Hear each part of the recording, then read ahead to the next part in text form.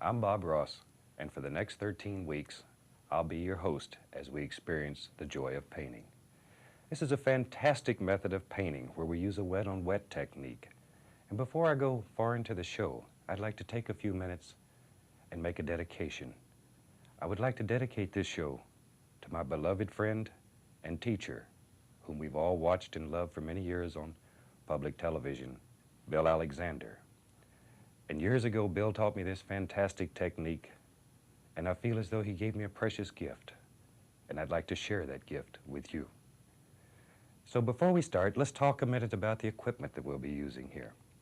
We're using a stretch canvas rather than a canvas board. The canvas board will absorb your underpaint very rapidly and become dry. You need a strong easel because we use a lot of pressure here, and you need an easel that would grip the canvas and hold it securely. The palette that we use a large palette that has a lot of working area in it. And I'm going to go over each of the colors that we use here, and they'll be flashed across the screen. So if you need to write them down, you can pick them up off the screen as I talk about them. So here we go. Let's start right up here with titanium white, phthalo green, phthalo blue, Prussian blue, burnt umber, Van Dyke brown, alizarin crimson, sap green, cad yellow, yellow ochre, Indian yellow, and permanent red. Now these 12 colors we'll use every week. So if you want to have your palette ready, these are the colors that we'll use. Also, each week we'll run the colors across the screen, so in case you didn't get all of these, you can pick them up the next time. The brushes that we use, these are natural bristle brushes. I'm using a 2.5 inch and a 1 inch brush. Also, we use an almighty palette knife, a very big palette knife. And this palette knife, unlike traditional palette knives, is very firm. It's very big.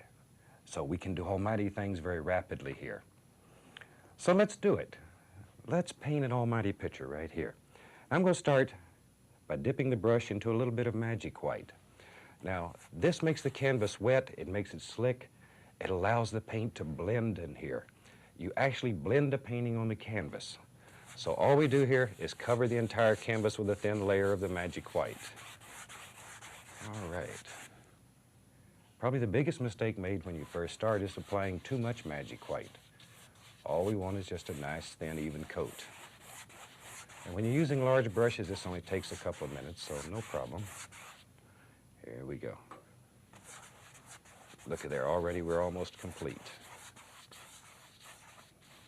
There. Okay, now just work it back and forth and up and down to get a nice, even distribution of color. Okay, we just about got this canvas covered with the magic white. Now, another big problem that we run into continually is washing the brushes. Now, I'm going to wash the brush, and we wash it with odorless paint thinner. And I strongly suggest that you use odorless, or you'll run everybody in the house out in the yard. You'll be there by yourself. Now, we shake the brush into a box, and then beat the bristles dry. Now, if you do this at home, this is a quick way to redecorate your living room in a second. So be careful. Learn how to contain this. Alrighty, let's do a simple little picture today that'll just give you an idea of how this fantastic technique works. So I'm going to start here with a little bit of Prussian blue. And we pull a small amount of paint out and beat it into the bristles. Really work this paint into the bristles. You're looking for a nice, even distribution of color throughout the bristles. And we'll start right up here at the top, and we just make little X's, little crisscross pattern. Come all the way across the top. There we go. Now your brush is picking up the magic white, and automatically the sky is going to get lighter in value as it works toward the horizon. There. Okay. Now see how easy that was? Okay. And very gently, we'll just blend this out. Now it's very easy to make a sky darker, but it's a son of a gun to make it lighter. If you want to make it a little darker, all you do is add a little more blue, a little more blue. This stuff is really strong. And go right back through the same procedure. You can darken the sky very easily. All right. Now, another thing that seems to give us a lot of problems is almighty clouds. So let's spend a second here and make us a cloud. And here we'll use the fan brush. And I'm going to take the fan brush and load it full of titanium white paint. Load it full. A lot of paint in the bristles. Okay, now, we'll go up here and decide where we want a happy little cloud to float around. And you touch the canvas and just make little tiny circles. Just work it, work it, work it. Do it rapidly. Push hard and get away from it. Don't keep working the same area. All you'll have is a big cotton ball up in the sky. Okay, maybe we'll put another little cloud right over here. Just to show you how to make these little clouds. Okay, now, with a large brush, we want to very gently blend this out on the bottom down here, but without touching the top at all. So very gently, just the bottom. Just blend it a little bit. Little tiny circles. There we go. Now over here we'll blend this one a little. Now we'll fluff it, and we're just going to gently lift upward. And don't worry if you get some of these little things up in the sky. Okay. Now very gently we'll hypnotize that. There we go. These are very simple, very basic little clouds and very easy to do. Now if your brush sheds like it just did here and you get a hair on you, just take the corner of your brush and lift it off. Don't spend all day trying to pick it off. You'll have fingerprints all over your painting. Just use the corner of your brush. All right. Let's now make an almighty mountain. Everybody likes mountains, no matter if you live in Florida or Alaska. Mountains are still pretty. I'm going to take a little bit of the Prussian blue, some Van Dyke brown, and a little touch of crimson. Very little crimson. And we'll mix that up real good. Now, all you need to do here is push this almighty knife right into the canvas. Just push. You're really pushing the paint right into the fabric. There. And all we're looking for is just a basic outline for this mountain. And you may have noticed by now, we use no patterns, we do no sketching. We let this flow right out of our heart onto the canvas. There. Now with a large brush, I'm just going to pull this down. One thing about mountains when you're painting them, they should always be more distinct at the top than they are at the bottom. Because at the bottom of the mountain we have mist and now we have pollution. All of these things diffuse and break up light and create the mist at the bottom of the mountain. So once again, we allow the magic white to mix with the paint, and this happens automatically. We don't have to worry about it or think about it. Let it happen. All right. Let's put some snow on this almighty mountain. We'll use a little of the titanium white, and we're going to start right up here on this peak. Just let this paint flow right down the mountain. And you want the paint to break like this, so it creates all the little rocks and stones and highlights and shadows in your mountain. There. Now, light's going to strike right along this peak also. And maybe just a little touch back in here. Now let's build some shadows. And we'll just use a little bit of the Prussian blue and white. Maybe a touch more. There we go. Now the shadows will run in the opposite direction. We'll start here and just let the shadows run right across like this. There comes a shadow.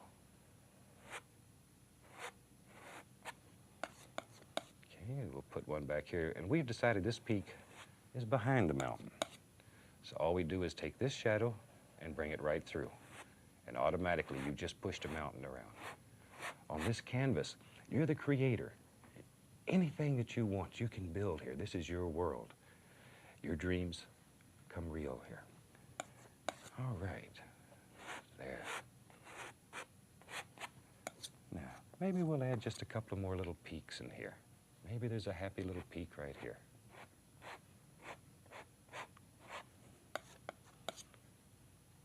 We put the highlight in first,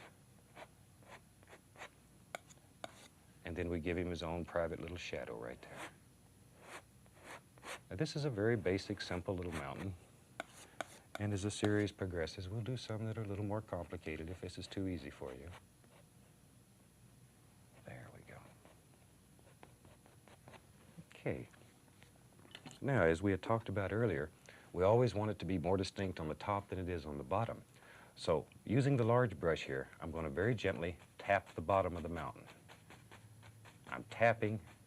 All I want to do is diffuse. I don't want to destroy it. There we go.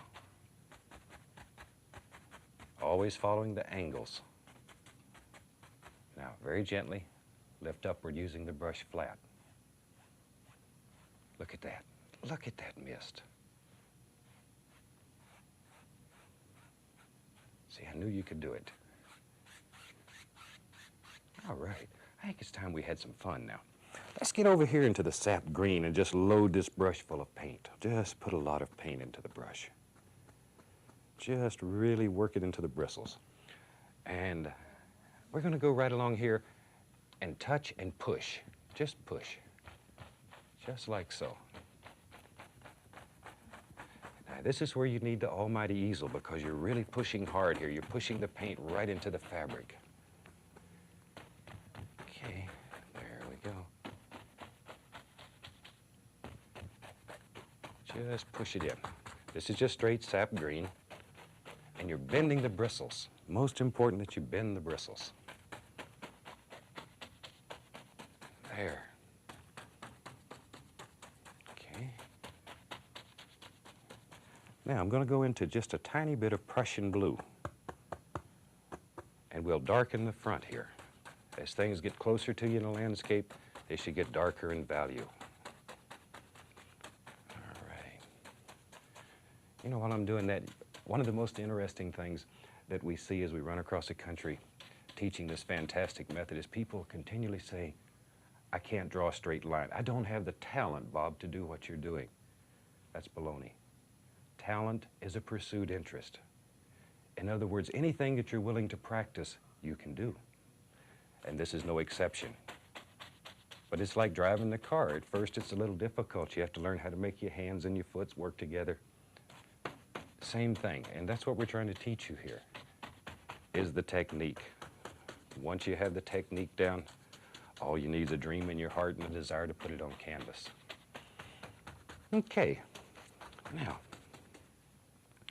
let's go back here in the background a little bit, and we'll mix up some blue. This is Prussian blue, brown, Van Dyke brown in about equal parts, and sap green. All three of these are in about equal parts. And it should look very dark. It should look black on your palette. Okay. Now with the fan brush here, we'll make let's make some little evergreens back here in front of this almighty mountain. And there's many, many ways to make them, and we'll try to show you a bunch of ways during this series. Okay, we load the fan brush full of paint and decide where you want your tree to be. You touch the canvas. Turn the brush sideways and just begin building a tree, back and forth. Isn't that easy? Look at there. And trees get lonely too. They need a little friend, so we'll give him a friend right here. There. And you know, sometimes you don't want to have a bunch of distinct trees. You just want indications of trees. So watch right here. This is the way to make indications. All we're doing is touching. Just touching. And this looks like little trees when the painting's finished. They're way back in the background. And maybe over here. Just drop these in. This is such a free style of painting. There. And maybe there's some here that are a little closer. And we'll just drop them in. Let them just fall right off your fan brush.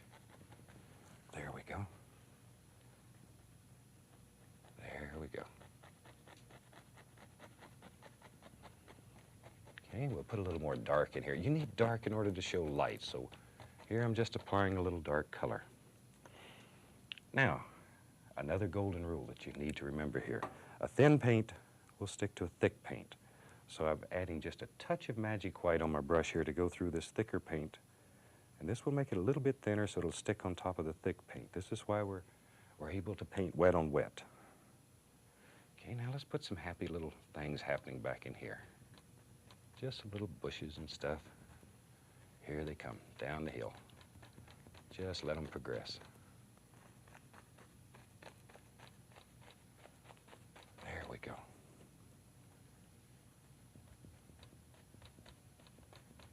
There, look at all them little rascals. Okay, with the knife here, I'm just using the point. Now scratch a few little trunks here and there. See, already it looks like we have a multitude of trees and stuff back here. Okay, now let's move a little forward in the painting. And I'm gonna come right about here. There we go. And we'll drop a bigger tree in here. There he goes. There he is. There. These little trees live in your fan brush and you have to scare them out sometime. There. See, I knew you could do it. Just let that come right on down. But here's some trees on the other side over here too. Let's put an almighty tree right here. We're having such a lot of fun doing these trees. We might as well just keep going with them.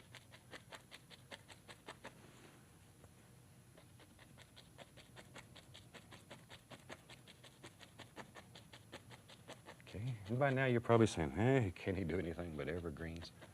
All right, let's do some different types of trees. And we'll take a 1-inch brush and load some of the same color on it here. And let's put in some leafy trees. There we go. Just push them right off your brush. Bend the bristles. Most important that you bend the bristles. So you get all the actions that happen there. And maybe over here, a nice little tree. There.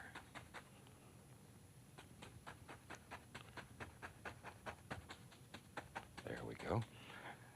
Now, let's put a little trunk in here. I'll use a little bit of burnt umber.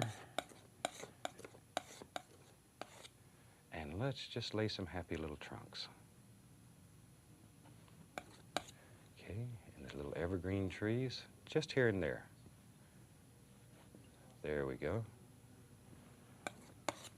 And we need a trunk in this big old tree over here. Like so. One in there. You can also take just the point of your knife and scratch right through the paint and put all kinds of little indications in here. All right. A little more of the thin paint to thin this down. And we'll put some happy little highlights on there. Maybe we'll say this looks like fall, so let's use some bright colors here. And they show up good on your set at home. Look at that son of a gun. Okay, now. There we go. All right, now, down in the bottom down here, we need some nice little bushes that are happening. One thing to be very careful of, don't kill all your dark areas. If you kill them, your painting becomes very flat. There we go.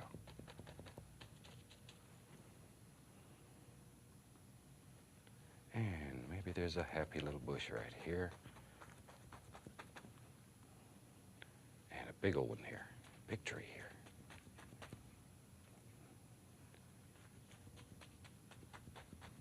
All right. A little something underneath here, just to give it a little more depth. There we go.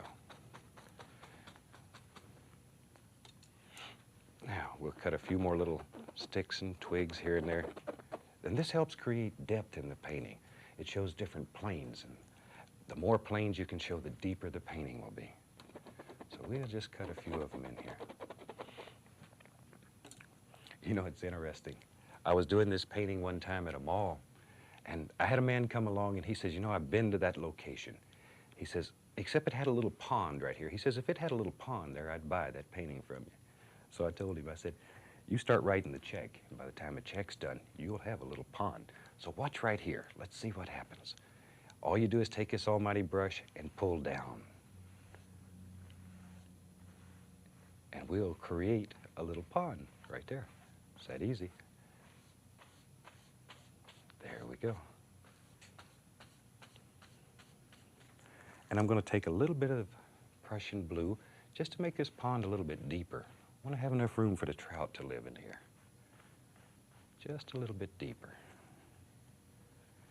This is one thing that's so fantastic about this style of painting. Right in midstream, you can change your mind. You can completely change a painting in just a second.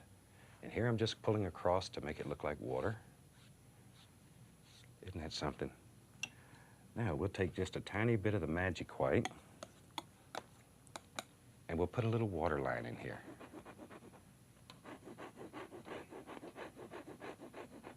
There, just act like you're trying to cut a hole right through the canvas. And let's take, and I sort of wiped out a couple of these little bushes here, so let's just put them back in. Maybe on each side there we have some nice little bushes. Okay, now I'm going to add just a tiny bit of the Van Dyke brown and the burnt umber to this magic white to make it, it's a very, very thin paint. And with that, we'll just take and pull down here a little bit and make us a nice little bank here.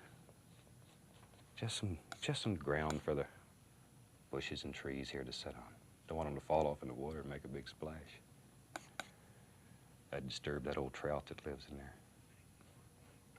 There. Now maybe highlight it with just a tiny bit of white. And this is a very, very gentle touch, just enough to get the paint to come off the knife. There we go. Isn't that something? Now, with just a little touch more magic white, we'll put a little water line right into here. There it is. Just enough to separate this. There. A few more little sticks here and there, just to break it up.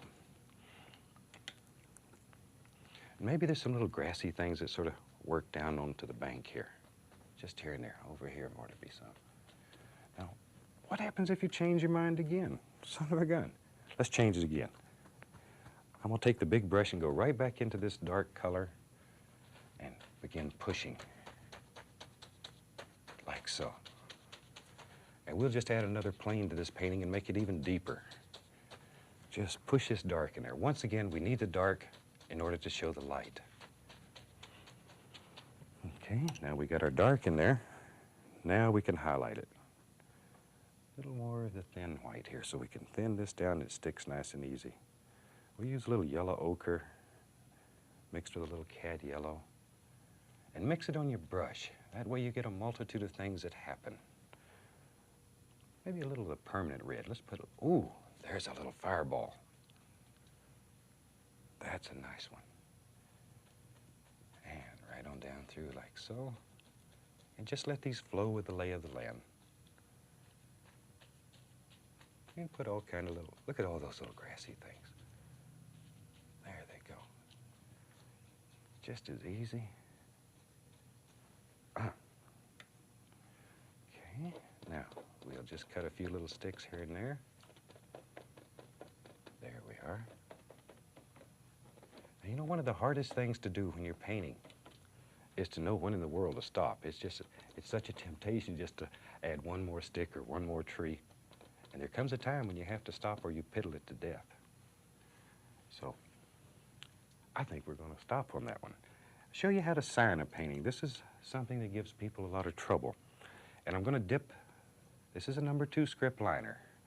And I'm going to dip it into a little bit of thin oil. And then use the liner brush and make the paint so it's like water. Very, very thin. Then it'll flow right on top of there. And turn this brush, twist it. That brings it to a nice, firm, sharp point. Okay? Now, let's sign it right here. And all we do is touch and just let this paint flow right off this little liner brush. There we go. And luckily, I have a very simple name. It's easy to spell, and it only takes a second to sign a painting. Now, next week, I hope you have your canvas on your easel and you're all ready to go with us. And we'll be doing a white canvas next week. During the series, we're going to do numerous different things. There will be several paintings that we do on a black canvas. Oh, there'll be some that you won't believe. But next week, have a white canvas ready. You have the colors, and we'll be looking for you here. And until then, from all of us here, we'd like to wish each and every one of you happy painting and God bless.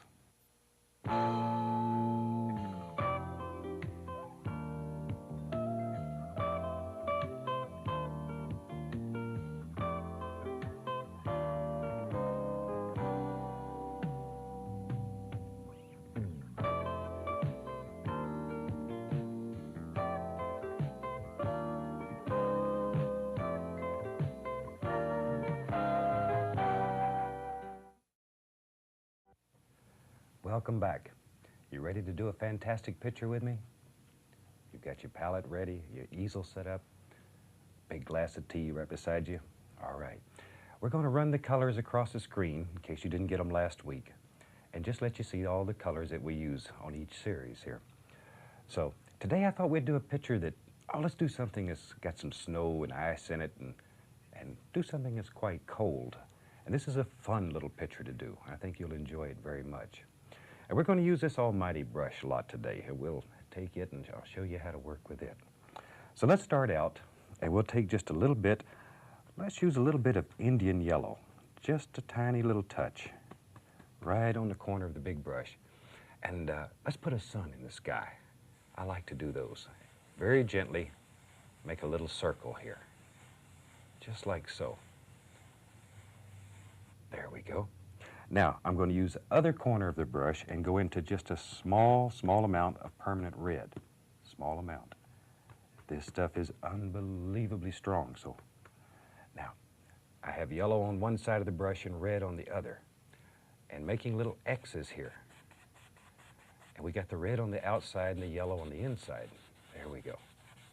Just working around. Just like so. Little touch more of the permanent red. Just bring this right up together here. There we go. Looks like an egg got cooked the other day.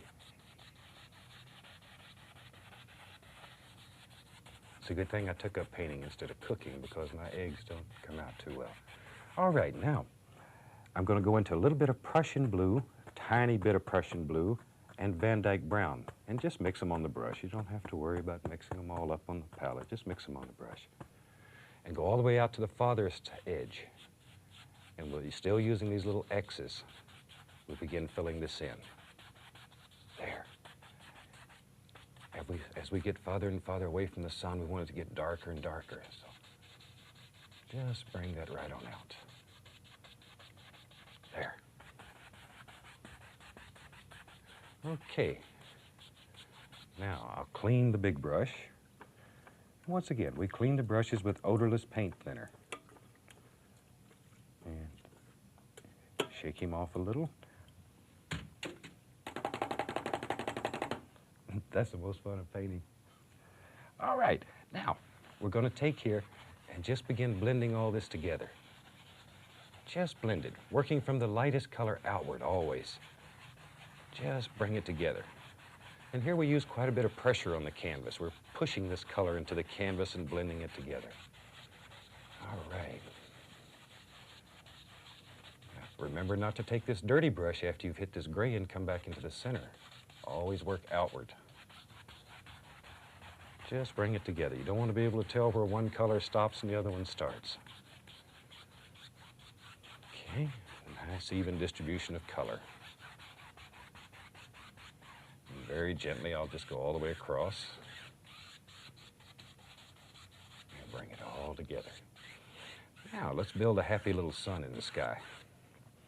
And we'll do that using a 1-inch brush and titanium white. And let's load a lot of paint into the bristles here. There. Now, go right into the center of this yellow color, push very hard, and turn the brush. We're literally pushing this paint right into the canvas, right into the fabric. There. Then we can clean the brush.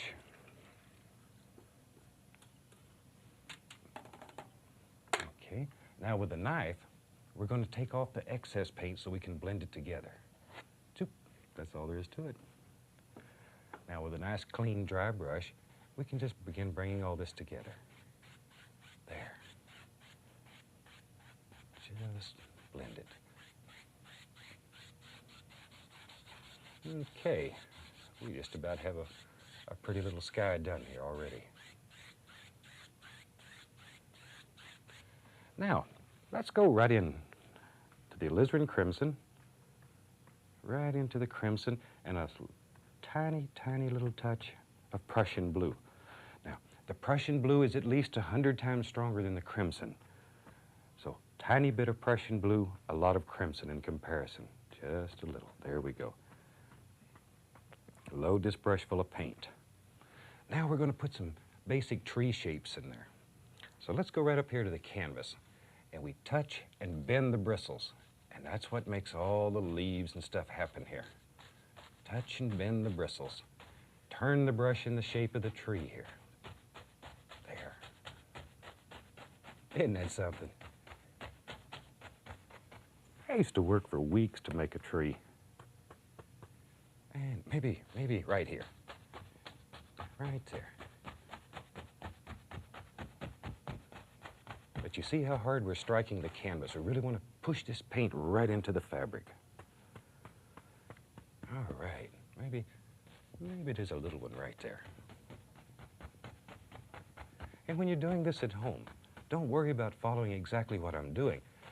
We're really trying to teach you a technique. We're not trying to teach you to copy. So let your imagination be your guide. There, a little more of the alizarin and blue. Oh, right here. I see a big tree. There it is. So you just imagine things in your mind and then put them on canvas. Okay. Now we'll just come right on down here a little. And we'll throw in some nice little areas here. There we go. And over here, maybe there's a little bush right there. Once again, just let your imagination go crazy here and do whatever feels right. All right. And maybe while we have all this color on the brush, let's imagine that there's a little pool of water down here. So just pull straight down. And it's most important that you pull straight down. This is going to end up being the reflections in the water, so pull it straight down. I'm going to add a little tiny bit more blue here. There. Make it a little darker so it looks a little deeper. And the blue will also make it look a little colder.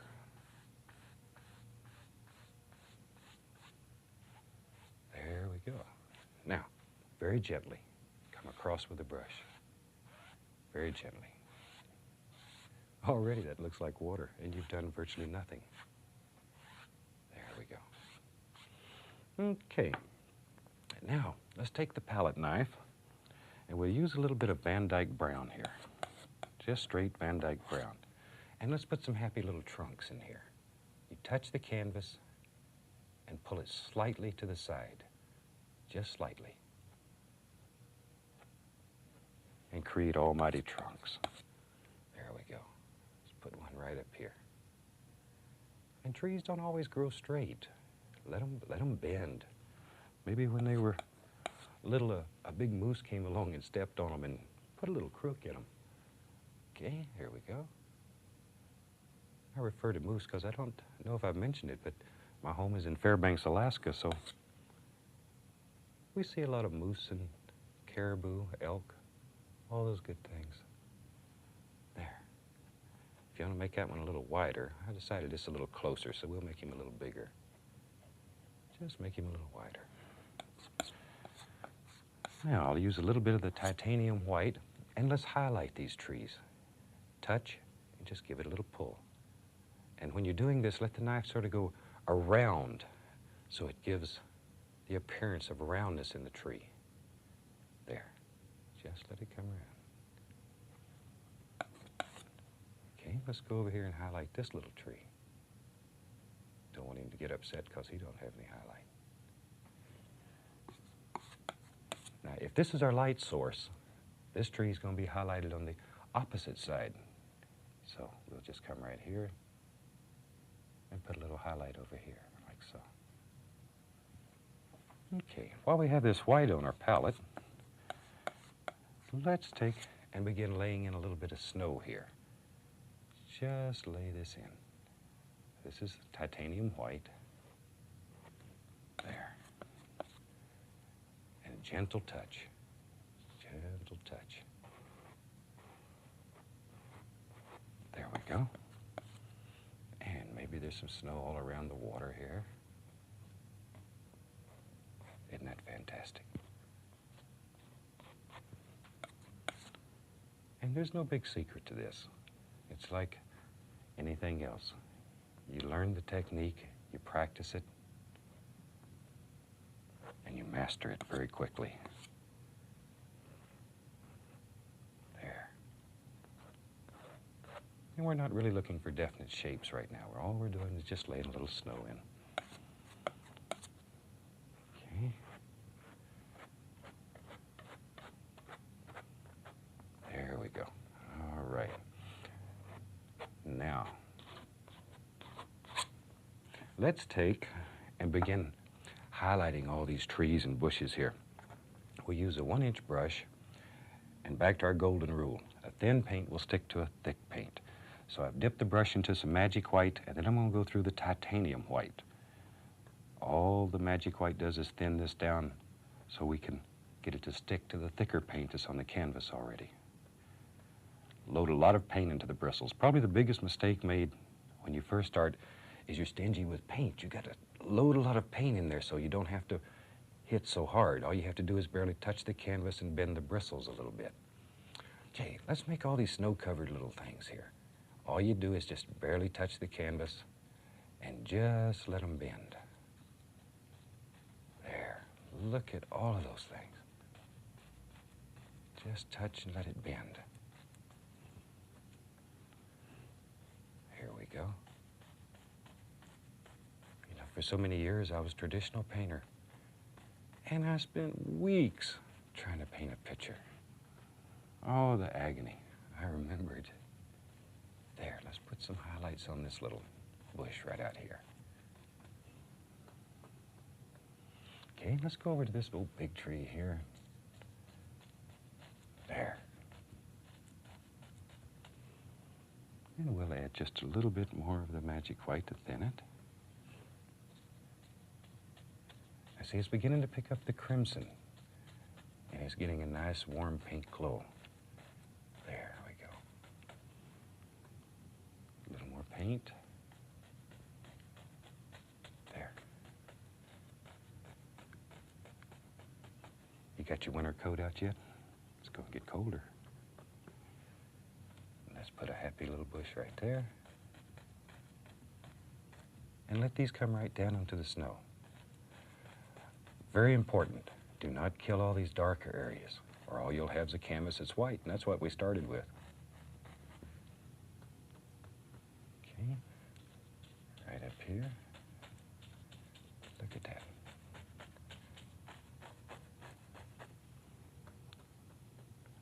Is it beginning to take shape yet?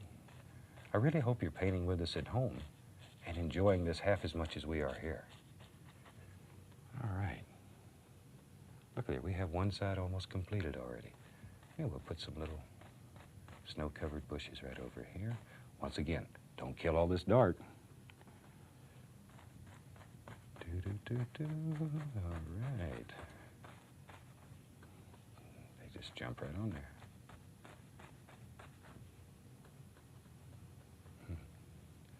Okay, maybe there's another one right in here.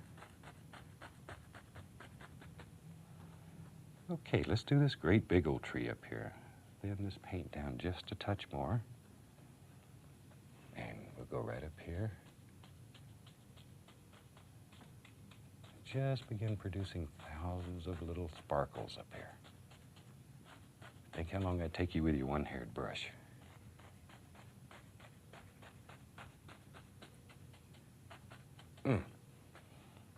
Okay. Now, let's take the palette knife, and this is just a clean knife with nothing on it, and just scrape through the paint here and there, just to make some little stems. There we go. All right. And maybe some over in here. You know, it never stops to amaze me as we travel around teaching this method to watch people who have never painted in only a day or two produce a painting that just, they can't believe it. You see them, their eyes light up, they become so excited, and they can do it, and you can do it. All you need to do is pick up a brush and try. Okay, a few little sticks here and there. There's some right there. Now, let's take, so we have some ragged edges along here where I was putting the snow down to the water. So all you do is take your large brush, grab a hold of it, pull it down. Let it become part of the reflection. It acts as a highlight in the reflection. If you don't have enough, you can go right into the white with a large brush, touch, and pull down. There we are. Just wherever you want these little highlights in the reflection. And then very gently come across. Just enough to give it a watery feel. You don't want to destroy all of this. Okay. Now, let's take a little bit of the magic white. And when you're using this, pull it out very flat and come across. So we can make a very fine line here. Just like so.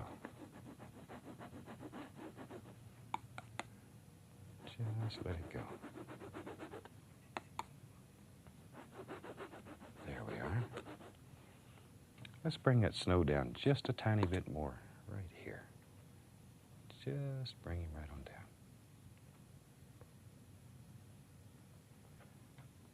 There. I like these kind of scenes because, well, to be honest, I'm a nature freak. I love to walk through the woods and talk to the animals. Don't tell anybody that. I even talk to trees at times. But you need to understand nature to appreciate the great, great things that have been created. We spend so much of our life walking around looking with never seeing. And if painting teaches you nothing else, it'll teach you to see nature, to appreciate some of the beauty that's around us every day that we take for granted. All right. Maybe we'll have, let's do this. Let's have snow come right down through here. There we go. Zoom. And this should make you happy when you do it. It just should give you good feelings inside. Look at there. Just bring it right on through. Maybe we'll make just a little pool out here that's frozen. So we'll bring something around this way. Just let your imagination be your guide. Let it happen. Let it happen. Believe in yourself. Believe in what you can do. There. Now, we'll take a little bit of the magic white here. Make us a nice little water line. Maybe we'll just do something like that. Ooh, that looks cold. Just some little places there where the snows begin to blow into the water. Maybe right over in here too.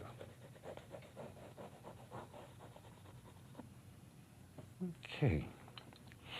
Now we can take a little bit more of the crimson and the Prussian blue And we can throw some little bushes and stuff over in here. Maybe there's one that lives right here. That's one the little bunny rabbit hides behind when he's getting a drink of water. Right there. Okay, and by doing this, you also create another plane in the canvas, so it produces more and more depth. Maybe right there is a good place too. We put the dark in first so our light color will show up on it. A little bit more of the Prussian blue. I want to darken that one a little. There, that's much better. Okay, we'll clean that brush up. A little bit of magic white, a little bit of firm white.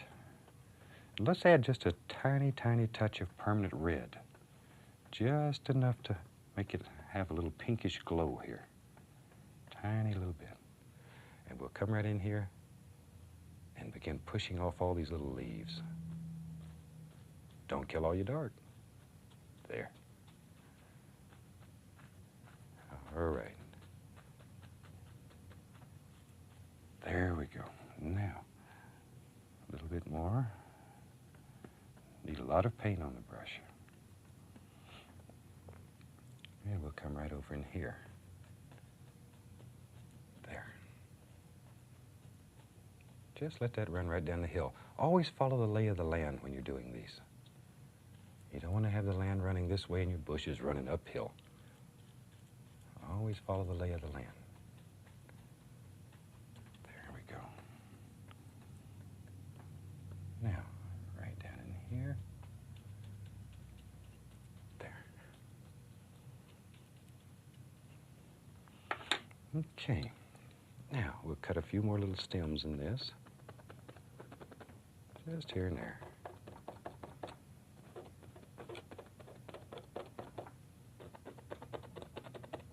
And don't worry about cutting a hole in the canvas. Canvas is tough. My gosh, they even make tents out of it. It takes many years of using a knife to ever sharpen it enough to have to worry about cutting a hole in the canvas. And we'll take a little bit of Van Dyke brown and a little tiny bit of umber, burnt umber, and mix them together. And maybe in just a couple little places here, we'll put a couple little trees. Just the little stems are left. Just here and there, just to break it up a little. And since this is your world, you can do anything in your world that your heart desires. Just let your imagination take you to places that you never dreamed you could go. Look at there. Maybe. Let's go right here. Just drop in a little stick or two. Isn't that something? Just some little twigs. There we go. Okay. Now, just smooth this out a little. Just a little bit right in here. Okay, if you're painting along with me, by now you should have a painting that's getting very close to being completed. You should have a nice warm feeling in your heart and ready to do another one in a few minutes. There. Just these little sticks. Once again, they create depth in the painting. Okay, oops, here's one I forgot. Now, okay. Now, if you wanted to, you could take your liner brush and a little bit of the magic white on the liner brush, and we can highlight these little stems here just a little bit. Lay a little bit of snow on them. There. Okay, we'll put a little bit on this one here. Not too much or it'll disappear right into the white behind it. You know, one thing we'd like, as you watch the shows, if you have ideas of things you would like to see us paint in the future, drop us a card. Let us know what you want to see, because we're here to please you and to teach you what you want to know. So do let us know. That's the only way we have of knowing what you want, what makes you happy, and that in turn makes us happy. Okay, I think we'll sign this one. I'm going to use a little bit of the thin oil, permanent red. There, and turn this liner brush. This is a number 2 script liner. Turn it till it comes to a nice sharp point. And see how sharp that is? There we go. Now we touch and just literally let the paint flow. I want to finish this one up just a little bit early so we can talk a minute about what we're going to do next week, because next week's going to be a little bit different. It's time we get into some fun things. Okay. There we go. Hey, and I spelled it right for a change. Okay, I think we're going to call this painting finished, and I'm not going to piddle with it anymore today. So, next week, we're going to do a black canvas. Now, if you've never done a black canvas before, this is going to be a treat for you. If you're preparing your own canvas at home, paint it with a flat black acrylic and allow it to dry completely. Or you can purchase one from your local art store. But be sure it is flat black. We're going to cover the canvas with alizarin crimson, Prussian blue, phthalo blue, and we're going to make a fantastic seascape. Let's make a seascape. We haven't done that yet.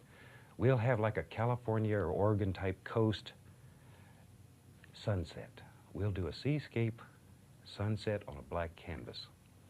So, once again, have your black canvas ready, almighty easel set up, and we'll do this fantastic thing together. So, I think with that, we'll close this one. I want to wish you the absolute, every possible joy that life can bring. From all of us here at this station, we wish you happy painting, and God bless. See you next week.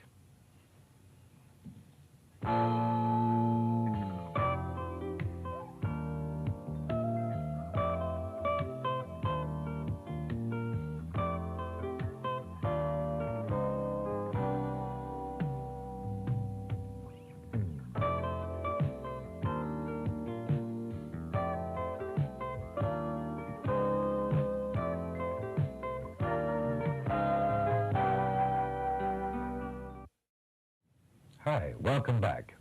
Today I thought we'd do a little seascape that's right off of the California-Oregon coast. And I've taken the liberty, because we do have time restraints here, of going ahead and covering a black canvas with transparent color. Now, what I've done, in the center here, I've put alizarin crimson right in the center and going out in both directions. And around that, phthalo blue. And on the bottom, same thing. So we have a circle here of crimson protruding in both directions and blue around the edges. Okay? Now, let's take the 1-inch brush and a little bit of titanium white paint. And let's figure out here where we want the sun to be. And we're going to start, say, right about here, and we make little tiny X's or crisscross strokes. And just begin working them out. Never going back toward the center, always working outward, because you're going to soon be picking up the blue color. And let that run right on out like so. There we go. See now how it's picking up the blue? Okay. Now, let me clean the brush, and we can brighten it up just a little bit more. Okay, a little more titanium white. Be sure your brush is clean and dry. Right into the center, working outward.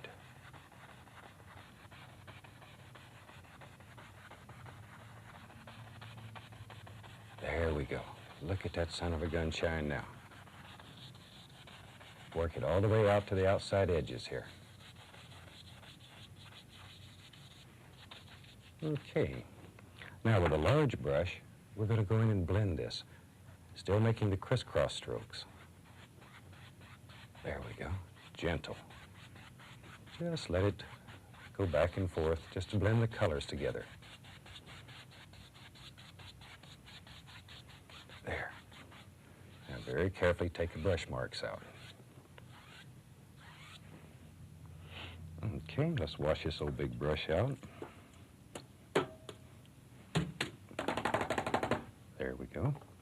Now, if you wanted to make it a little bit brighter, we can add just the slightest amount of cad yellow and white. Now, you have to be very careful with this because if the yellow touches the blue, we've got a green sky. So all we want to do is right around in here, put a little bit of yellow, just a tiny bit. There, that's enough because we're getting very close to the blue. Now, once again, with a large brush, we'll blend this out.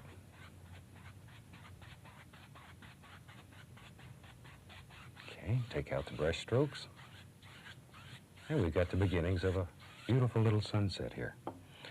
Let's use the fan brush, and we'll take some Van Dyke brown and add it to a little bit of alizarin crimson. Brown and alizarin crimson. And we'll make some happy little clouds floating around up here in the sky. So let's go right along here, and we'll start with a little cloud coming right across the sun, maybe. There we go. Push this paint into the canvas. Really work it. Maybe there's a big old cloud up here. There. And clouds are very free. Just let them float and have fun. There we go. What are the freest things in nature? Maybe there's a little one here. Once again, just sort of let your imagination go crazy, and wherever you see a little cloud, just drop it in. This is your world, your sunset. Maybe there's another one right in here. And maybe up in here. Oh, there we go. Have a big old dark one that's just hiding up here. Okay, that gives us some basic cloud shapes to work with. Now we need to highlight these happy little clouds and let some sunlight play on them. So let's take a little bit of yellow. This is cad yellow. And the smallest amount of permanent red. Just mix them together here. There we go. We'll make you some bright, sparkly little clouds. A lot of paint on the fan brush.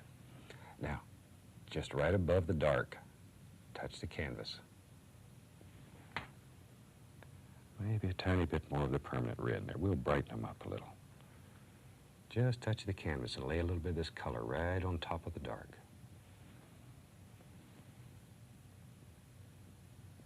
There. Just push it off the fan brush. There we go. Got some little things happen in some of these clouds. Now, this one will be highlighted on the bottom since the light source is below it. Don't let that little rascal fool you. And we'll put some light down here. And maybe there's just a little trickle hitting up on top of this cloud somewhere. Just here and there, little tiny bits. And then we have this big dark one that's hiding way up here. So we'll put some little highlights on him too. Don't want this one as bright, because he's farther away from the light source. There we go. Now let's see. You can, with a big brush, all we're going to do is just gently wipe across this, and watch what happens. Just bring all this together. There we go. Look at those son of a guns. Isn't that something? And you can fluff them up, move them around. But you must have a paint that's very firm that's underneath. If you're using a thin oily paint, you become a mud mixer. Okie dokie. And nice, simple, very effective little sky.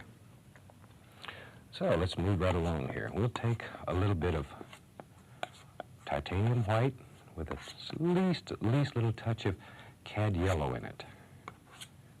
Very, very small amount. And figure out where your water line's going to be here. And maybe right about here. We'll just begin by touching the canvas. Just touch. Allow the paint to to be pulled off onto the canvas. And start under the sun and work outward, so automatically it gets darker as it goes out. There. And this line needs to be pretty straight. If it's got crooks and bumps in it, it'll sort of bother you. It would lay a little color right here. A little bit of the light's just reflecting through the water.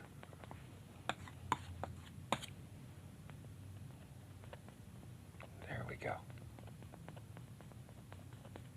Just let it play and have fun. Okay, now we need the big brush. And very gently, we're just going to blend right across this and bring it together. There we go.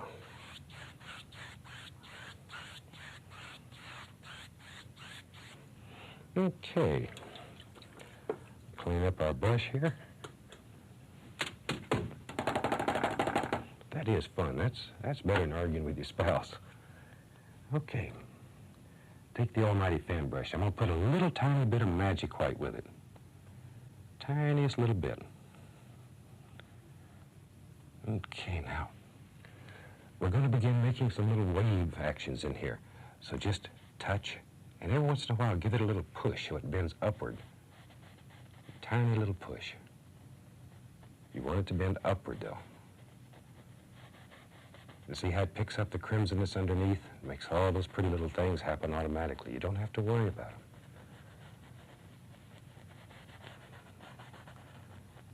There we go. Just let it get darker and darker toward the edges over here.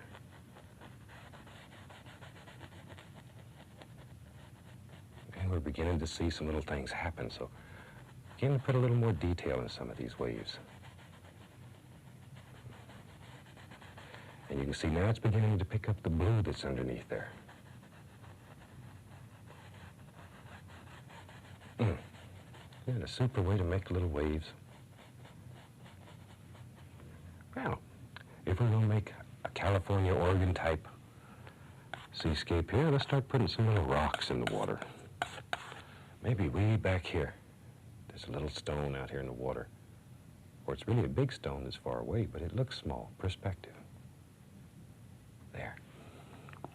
And let's highlight this with some burnt umber and the least little touch of yellow in it. Very, very small amount of yellow in it.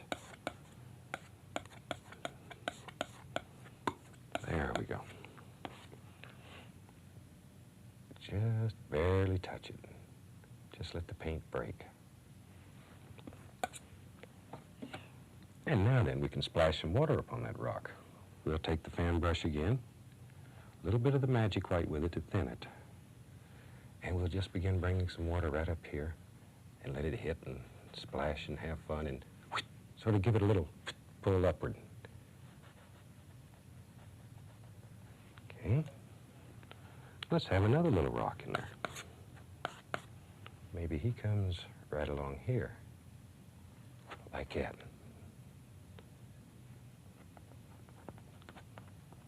There we go. This is just Van Dyke brown with a little bit of burnt umber in it. Okay, and we'll lay some highlights on that one. Same color, burnt umber with a little bit of yellow. Just here and there. Now maybe this one's a little bigger. Maybe there's a little grass that grows out there. Beginning to have some vegetation on these rocks. They're quite large. So we'll make a little sap green, yellow, and a little tiny bit of permanent red in it. Just to dull it down a little. And then just pop some little grassy things out here on this. There. Don't want them too bright. Don't want them too bright. Be careful they don't get so bright you can't stand them. Want to keep it quite dark.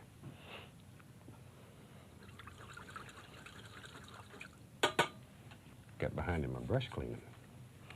Now, I'll take a little Van Dyke brown and the burnt umber, just mixed on the fan brush here. And let's put a few little trees back here on this one. All we're going to do is just touch. All we're looking for is silhouettes. So just touch here and there. There we go. Just a few little happy things.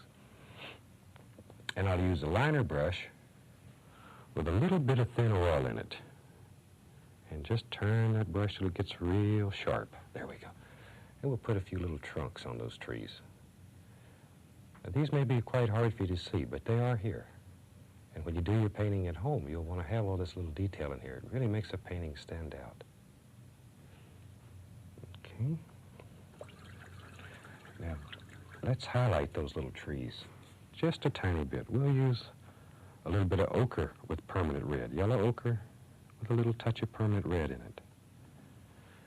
And just highlight them just a little, just so they stand out. And these trees have quite flat tops on them. There. That's good.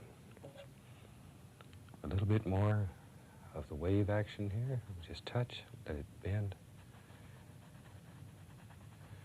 Push it up that mountain. And let it spin up here. Right up the rocks.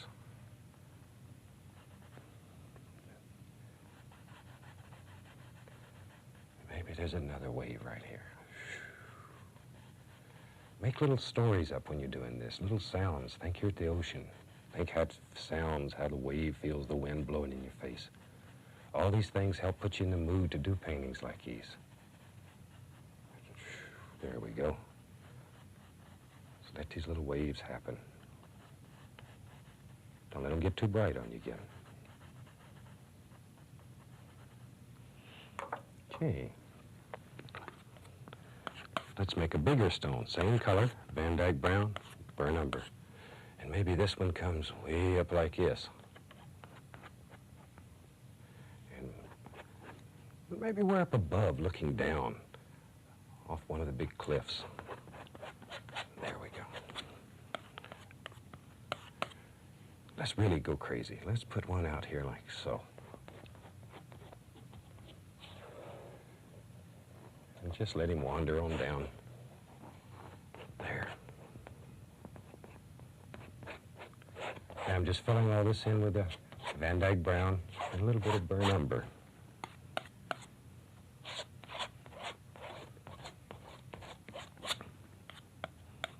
Okay.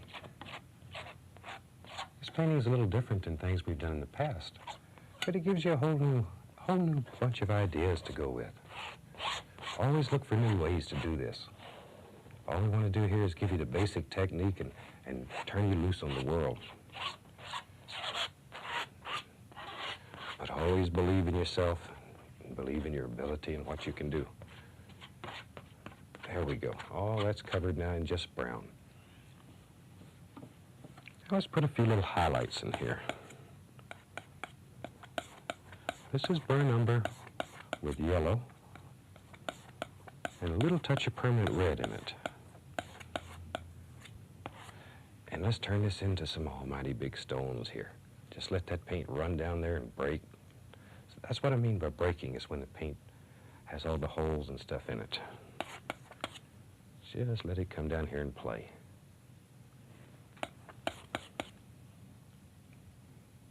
There. Look at all those things happening.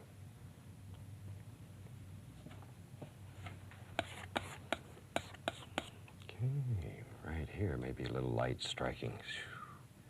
And it's playing through here.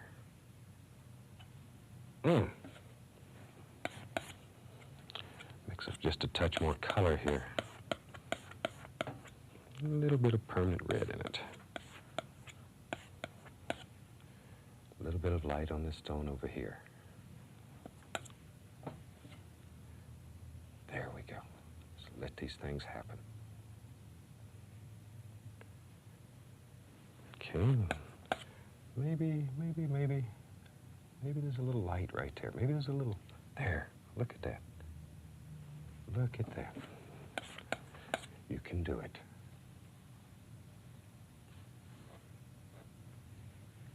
All right.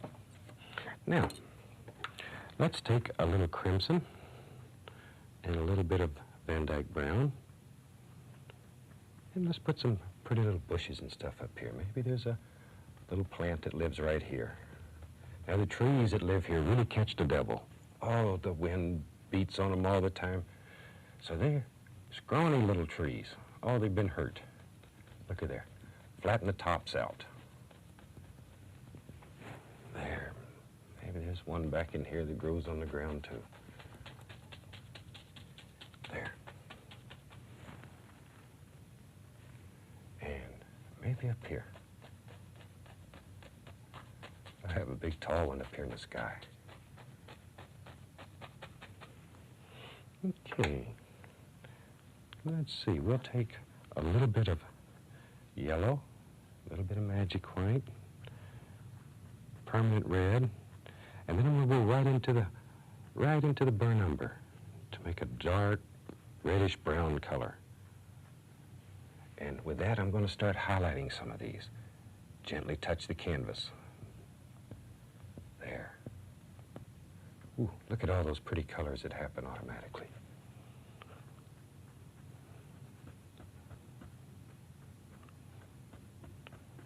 Okay, maybe this one up here.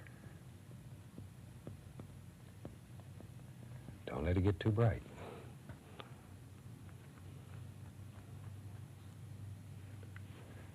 Go all the way to the top.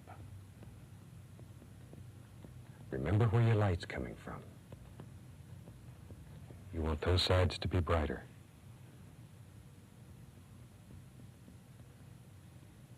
There we go.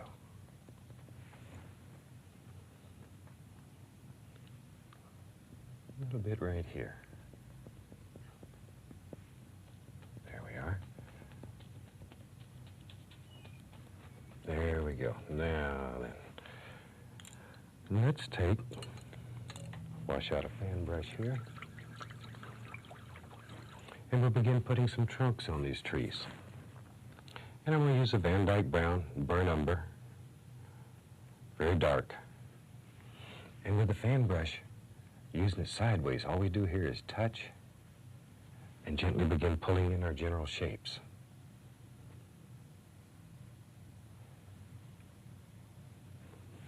Isn't that something? Okay, put a little down here. Maybe it comes down. Oh, poor old tree. Poor old tree. Rough life. They're all bent up. Maybe we can see a little bit of a stem back in here.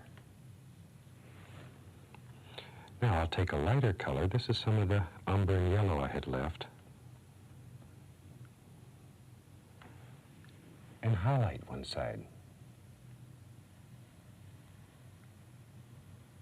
Pull it down like so. Just follow the curvature.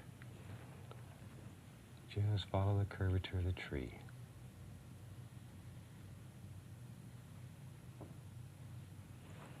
Okay, now very gently take the brush and begin working that over so it gives a round appearance to the tree. Just barely touch it and pull it. There we go. Okay.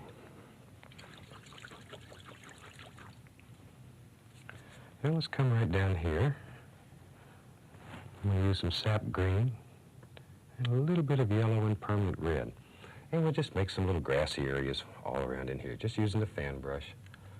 Let it bounce and play. You're going to pick up the dark color that's underneath, and automatically this is going to get darker in value for you.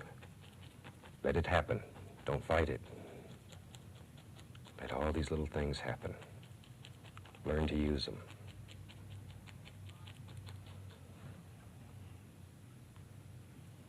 Maybe there's grass and stuff that comes right down here. Remember, this is your world. You make all the decisions. There. Look at that. Okay, let's see here.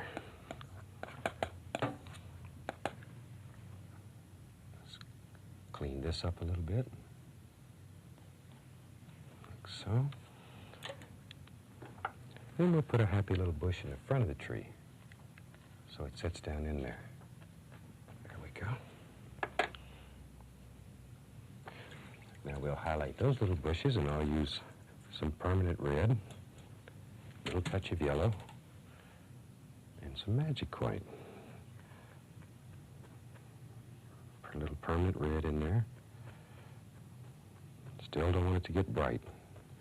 So I'll add just a touch of this umber color to it to dull it down. And just touch. Don't let it smear. Touch, bend the bristles, get away from it. Maybe there's a happy little bush lives right here. And wherever you want a little bush, just drop one in. There we go. Now we can take the knife, cut in a few little sticks here and there. Let's make that stone come down a little sharper. There we go.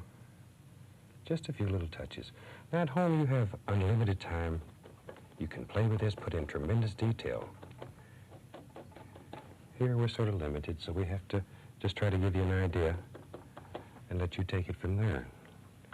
Put your dream on canvas.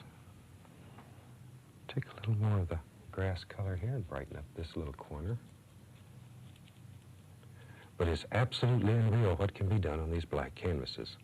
All the colors that we put underneath here were transparent colors. So it still looks black until you begin applying color to it. Once you begin applying color, then the base colors that you put on, the transparent colors, begin picking up and showing all the beautiful detail. Okay.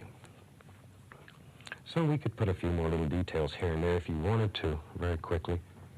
You know, maybe there's a little tree right over here on the dark side.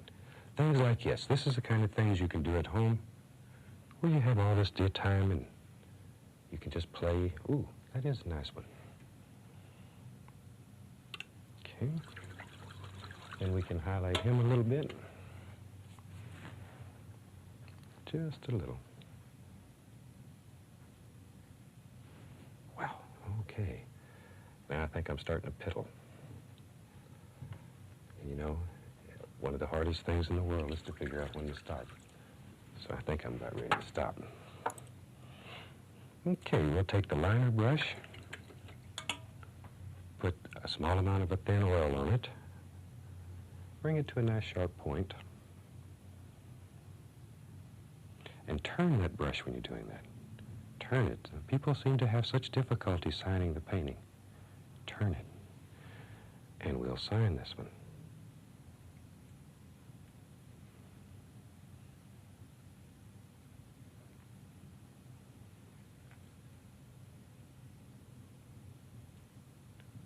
There we go. Once again, it's nice to have a very short name. I can sign these paintings on the air for you so you can see them being signed. Well, I think this painting is finished, and I'm going to start piddling with it right now. Next week, have a white canvas ready, and we'll do a fantastic scene using a white canvas. I sincerely hope you've enjoyed this. Once again, it is something a little bit different, but it does stir the imagination. So, with that, we'll bring this show to a close. We wish each and every one of you happy painting. God bless.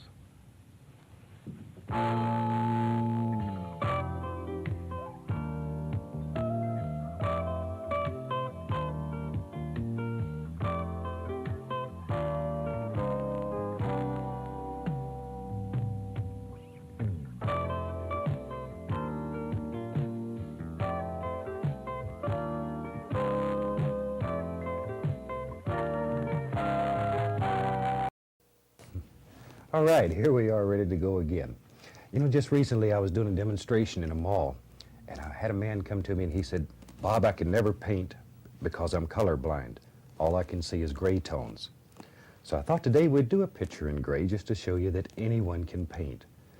So, what I've done here, I've mixed up a great big batch of blue and brown, probably about 1/3 blue to 2/3 brown, to give you a rough idea of what the mixture is here. And all we'll use is this gray color and white. I have the other colors on my palette only because I was too lazy to clean my palette before we started this. So I've already applied some magic white to the canvas to help speed things up a little bit. So let's take the almighty brush here, and we'll take a little bit of this gray color out, beat it into the bristles, really work it into the bristles. And let's start with an almighty sky here. Just let it work around and play and great big things happening here. Just let them fall right out of your brush. Keep that brush moving. Circular patterns. Just let it play. Maybe we'll put a little bit more paint. Maybe we'll come right over in here. There we go. Just let that work. We'll have a light source right in here. We'll have some light coming through there. Maybe we'll do some almighty mountains today. We haven't done mountains in the past couple of weeks, so I think it's time. Now we'll clean the brush. There we are. Shake off the excess paint thinner. And there we go. Okay, now gentle swirling motions here. We're going to begin blending the sky together. Very gentle. Just let it work. Let it play. Let these little things just fall around, fly around, have fun. There.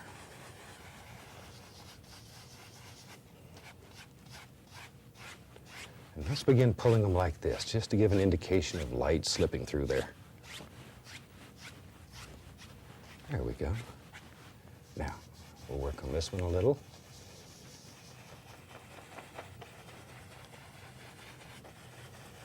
Just let that brush continually go in circles. That's probably the biggest suggestion I can give you that will help you. Let it continually go in circles.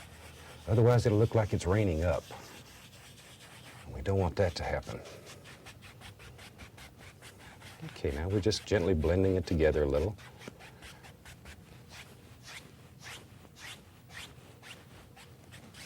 Okay, now take the fan brush, and I'm going to take a little bit of this gray color on the fan brush. Very, very little color. Very little color. And let's put a few little happy clouds in here that are a little bit more distinct, and that'll push everything else back. Once again, circular pattern. Always try to do this in little circles. There we go. And just let these little clouds float around the sky. Okay, now we'll take the big brush and very gently blend out the back of it. There we go. We'll fluff it up a little bit and then blend it together. Maybe a little more gray, and we'll put another little cloud just right in here. There we are. Just let him float around.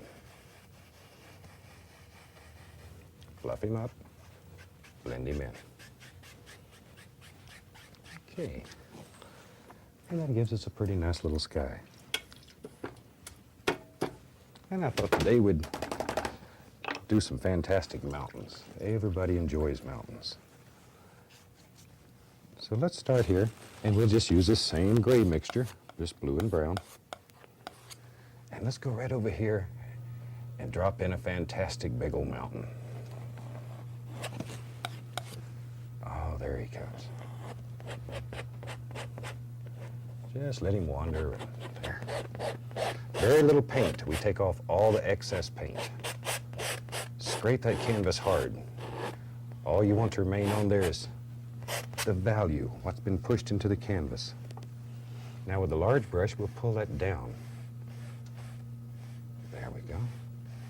Already we begin to have a basic mountain shape.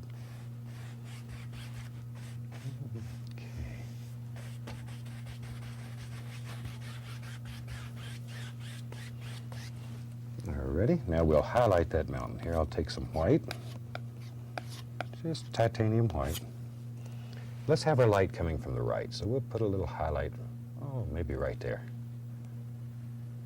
There we go. Maybe a little touch right up in here somewhere. And then light's going to strike right along this edge.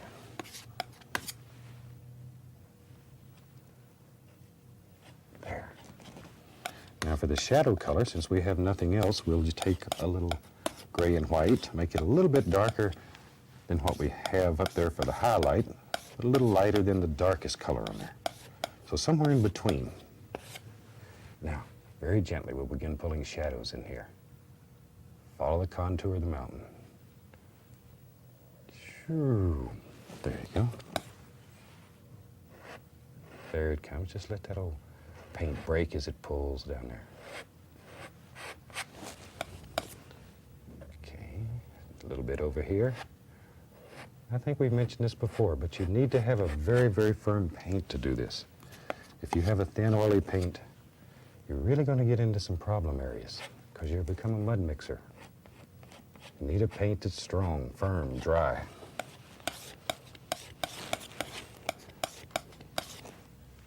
Okay, we'll give this one a little shadow right there. So he stands out as an individual. Okay. Just bring this on down. Let your imagination just wander around when you're doing these things. Now, with a clean, dry brush, we'll just lay some mist down here by tapping. Just tap the bottom of it. Over here, follow these angles and tap. Then lift upward, always following the angles that you built into your mountains. Mountains are so simple, they're hard. Okay, that gives us a nice, quick little basic mountain. Let's put one on the other side. Might as well have some good practice here. Let's come right up here.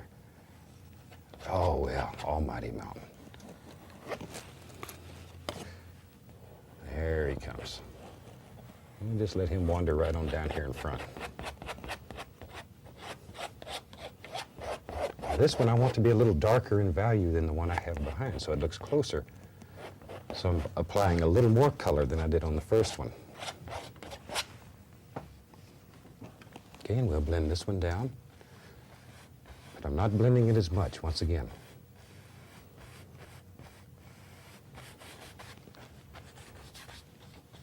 There we go. All right, clean the paint off the brush here.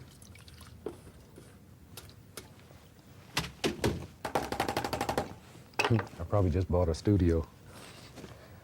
Okay, now we'll put some snow on this mountain. Touch, follow the contour of the mountain.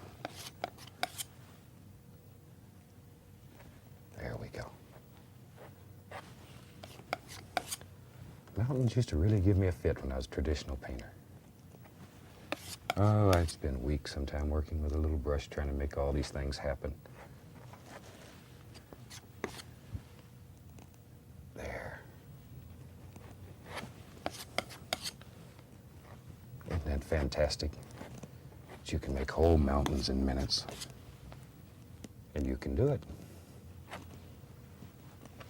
There's no big secret to it. All you need is a dream in your heart. And an almighty knife. Okay. Now, make a little more of the shadow color. And we'll throw some shadows in here and move right along.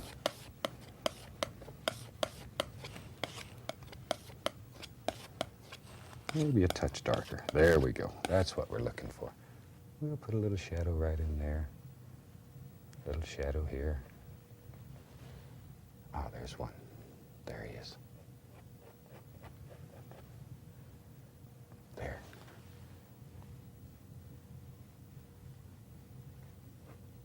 There we go. See how easy it is to give dimension to these mountains? It's all a game of angles. Just a game of angles. Mountains are geometric shapes. Play with the angles. Okay, maybe we'll bring this down just a touch further here.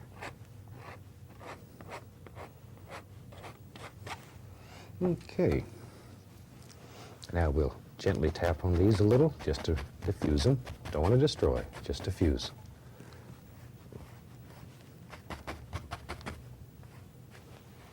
There we go. While I got this brush dirty, I think we'll put some water in here. Maybe we'll have water in this one. There we go. Just pull from the outside in and try to keep these lines level so your water doesn't look like it's running off the canvas. And you have to tie a bucket on one end to catch it. There we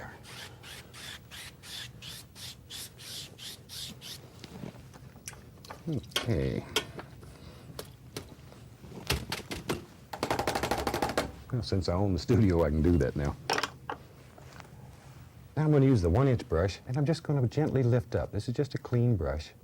Just lift up. Make it look like little things way back in the distance back here. Far, far away. There we go. Just lifting upward, little short strokes. Don't let the strokes get too large. There we. All right. Just here and there. And maybe there's some little evergreens back here. And we'll make some with a fan brush, and maybe we'll make some with a palette knife today. That's a little bit different. All right, let's just drop a little evergreen right here. And I'm using a color that's very, very close to the background mountains. So they look far, far away. Give him a friend. We forget the trees get lonely too. Okay, as you make trees that in your mind are a little bit closer to you, allow them to get a little darker, a little bit darker. And maybe there's one, there he is, right there. Now he's closer, so we want him darker. There we go.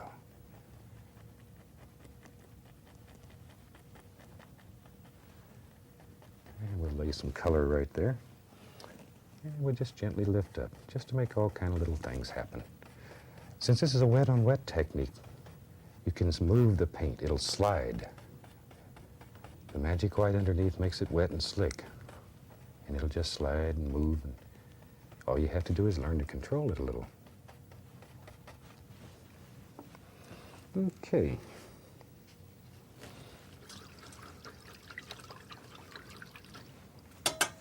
Tick, tick. Now, let's put a little bit of reflection into the water. I've taken a little bit of the tree color, and I'm just going to gently pull down, straight down. Most important that it comes straight down.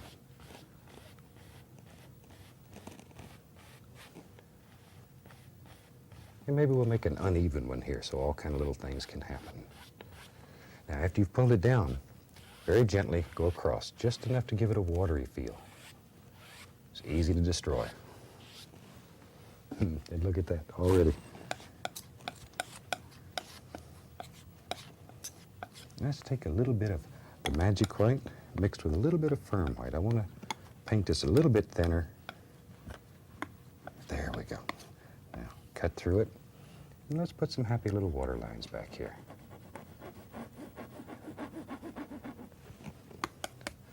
Now, watch right in here, and we'll create a little cove. Just that easy. But all these lines need to be basically straight, or once again, your water will run right out of the painting. Okay, we'll just let him run right on around the corner here. Just like so. Okay. Let's make some happy little evergreen trees, and promise today we'd make them a little bit different than we have in the past. We'll make them with the almighty palette knife here. Okay, decide basically where you want a tree, right there. Now, we're going to load just a tiny bit of paint right on the point of the knife and touch. And we just begin touching. We're not trying to draw with this knife. All we're doing is laying paint on the canvas. We touch the canvas takes what it wants, gives you back what's left. Okay, just let this tree work right out of your knife here. And we're still using nothing but the blue and the Van Dyke brown. Prussian blue, Van Dyke brown. And there's a little tree. Maybe right there's another one. I just want to do enough of these to show you how to do them. And when you do your painting at home, you determine how many trees live in your forest. There we go.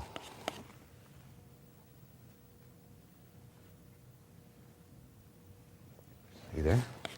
A lot of paint, though. And what's really nice, when this painting dries, these trees are very thick, you can feel the texture. All right. maybe over here, maybe a great big tree, maybe one that, maybe he's tired, like that. But once you do that, you're committed. You got to put a tree there now. Okay, so there we go. A lot of paint.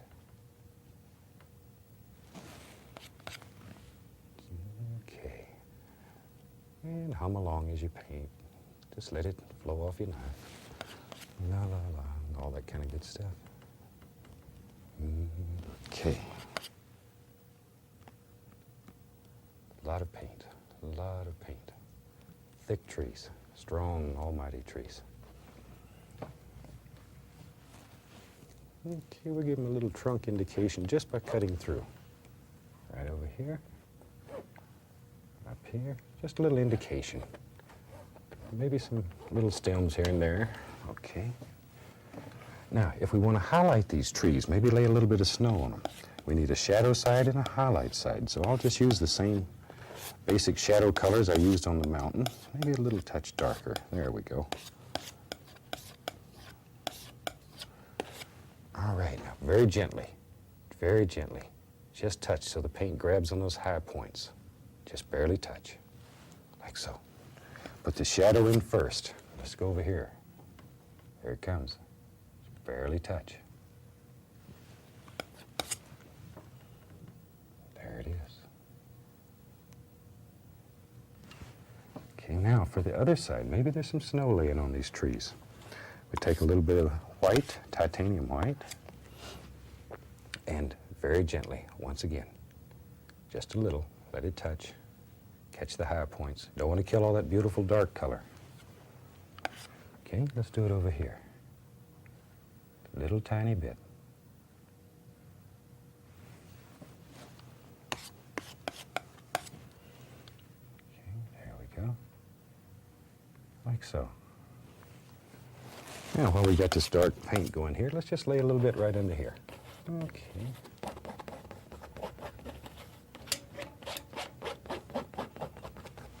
There. Now, we'll take a 1-inch brush. And back to one of our golden rules. It takes dark in order to show light. So we'll take a dark color on the 1-inch brush here. We'll throw in some little bushes. These are just the shadows for the bushes. Something like so.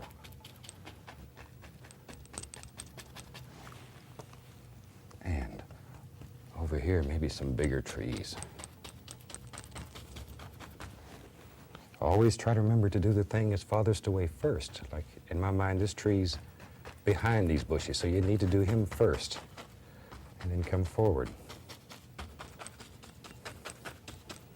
Okay, now that we have dark, we can begin worrying about the light.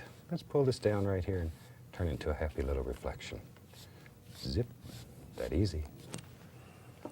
Okay, now we use a 1-inch brush with a little magic white and a little firm white mixed together. We're looking for a paint that's slightly thinner than what's on the canvas already so it'll stick.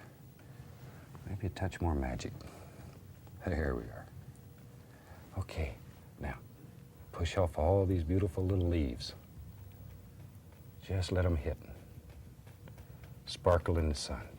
And at the same time, you can reflect them right into the water. That easy. There comes one right here. There. There they are. Look at them little rascals. Isn't that unreal that you can do that in such a quick stroke?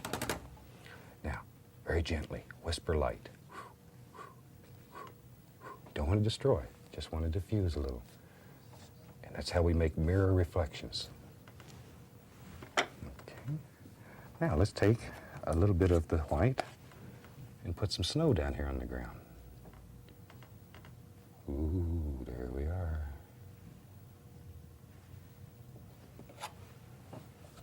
Okay, a little of the thin white, and we'll make a little water line underneath it.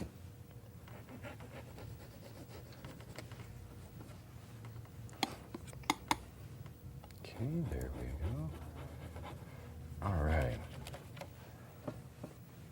Okay, now we can take and just cut a few little sticks here and there. Just like so. There we are. Okay, now we got to worry about the other side. That one's looking good. A little more of the thin white mixed with a thicker white so it'll stick. And we'll put some happy little bushes right along here. Look at them little rascals sparkle in the sun. This is a cold painting. The blue in it makes it so cold. Okay, we'll put a few little stems in these. You know, this reminds me of my home in Alaska. We see a lot of scenes like this. And I've always wanted to live in a beautiful mountain range like this. So let's build a house. We've got to have a house. We'll make the back eave of the house first. Just like so. Then we'll make the other side of the house with just white. Let it run right down the canvas. There he is. Just like so. And a little more of the dark color to fill him in the front.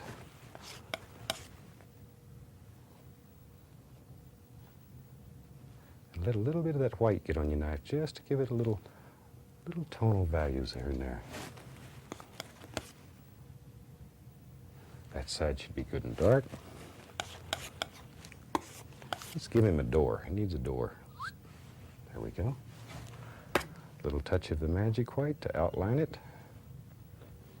Maybe this is an old slab cabin, so we can just put some boards in here.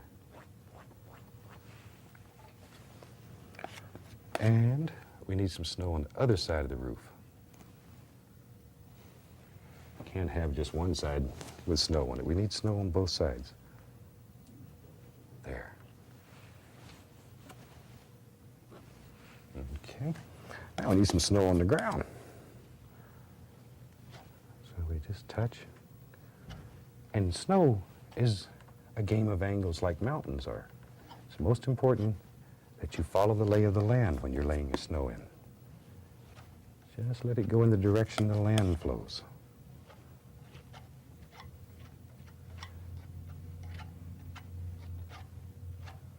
There we are. Now let's push this little house back up into the bushes a little more. I'll take a little of the dark color and we'll put a happy little bush right here. And then some of the light color. And just throw some highlights on that bush. Like so. And maybe a little bush lives right there. Ah, there we go. Super. All right. Maybe just to play a little here, let's throw a little tree right up through here. There.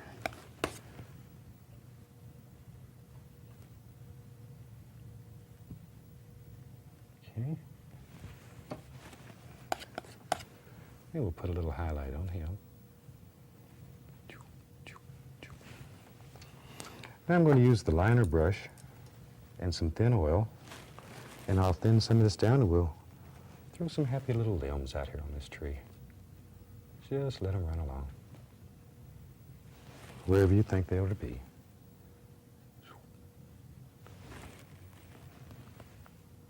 And you can use paint thinner to thin this paint down.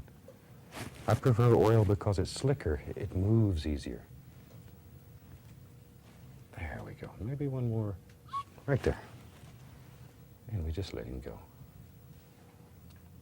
A few little sticks down here at the bottom. I think we just about have a finished picture.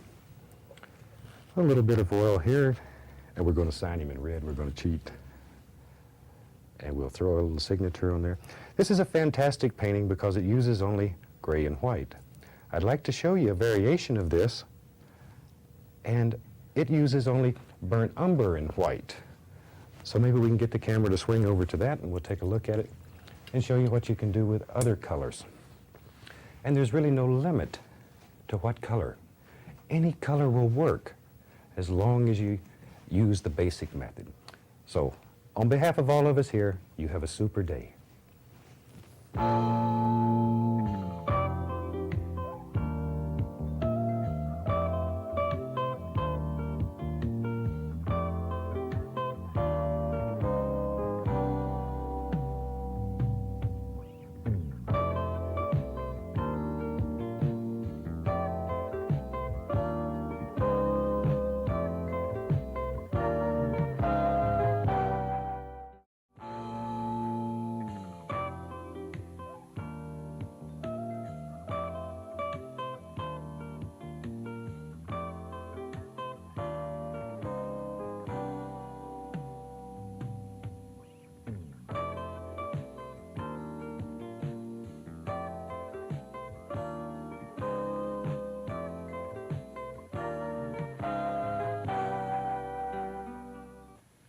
Well, hello, here we are again, ready to do a fantastic painting together.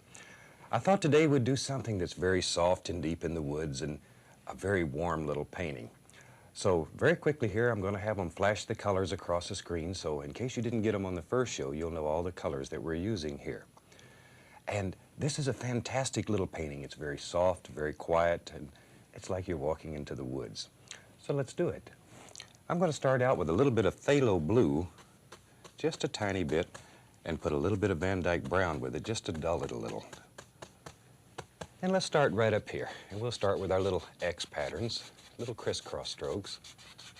And we'll put a happy little sky in here. There. And just let this pick up the magic white, and as you work down, it gets lighter and lighter in value. Okay. And we'll just blend that right out, like so. Isn't that fantastic that you can make a sky that quick? All right. Now then, without washing the brush, I'm going to go right into some Van Dyke brown, some burnt umber, and a little bit of sap green. Just mix them on the brush. Let them mix on the brush. And let's figure out where we'd like to have some beautiful little trees and stuff here. Just push, bend the bristles. And all we're looking for here is basically what we're doing is the back of the tree. And then we'll put the trunks and limbs in, and that'll be the middle of the tree, and then we'll do the front of the tree, okay? And maybe there's one that lives right here. Just let your imagination sort of go crazy here and think about where you would want a tree. This is your creation. There we go. Maybe over in here we'll have some big things happening, big trees. And you're really pushing this paint into the canvas. And leave some of these little airy spots open. Don't cover the whole canvas. When the picture's finished, you can see a little bit of sky through there. Okay. Now, right up in here, I want it to be quite dark. I'm going to add just a tiny amount of Prussian blue, just to darken this. There we go. I want to create some deep shadows in there.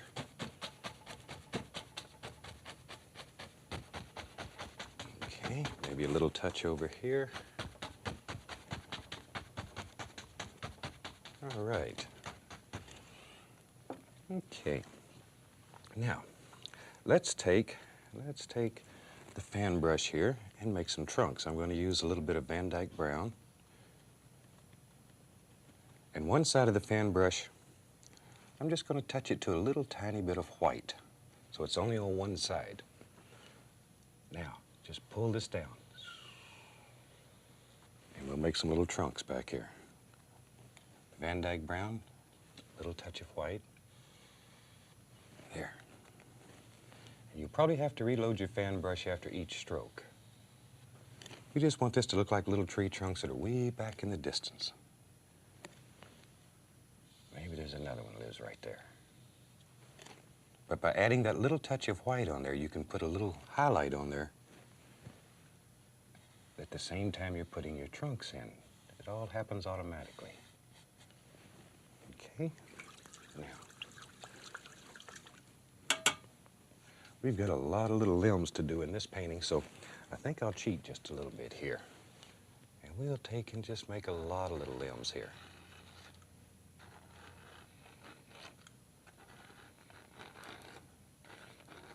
Maybe there's some up here in this little tree.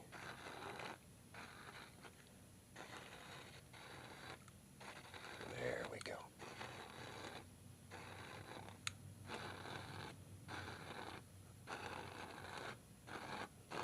And maybe there's some over here in these.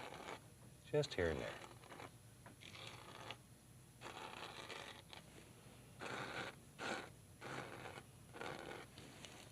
Okay. Now, with a large brush, and I'm still using the same dirty brush, I'm going to go right into a little bit of the magic white to make a little thinner paint, and right into some yellow. And load a lot of paint into the bristles. And we'll take a little bit of the sap green. Load a lot of paint into the bristles. Really fill them up. And we'll begin applying some happy little leaves out here. And we're just going to touch. Just let these little leaves jump off the brush. There we go. Look at there. All those little son-of-a-guns. Now, if you have trouble getting the paint to stick, add a little more of the magic white. Remember, a thin paint will stick to a thick paint.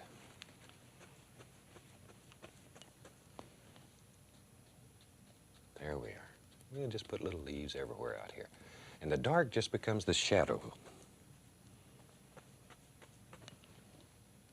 Maybe right in here a few. Now here's another happy little bush. Let's try a little bit of yellow ochre on this one.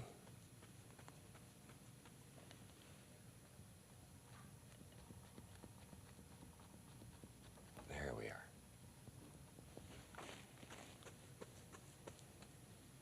And I'm just going back and forth here between ochre and the yellow. And we'll just put some happy little things all up through here.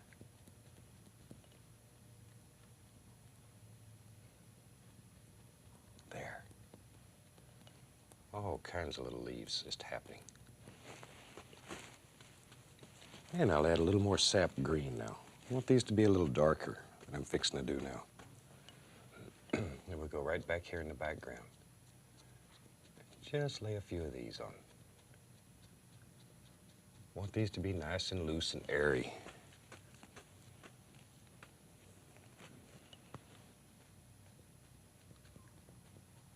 There they go.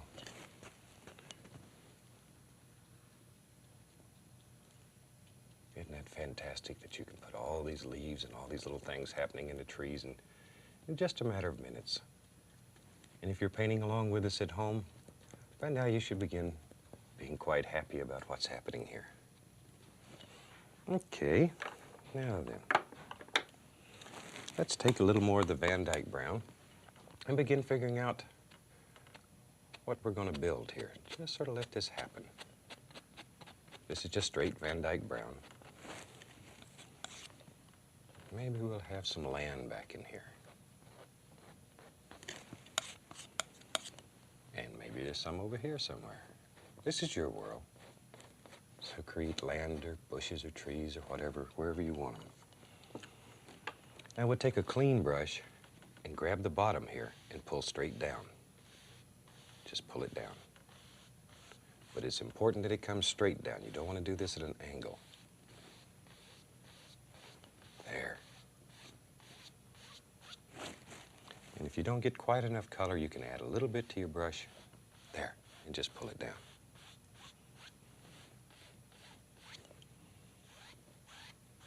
Very gently go across just to give it a watery feel. It's very easy to destroy all these nice little lines that you have in there. Now I think we'll take a 1-inch brush, put a little bit of magic white on it, and I'll go into some cad yellow and yellow ochre. Just sort of mix them together on the brush. And we'll slip back in here and put some happy little bushes growing right in here.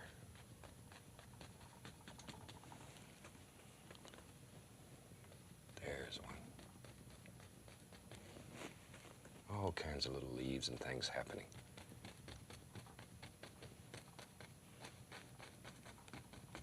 There we go. I thought today we'd use a fan brush some. Fan brush can be your best friend. And we'll still use the same colors. And we'll begin working down the hill here. And automatically your brush is picking up this dark color that's underneath. And you want this back here to be very subdued, very quiet, soft in the shadows. Okay, we'll take a little bit of the white mixed with a little tiny bit of burnt umber. And let's put a few little highlights here. Maybe there's a little sunlight hitting right along in here. There we go. And we'll give him just a little touch. And then we'll take our fan brush and begin building all these little soft grassy areas back in there. Very soft.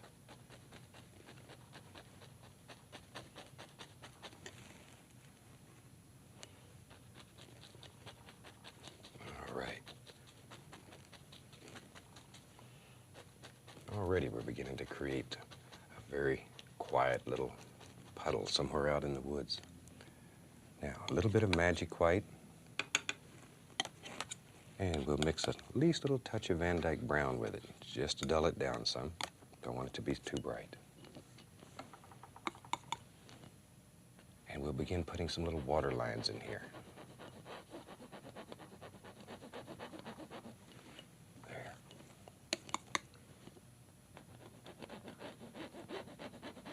Okay. Maybe we'll bring this a little bit more forward. Maybe right like that. Just make another little projection out there. Okay, but each time you add one of these little projections, give him some reflections by just pulling a little bit of the color down.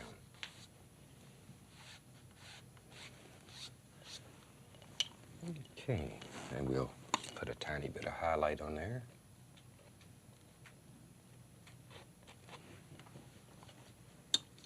Use our almighty fan brush, and I'm going to add a touch of magic white, just to thin it a little bit. A little more sap green. I want it to start getting a little darker as it's getting closer to us here. There. And let this go with the lay of the land. Always follow the lay of the land. Maybe a little green over in this side too. And we can bring out another little projection here if we wanted to.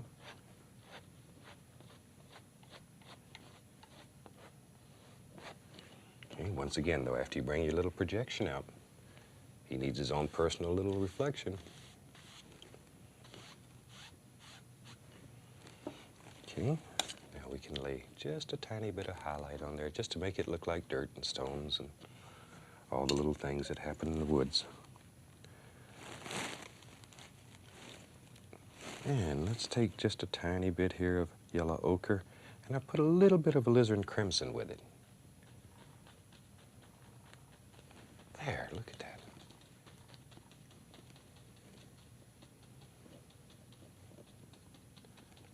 Just let this sort of disappear back here. Just to give an indication of something there, but it's really very quiet, subdued. Okay. I think it's time we built a almighty tree. I'm going to mix burnt umber and Van Dyke brown together. And let's put a couple of beautiful big birch trees right up through here. There they go. We'll put the dark on first. Just straight Van Dyke brown and burnt umber. Just let it come right off your knife. And just to keep him getting lonely here, we'll give him another friend.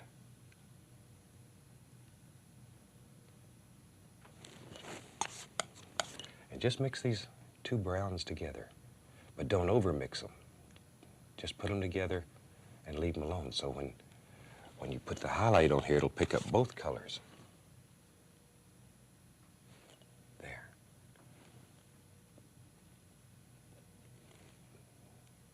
Okay. Now let's take a little bit of titanium white, Maybe we'll make these trees really stand out. Touch, pull it around, around, around. Just give it a little pop, like so.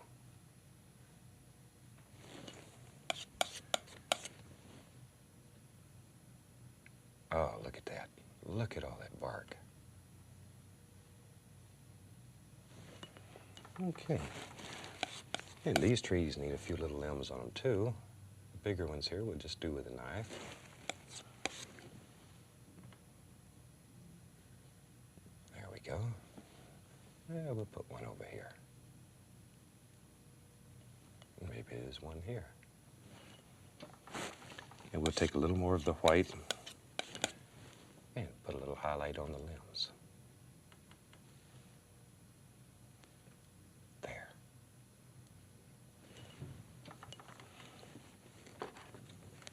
Now then, let's add a few little delicate limbs out here. Just here and there. Just to give all these nice little leaves something to hang on. Maybe there's one that comes right down through here.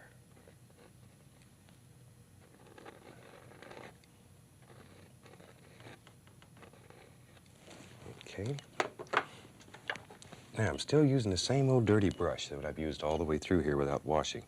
I'm going to add a little more magic white because we want this paint to be thinner. Take a little bit of crimson. Oh, look at there. We'll make sort of a bright little color here. And now we'll just lay some leaves out here. Just let them float around. Very quiet, soft. And don't kill all your background with them. Leave them loose and airy. Look at that.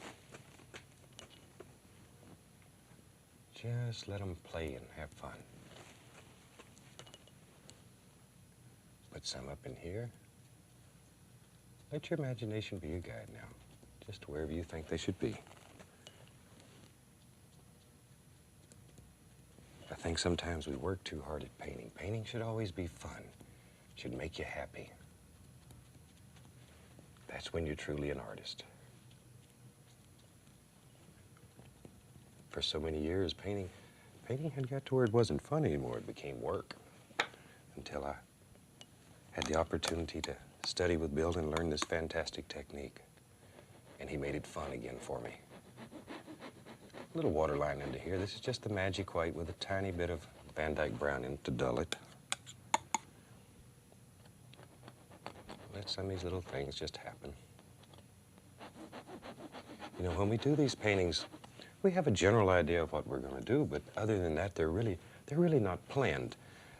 We learn to work with what happens. And when you're at home, don't worry about following exactly what we have here.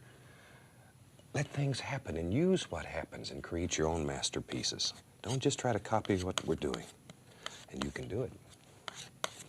Oh, let's get brave. How's that? We'll just put some brown in here. This is Van Dyke brown with a little bit of umber in it. And really push this into the canvas. All we're looking for here is a nice dark value. Just really push it into the material. There we go. And you know, the colors that we have here, if you're using a different brand of paint, you'll find slight variations, but that's all right. Once again, this is your world, so whatever color you want. We're really just trying to show you the technique. The big thing you're looking for, though, is a paint that's very firm. We get so many cards and letters from people who have run into problems, and normally that's what it is. The paint is too thin. In some techniques, you need a very thin paint. In this, you need something that's very strong. Okay, let's go back to the old fan brush here, and we'll take some yellow, and I'm just beginning to have a mixture of color down here. It's really hard to tell you exactly what it is. It's yellow ochre, a little bit of crimson in it, and it's whatever comes together. And let's begin laying some little grassy areas on top of this. Now your fan brush is beginning to pick up all the dark browns here. Don't want to kill all the dark browns. You'll lose this beautiful darkness in the front of the painting. Let's do a little take a little tiny bit of Prussian blue and white and a little brown. There. Let's just give the indication there's some little stones or something here. Just sort of lay them in at random, then we'll cover up whatever we don't want. There we go. Now begin bringing your grassy areas right on down here, leaving some of these little things you just made show. Don't cover them all up. There. All right, now we're beginning to have something here. If you practice this little painting, it's something you can do very, very quickly. It's very effective, very nice and warm. And it's a super little painting to give to a relative or a friend as a gift, because everybody likes these type of paintings. There we go. And also, you know, if you're interested, it'll put a happy buck in your pocket if you want to sell a painting once in a while. Of course, we're not interested in those monetary gains, I know. Okay, we just begin filling all this in here. And right down through here. Isn't that something? I like these little paintings. A little dark up in here. I want to just increase the amount of dark right back here so the shadows are deeper. Okay. Now with the knife, just a clean knife, I'm going to scrape a few little trunks here and there, little stems, just here and there.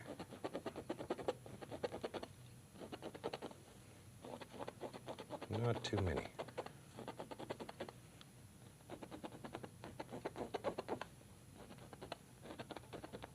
Okay, here I want a little color, so I put a little brown on the knife. There we go. Okay, now we need to, these little birch trees here need something on their foots. They're sort of ragged hanging out here, so let's just put some color right underneath it so it just ends the tree. And then a little shadow behind it. Got to have a little shadow here. Like so. All these little things happening back in the woods. Okay, now we can put a few little stems here and there. I'm using just the liner brush with a little bit of the Van Dyke brown and a thin oil on the brush. Just a nice thin oil. Bring that brush to a very sharp point. And we can add in a few more little things here and there, just to create a little more distance in here. Like so.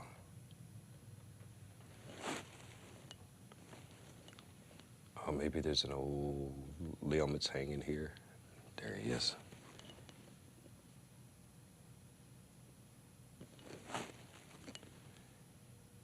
Some little arms out here.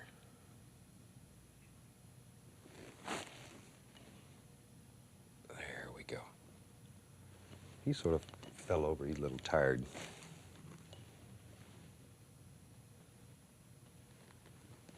Okay. Just here and there with these. You always have all these little sticks and stuff out here in the woods.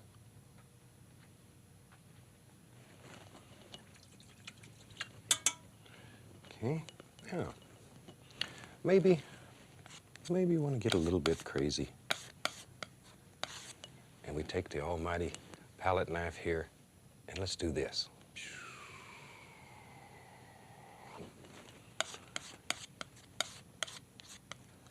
And just lay in a little tree right here in the foreground. There he is.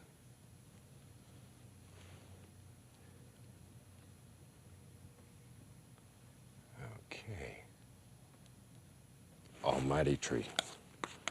And I'll take just a tiny bit of the crimson here. Just highlight this side.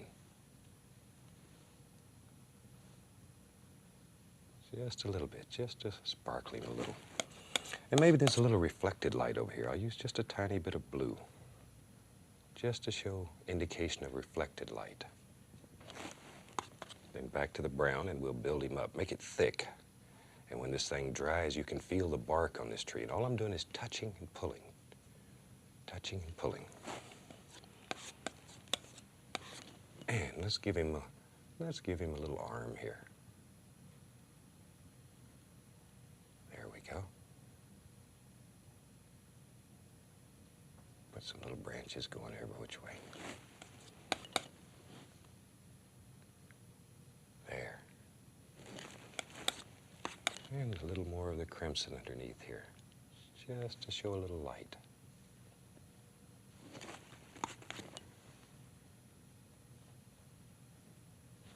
And we're sort of filling in the top of this composition, just filling it in, leaving the bottom part open. Okay, let's put some happy little leaves on here real quick. I'll use some more of the magic white and a little bit of yellow. And we'll just put some indications. Most of these leaves are off the canvas, but just a few here and there, like so. Just to give the impression that there's leaves going all the way over. And I think that pretty well gives us a little painting that we can be very happy with. Put a little grass right down in here. And I think we're ready to sign this almighty painting. So I'll use a little bit of the red and a little thin oil. And let's drop a little signature on here. Okay. Now, next week we'll be doing a black canvas. So have your canvas ready. You can purchase one at your local art store or paint your own with a flat back acrylic. Until then, from all of us here, happy painting.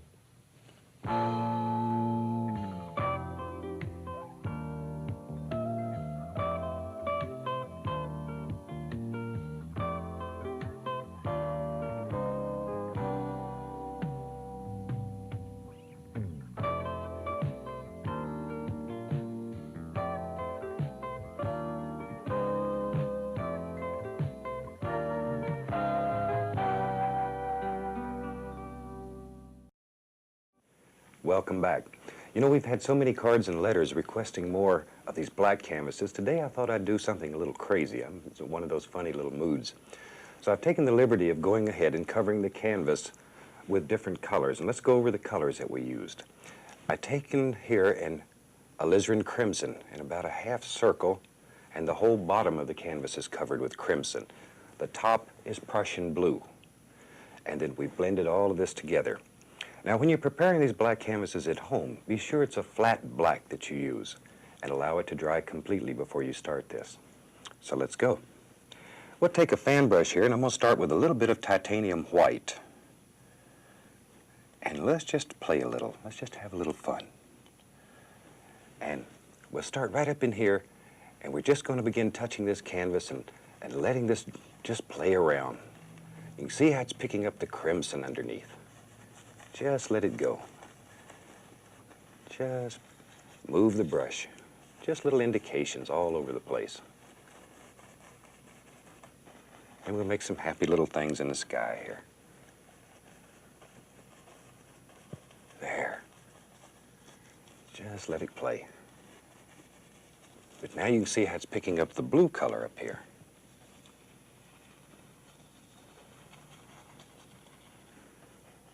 And we'll put a little bit over in this direction. There we go. Don't get it too bright. Okay, now we'll take the large brush and we'll begin blending all this together, and just very gently. Just begin bringing it together. And this should create beautiful little clouds, little sunset type. Just turn the brush, keep it moving, circles, always in circles. There we go.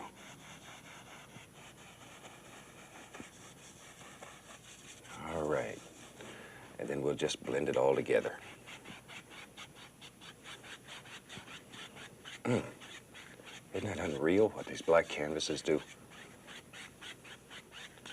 And that quickly, we've made a beautiful little sunset sky. And when you're at home, let your imagination go crazy and use these black canvases to do a multitude of things. The only prerequisite is that the color that you apply here be a transparent color so that when you put the lighter color on, it picks up and just boom, out it comes. All right. Thought maybe today let's do a lazy little river. Okay. Clean the old brush here. That is fun. All right, let's take a 1-inch brush and we'll use some alizarin crimson and Van Dyke brown. Just mix them on the brush. Load a lot of paint into your bristles. A lot of paint. And we'll begin applying some paint here and make general little tree shapes and stuff. And we don't want to cover up all this beautiful little sky that we've put in here. Leave it loose and airy. There. And maybe there's a happy little tree that lives right here. I know at home you may be having a hard time seeing what I'm doing here. All we're doing is putting on some base color. The brown and the crimson mixed together. Oh, maybe we'll have some big trees over here in the corner. There we go. All right.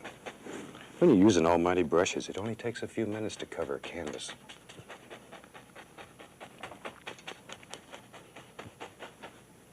Okay, that gives us something to start with.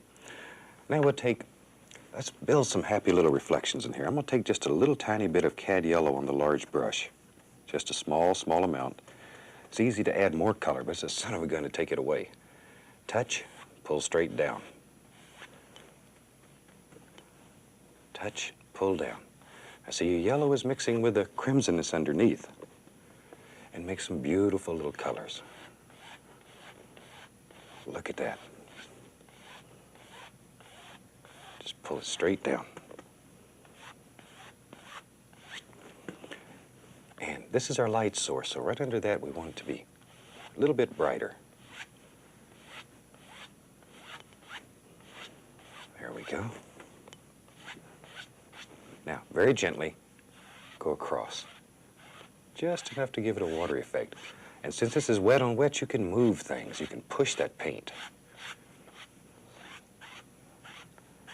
You can make these reflections bend. Okay. Now, let's begin highlighting some of these. Now, in reality, if you had a sky like this, you would have nothing but silhouettes. But when you buy your first tube of paint, you're issued an artist's license. And an artist's license says you can do anything you want to do. So that's what we're going to do. I'm going to take a fan brush with a little bit of Van Dyke brown and burnt umber, just mixed on the fan brush. And we'll put a few little trunks here and there. And all we're going to do is touch and pull. If you wanted to highlight those all in one stroke, add a little bit of yellow on one side of the brush. Just a tiny bit. And when you push, you'll automatically get the highlights. Let's go back and highlight this one a little. There. And maybe there's a trunk right over here. And let's have some big trunks up through these trees.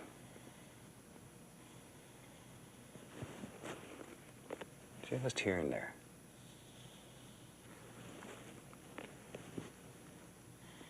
There we go. Okay. Now, I'm going to take a tiny little bit of magic white, just to thin the paint a small amount, and I'm going to go into a little bit of the cad yellow. Maybe a little more magic white. There. Thin paint will stick to a thick paint. And we'll go into some permanent red and back to the yellow. We'll make some bright little colors here so they really stand out on your set at home. And let's go up here and push in just thousands of little leaves. There. Now the colors we've used underneath, the alizarin, it mixes with the yellow and doesn't destroy. You don't have to wash your brush quite so much. Let's go into a little bit of the umber color. little bit of the umber mixed with yellow, just to dull it down a slight bit. And we'll come back in here, there, and begin putting little indications of little things all over the place. Maybe there's a little bit right there.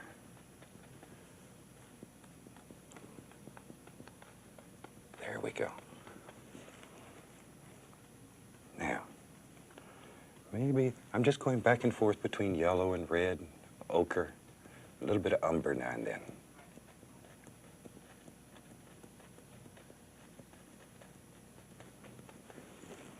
Okay. Now maybe there's one that hides right down in here.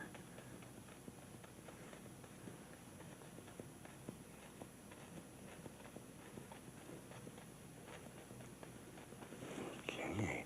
You beginning to see the river yet? Up the lazy river, down the hill. So you got to get in the mood and sing a little and have fun. It's a good thing I took up painting rather than singing. Okay, now let's put a little bit of dirt along here. A little bit of banks, river banks. This is the burnt umber with a little Van Dyke brown in it.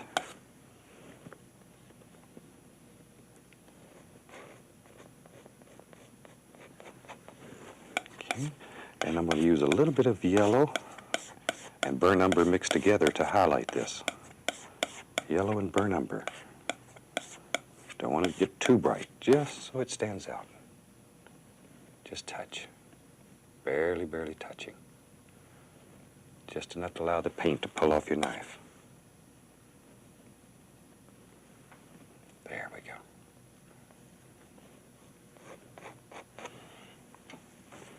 Now, we'll take a little bit of, this is yellow.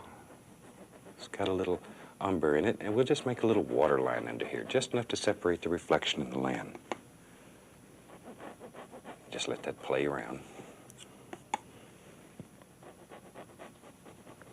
There we go.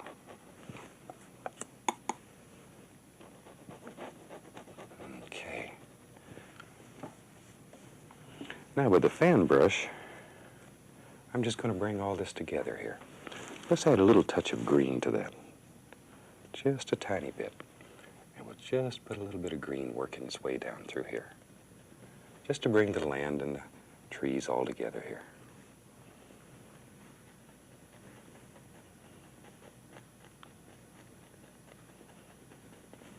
Okay. Now then, let's take and we'll put a big bank coming right down through here.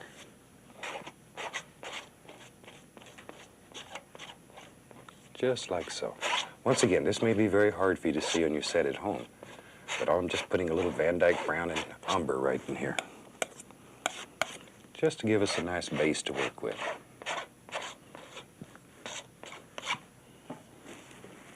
Okay, a little bit of water line underneath this one. Now then, let's take the large brush and pull it through some color. There we go. I want to add a tiny, tiny little bit of magic white to that, just to thin it a little bit. There. A little more permanent red. Load a lot of paint into the bristles here. And let's put some nice, airy, loose little leaves just up in here. Just very quiet little things. Don't want to get them too many, just a few. Just where the light's running through here and playing and having fun. Ah, look at that.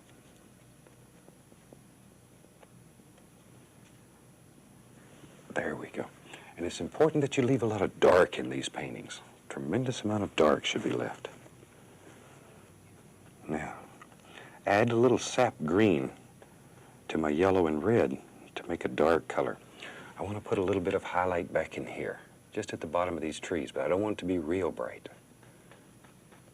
Just enough to give the indication that there's a lot of little things happening back here. There we go. Like so. Now, let's go back with some crimson and Van Dyke brown mixed on the brush again. Just mix them together on the brush. And let's put something over on this side. Maybe there's a nice tree right here. In your world, you can put trees wherever you want them. Ooh, I'd love to have my canoe and come down this river. When I'm at home in Alaska, we have a little canoe that we run through all the little rivers and stuff and take the camera and take pictures of all the animals. And it's not unusual still in Alaska to come around a bend in a beautiful little river and see the little moose standing here. Little moose, they're big moose. Especially when you're in a canoe and they're not. There. You just throw a few little trunk indications here and there.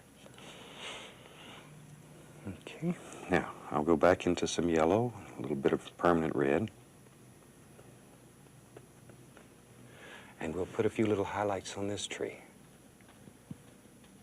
Just where you think a light would strike.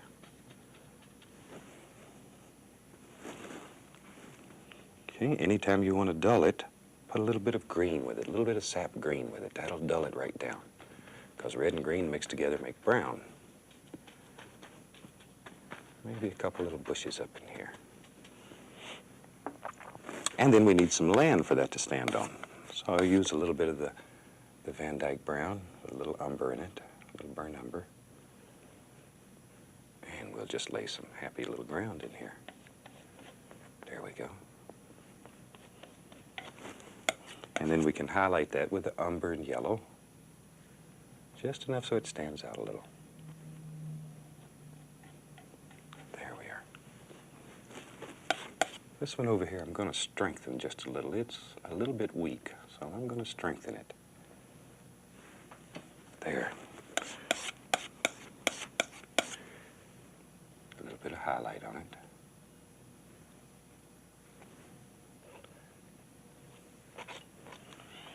Okay. Now let's take the same basic colors and let's just pop a few little reflections down here in the water. Just here and there.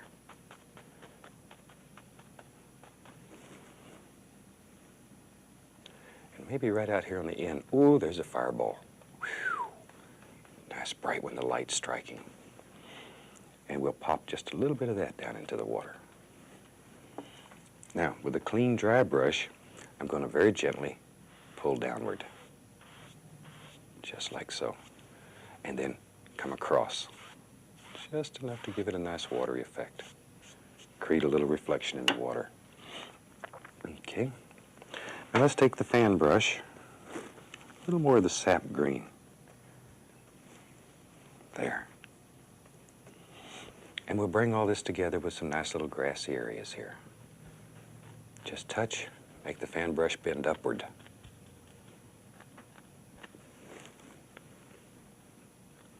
There we go. And maybe a little bit into the reflection. As I say, I've done thousands of these black canvases and they never stop to amaze me, some of the beautiful effects that you can achieve with them. And we'll turn that into part of the reflections. Come across. All right, now we'll take the knife here and let's put a little water line underneath this one here. Just like so. Isn't that something? Okay. Now with a clean knife, I'm just going to scratch a few little sticks here and there. Just some little indications.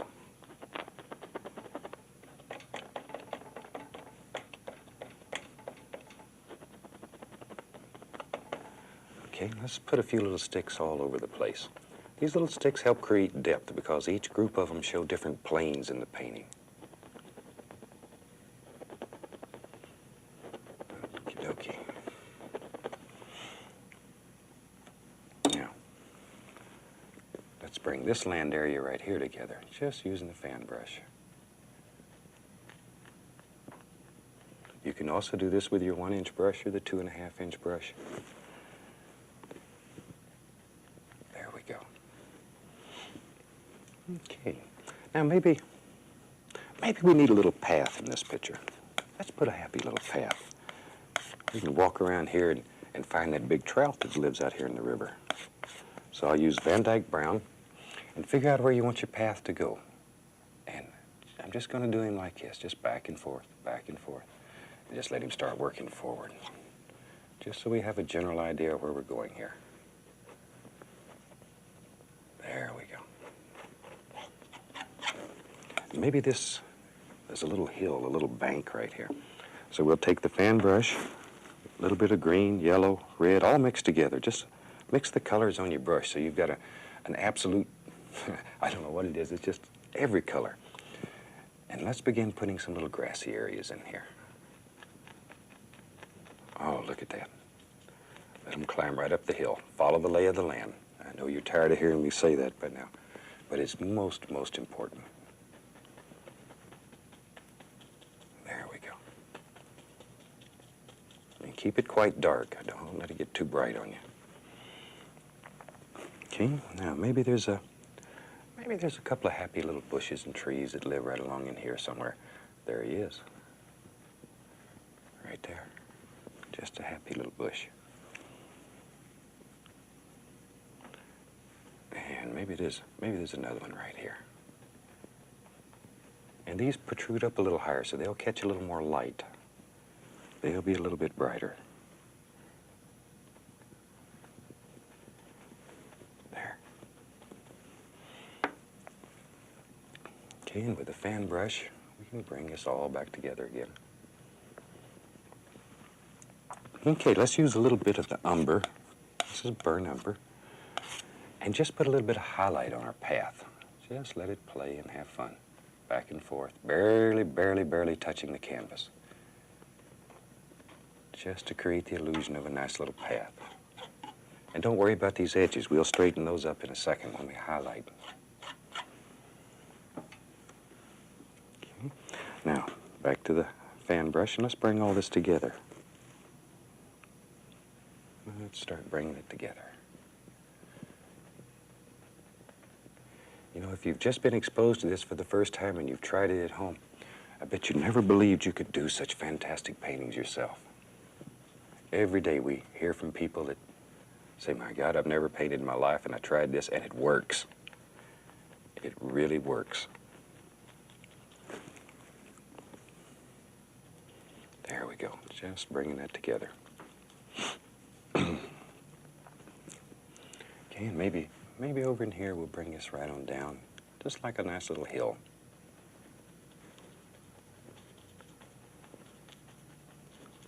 And we've got an old path going back through there. There, just let it disappear.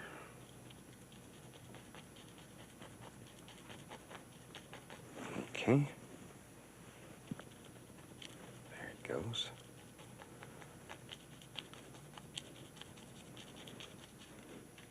And we begin to create our path.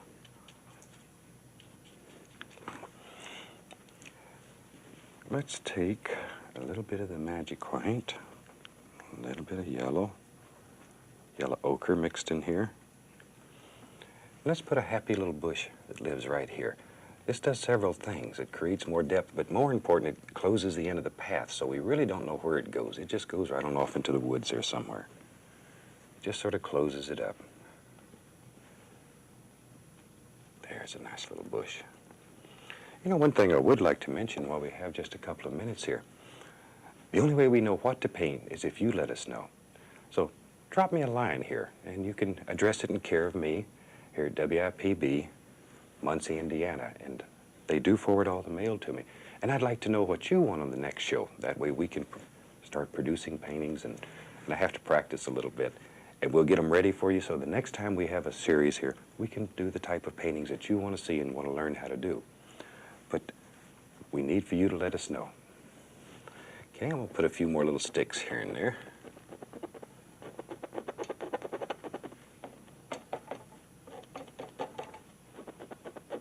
There we go, just drop them in. And all you're doing is scratching through the paint and allowing the black canvas to show through. Just ever so often here. Okay, maybe there's a happy little stone lives right here. So we just take some Van Dyke brown and just lay in a basic little stone shape. And we can take some umber, burnt umber, and a little bit of the yellow. Makes a very nice highlight color on these dark paintings. There. And don't mix it dead. Just mix it so it's marbledy, as Bill calls it. Just marbledy.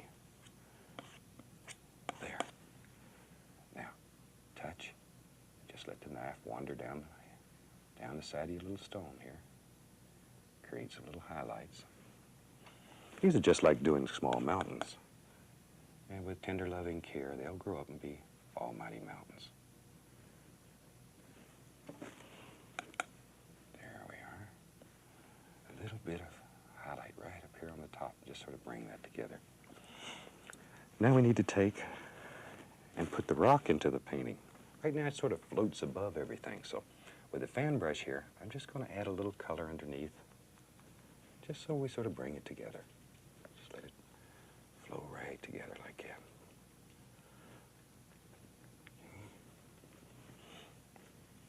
There we go. A few little sticks and twigs and stuff like that in here. And when you're doing this at home, you have unlimited time. You could put all kinds of little details in here and just do fantastic things.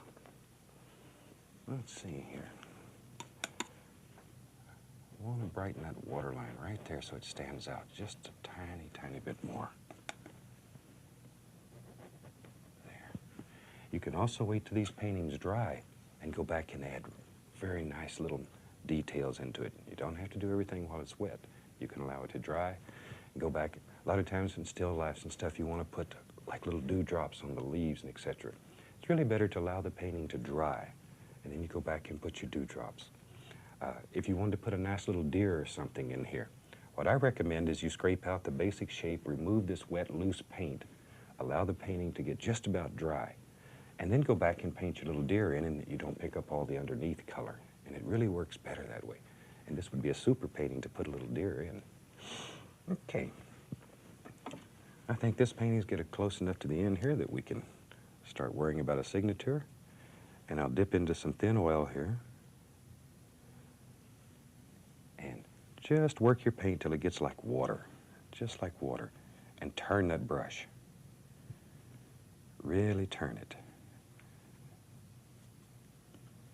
And bring it to a very, very nice, sharp point.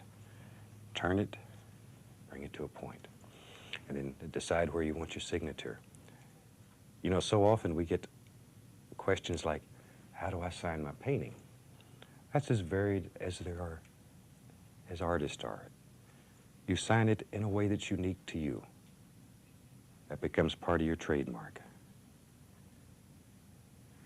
Okay, so that one's signed. I think we'll call it finished. On behalf of all of us here at the station, happy painting and have a super day.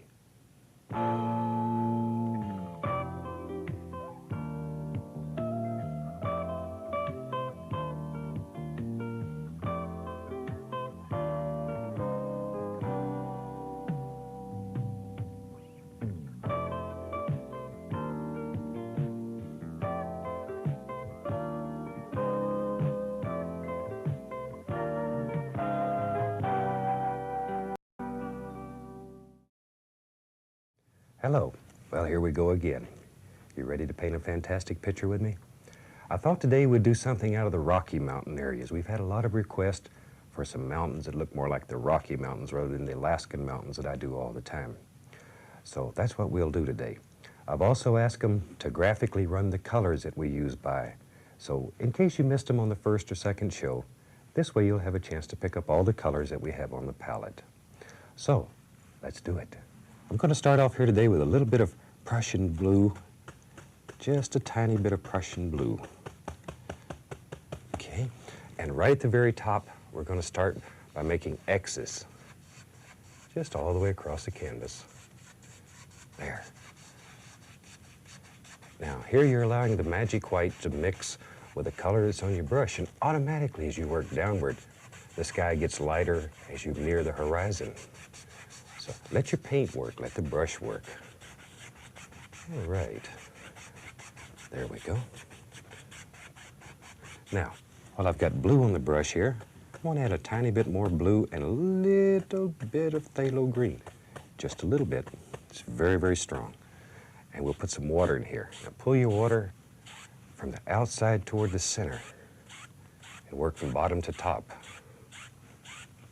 And leave a little area open in the center right there, and it'll create a happy little sheen of light that plays across the water. Okay. Okay, now let me wash the brush. And we wash these brushes with odorless paint thinner. And be sure it's odorless.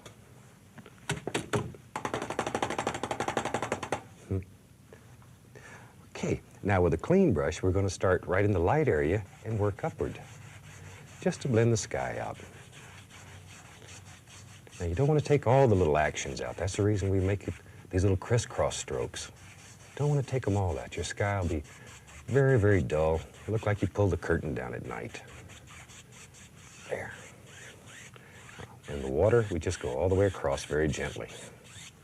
Just enough to bring it together. Okay, let's make some almighty clouds today. I'm going to take the Prussian blue and Van Dyke brown and a touch of alizarin crimson. And we mix these on the brush. Just mix them on the brush. All right, now figure out where you want your almighty clouds to be and just begin working in little circular patterns. And when you first touch a canvas, if it's not the color you want, stop and change the color. Don't keep painting. Because this is your world and you can create anything that you want in it. Blue, brown, little touch of crimson. There we go. Just let these big old clouds just float around in the sky and have fun. Clouds are about the freest thing in nature. There. Blue, brown, touch of crimson. Maybe there's another one right over in here. We'll put a couple in so you have practice doing a couple of them. Okay, now clean the brush again.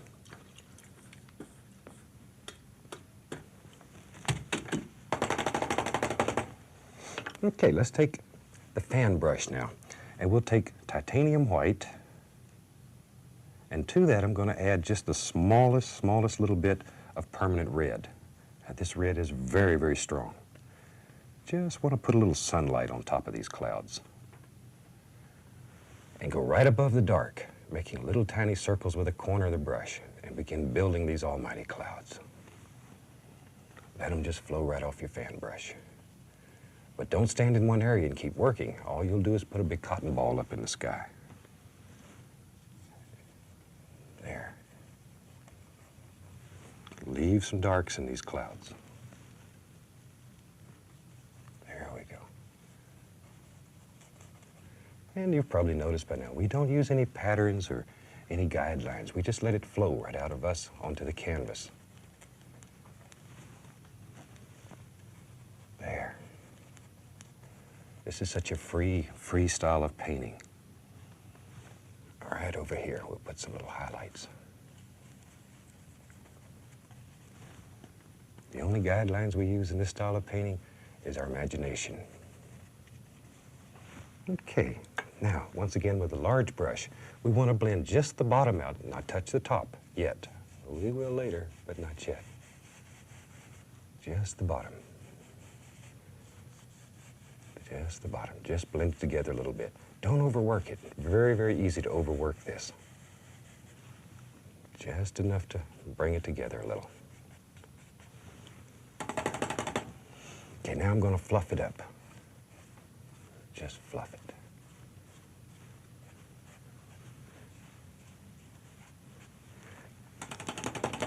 Now, when you fluff this thing up, if you get these little stringies up in the sky, don't worry about them, because when you blend it together, they go away. Don't overwork your clouds. They're easy to destroy.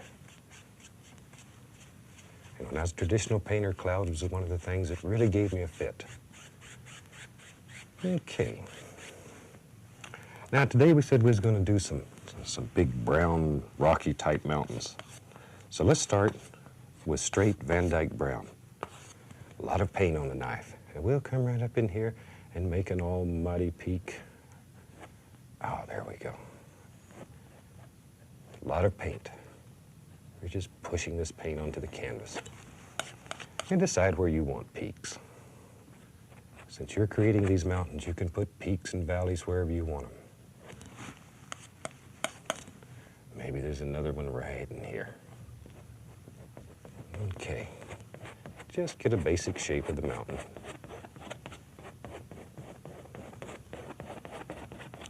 Okie dokie. And I'm going to use a large brush and just blend this out on the bottom. Just blend it on the bottom. Now very gently lift upward. There we go.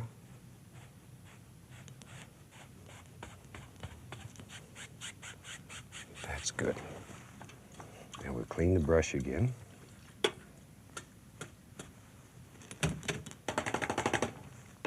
Now, let's take burnt umber and cad yellow and mix it together. Mix it together. Let's throw a little yellow ochre in there too. Oh, that's nice. Mix it so it's marbly. Don't mix it till it's dead. Let all the little things happen in the paint. Okay, now let's put some highlights in this mountain. And all we're going to do is touch the canvas and let it flow. Just let it flow. Let's go right up here. There, let's brighten this one a little bit. Oh, there. That's what we're looking for. And we need a highlight over here on this happy little hill. There we are. Something right there. Oops, I see a little light striking that little thing right there. And here we go. Here's another one.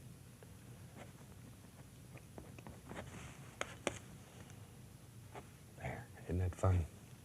Just let all these things happen. But you can see what's happening in here because you didn't overmix the paint. If you had overmixed it, you would have had one solid color. You wouldn't have all these pretty little things that are happening. Okay, now let's make some shadow color.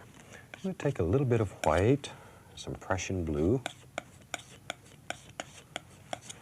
Van Dyke brown, and mix all that together. Maybe a touch more white. There's what I'm looking for. And that's Prussian blue, Van Dyke brown, and white. Okay, now let's put some happy little shadows in here. Maybe right along like this. There. Once again, don't overmix your paint. Allow all these little things just to happen. Let the paint break. And by break, we mean leave all these little open spots. Just let it happen. Look at that son of a gun. And we need a little shadow in here. Don't want to forget him. Every highlight needs its own private shadow. There. And a couple in here and there.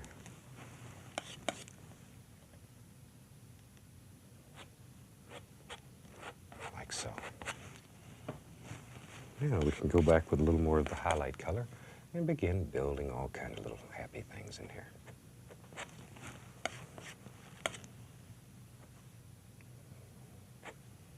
There. Remember, every highlight needs its shadow. There's a highlight. Watch what happens when we throw a little shadow behind him. He becomes a separate entity. And maybe, there's a little bit of snow still laying in some of the little shadowy areas here. So we take a little bit of titanium white and very gently, following the contour of the mountain, lay in a little bit of snow here. Maybe there's a little over in this little place too, just a tiny little bit. Okay, now I'm going to take a little bit of the blue and white and put a little little shadow right on here. Just lay it right on the side. Now with a clean knife, we just bring all this together. Just bring it together. There we go. Bring this one right on back down. Okay. Something like so. Now, I'm going to add a little tiny bit of sap green and just drop it right into the bottom area here. Just like so. A little bit of sap green. And you'll see why here in just a second. Okay.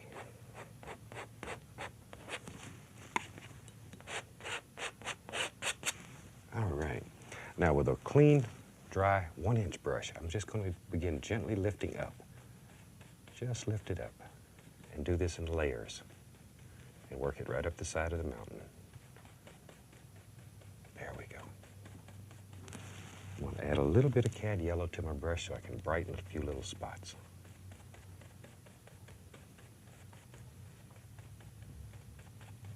There. A little more yellow. Just pop it in.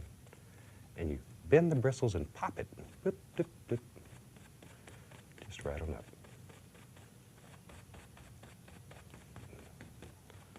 There we go.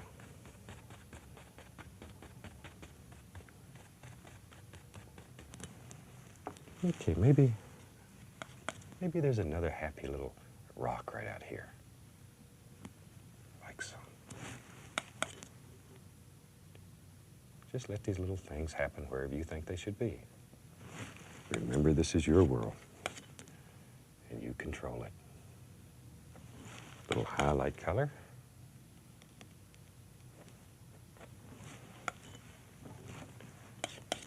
And a little tiny bit of shadow here and there.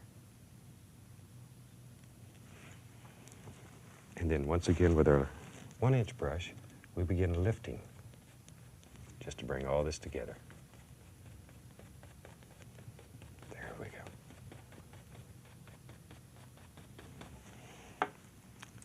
Now maybe from this little projection, let's mix up some sap green, Prussian blue, Van Dyke brown, in about equal parts. Green, brown, and blue, in about equal parts.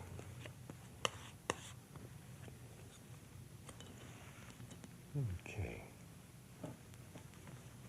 Now then, with a fan brush, let's put some little indications of some little evergreens back here. Right about in here. We just want indications. I'm not looking for detail yet. You know, when you're showing distance in a painting, the lack of detail is as important as when you're showing something that's very close to you in the foreground. You want a lot of detail. Lack of detail can be very valuable too. Just a little something like so. And then back to our little 1-inch brush. And we'll sort of bring all that together. There. Now, that was so much fun. Let's do some more.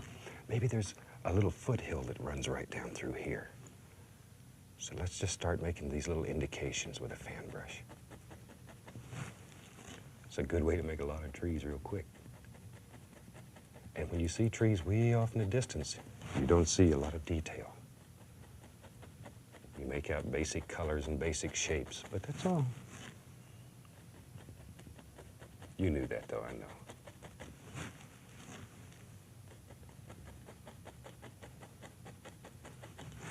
Okay, maybe this climbs right on up here. Maybe there's a nice little hill here.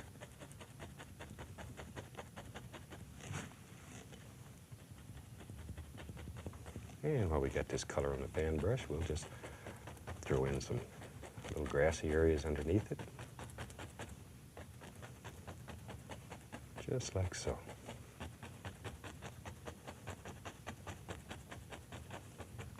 And maybe there's a few evergreens here that are a little bit closer, so they're going to be a little bit more distinct. So maybe there's one right here. And we touch, touch, touch, touch. Just begin building a little tree. There he comes. And He's a little closer, so there's a little more detail in him. There. Just a couple of those here and there. Now I'm going to take a little bit of sap green, a little touch of yellow, and the tiniest little bit of magic white, just to thin it a tiny bit. And we'll begin putting some details in here. Just a little grassy areas back in here. Just run right on up the hill. Follow the lay of the land. Now, with a large brush, grab at the bottom of this and pull down. Just pull it down, straight down.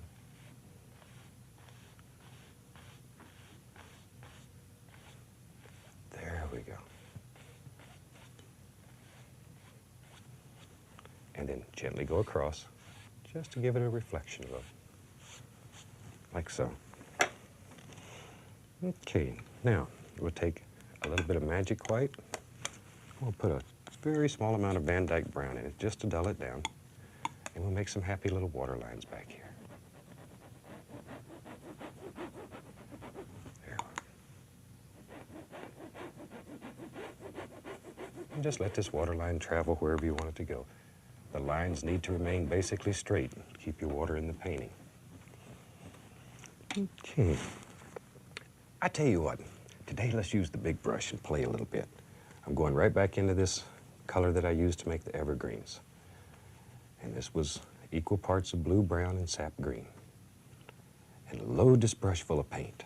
A lot of paint on it. And so often we avoid this big brush, and it will do fantastic things. See there? Now, let's make that into a nice little evergreen tree. Just use this old big brush. You know, as I teach this across the country, one thing I've noticed, children are so fantastic to work with because they don't know what you do. You paint an evergreen with a 2.5-inch brush. You tell them to do it, and they do it. This is such a fantastic style for children. My son Steve is 17 years old now, and he's been painting since he was 12. That son of a gun's an almighty painter. And he makes a happy buck or two. Okay, maybe another little tree right there. Just let these work right out of your big brush.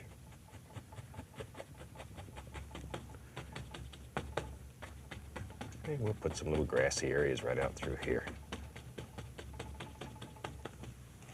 Okay, now, let's go to the other side of the canvas and really make a big tree. A lot of paint in the bristles. Let's get up here in the clouds. There. Look at that. Do you ever think you could make a little bitty tree with a brush that big? Pick it up and try it. That's really all you have to do. Okay, now maybe, I don't want him to get lonely. I'll give him a little friend there. Maybe right there, yeah. Okay, while I've got this dark paint on the brush, we'll just bring a landmass right down through here.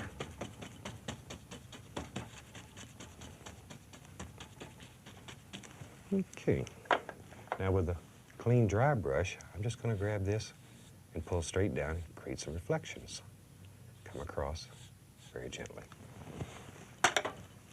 Let's put some little tree trunks in here. Use burr number, a little tiny bit of white in it. It will come right along here on these trees, and just here and there lay in a trunk indication. There.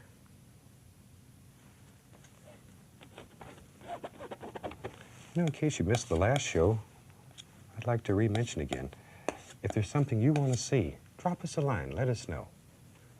We would really like to paint the type of scenes and the places that you want to see. And you can drop us a line, WIPB, Muncie, Indiana, and we'll certainly be glad to hear from you. Okay, now let's take a tiny bit of magic white, a little yellow, and sap green. Yellow and sap green. And let's put Let's put a few little trees here and there. There we go. Just let them fall in. Maybe there's one that lives right out here, like so. There's one. Just happy little things. Let's take the large brush, a little magic white on it. I'm gonna go right into this yellow. Right into the yellow. Load a lot of paint into the bristles and sap green. Put the yellow on first and then the green on top. And let's put some highlights on these big trees here. There. Just let that brush bounce and play where you think light's gonna strike these trees. In your world, you even control the light. Oh, look at them son of a guns. There we go.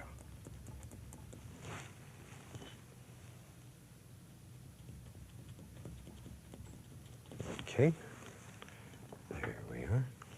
Now let's take a little more of the green and yellow and pop these reflections right into the water.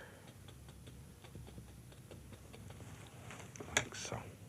Now I'm going back to my fan brush with yellow and green on it and sort of begin bringing all this together. Just touch, bend the brush upward.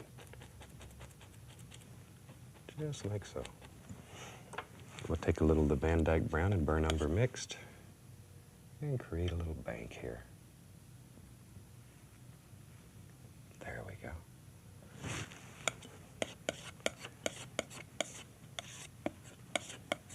A little bit of highlight out of brown and white with a least little touch of blue.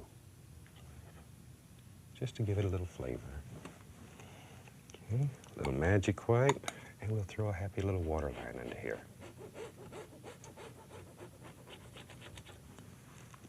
And with a nice clean dry brush, pull this down a little, just to create some nice little reflections. And back to my fan brush, a little magic white on to thin the paint, and we'll bring a few little things right down like that. Isn't that something? Now, let's go right over here. Create some little grassy things up here in the sun shining. There.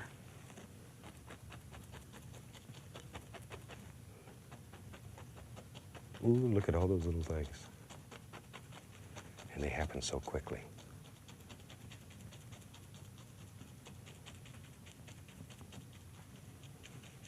Okay.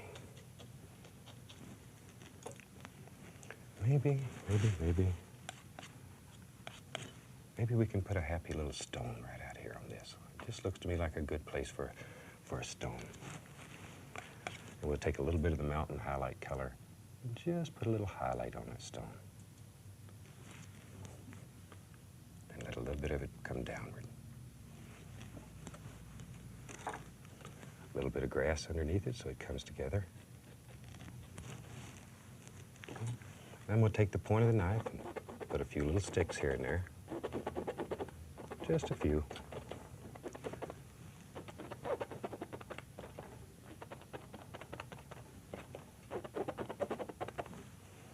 And maybe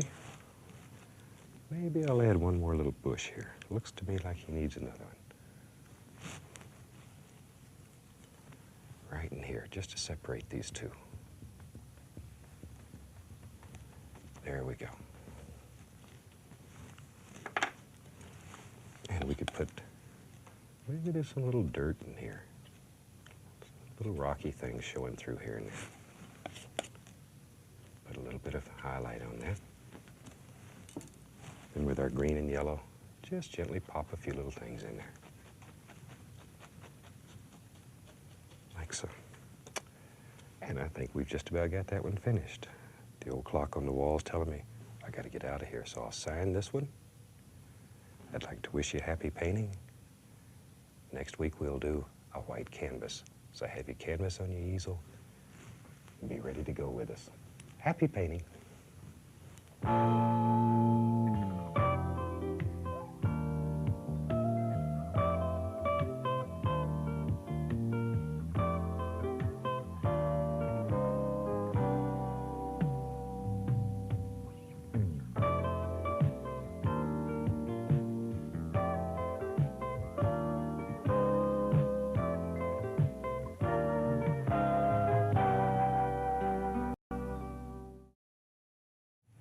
Hello again.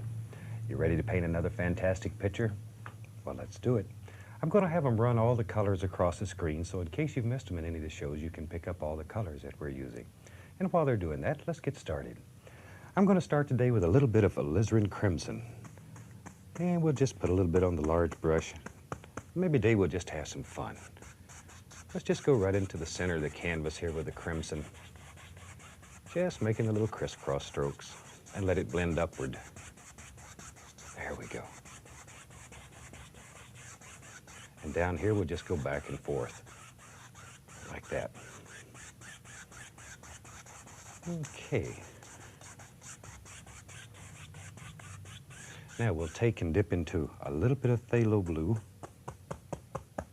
and go right to the very top. Go all the way across the canvas. And just let this work right down to the pink. Okay. Now, I'm going to go back into the phthalo blue and add just a tiny bit of phthalo green. Just let them mix together on the brush. And we'll come from the outside in, and don't kill all your pink area in here. Like so. There we go.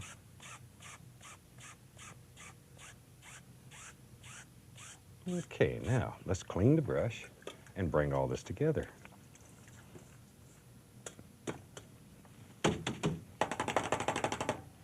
All right, with a nice clean brush here, I just want to bring the pink and the blue together.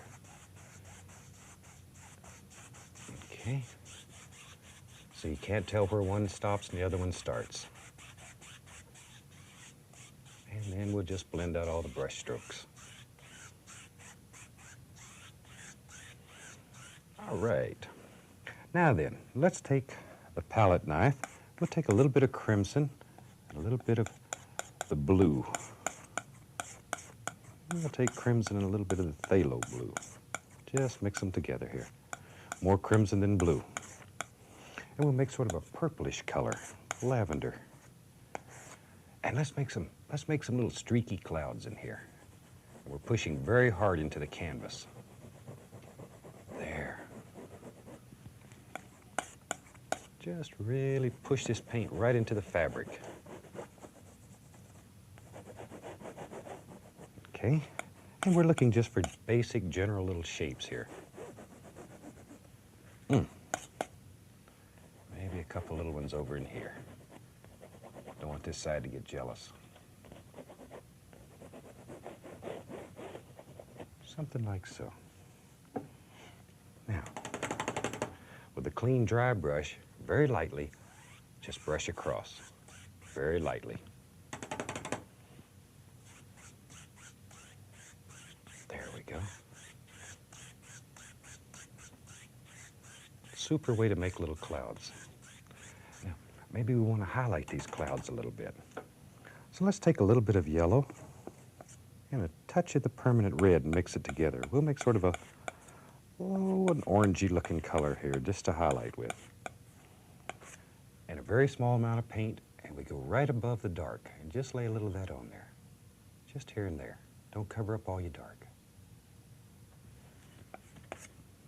Just a little here and there.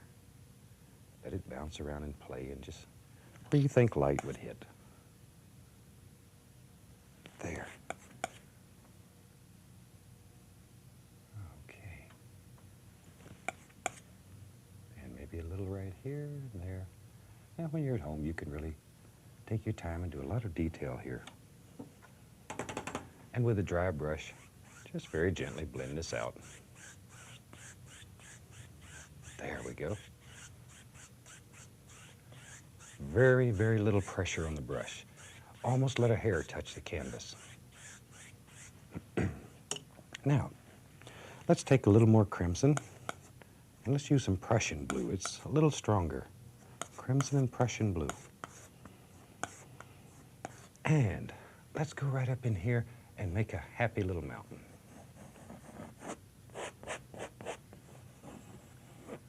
Just a simple little mountain. There we are. Just to get your base shape on there, general outline of the mountain. take off all the excess paint, and then with a large brush, I'm just going to pull it down so it just blends right down into nothing.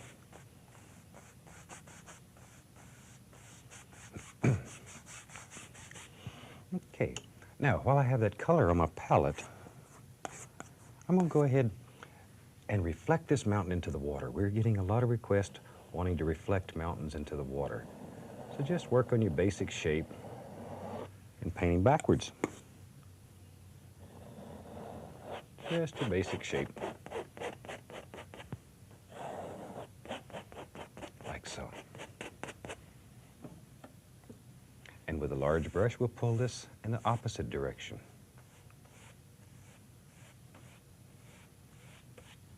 So already we have a basic reflection into the water.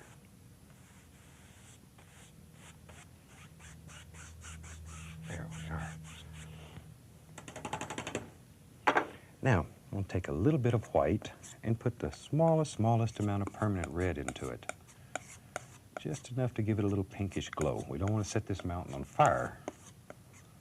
Just a nice pinkish glow.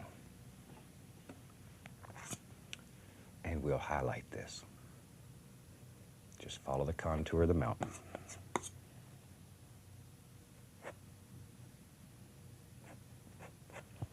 There we are.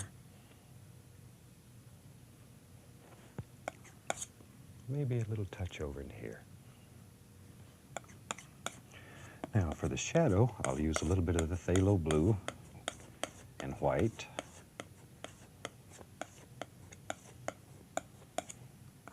Maybe I'll put just a little tiny bit of that purple in there just to calm that blue down a little bit. It's very bright. There, beautiful. Now let's put some happy little shadows in here. Let the paint break, follow right along your mouth. We'll have a little shadow in there. Divide those two up a little.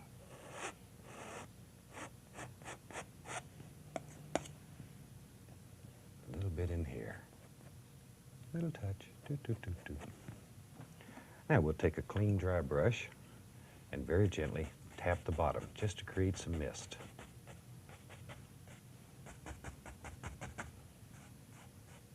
Just like so. A little bit over in this direction.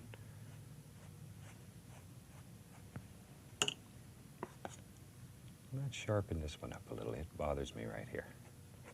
I want him to be a little more distinct. There we go. That's better. Give him a little more character. Now, down here on the bottom, we'll just lay some indications of highlights here and there. Just some indications. Now this paint I'm pushing very hard into the canvas because I don't want it to move.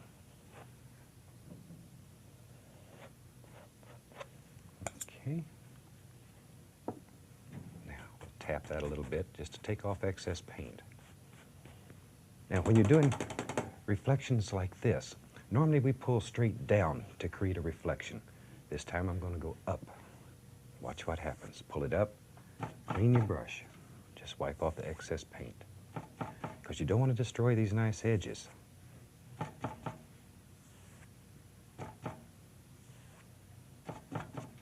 And between each stroke, I'm wiping the excess paint off the brush.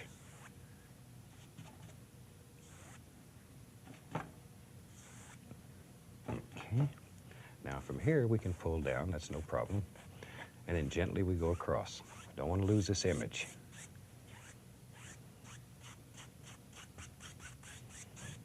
Okay.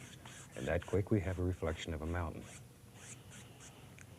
Okay, let's put some happy little trees and stuff back in here. And I'm going to use some Van Dyke brown, alizarin crimson mixed together.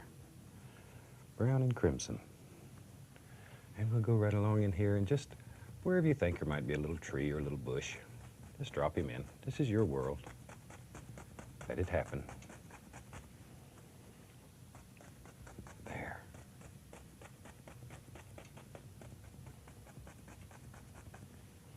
Now, with a large brush, I'm going to grab just the bottom and pull a little bit of that down so it also creates a reflection.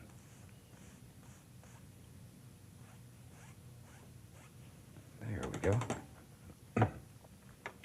Now, I'm going to use a 1-inch brush with a little bit of magic white on it just to thin the paint. And we'll go into some cad yellow and a little bit of permanent red here. Make a nice bright color. And then we can begin highlighting these. Look at that son of a gun. After all these years, it still fascinates me.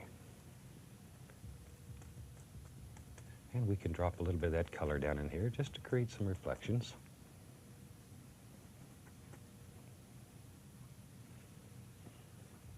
There we go. I'm going to add a tiny, tiny touch of sap green to it, just to dull it down a little bit.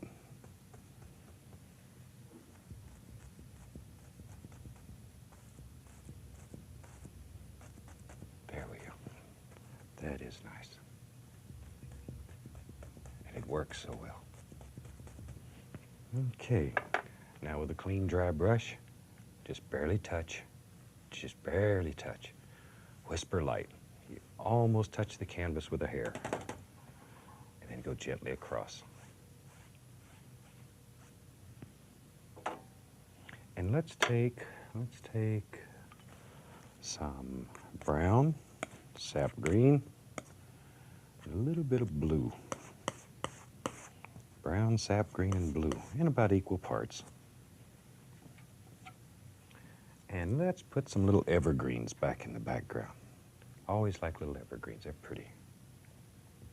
And they remind me of home in Alaska.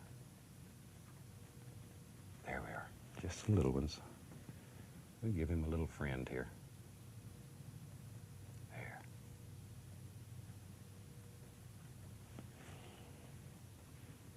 Maybe there's one a little bigger right here. And these are your trees, so they can be as big or as small as you want them. Okay, that gives us a few little trees.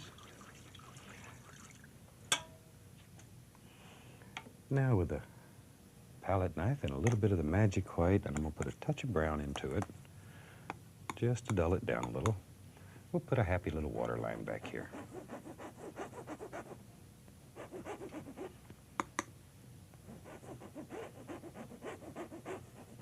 There. Act just like you're trying to cut a hole right through the canvas. Maybe there's a little ripple or two on the water.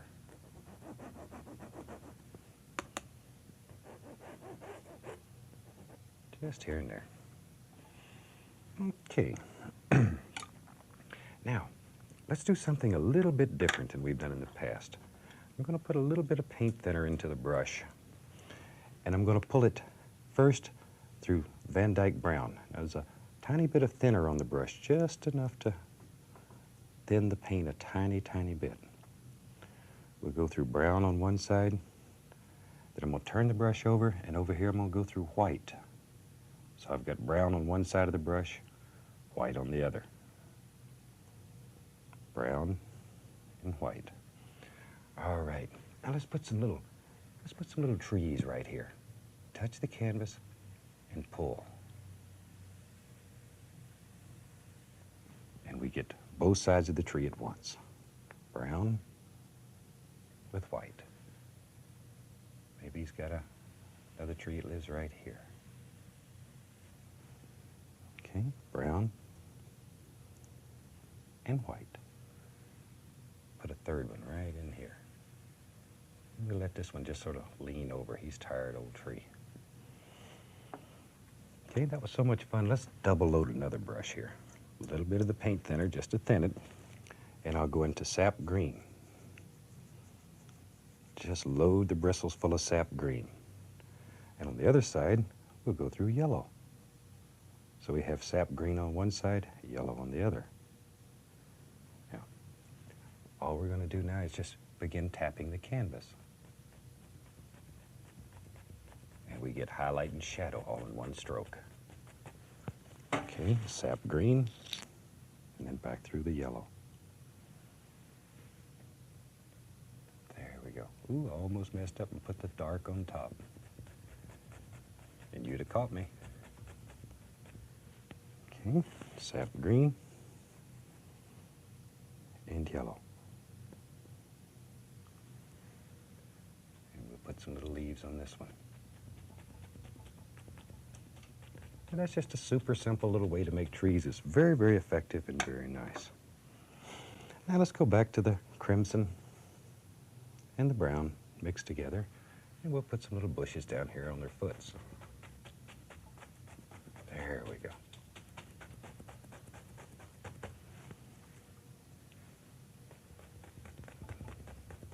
Okay, and let's just reflect that right into the water.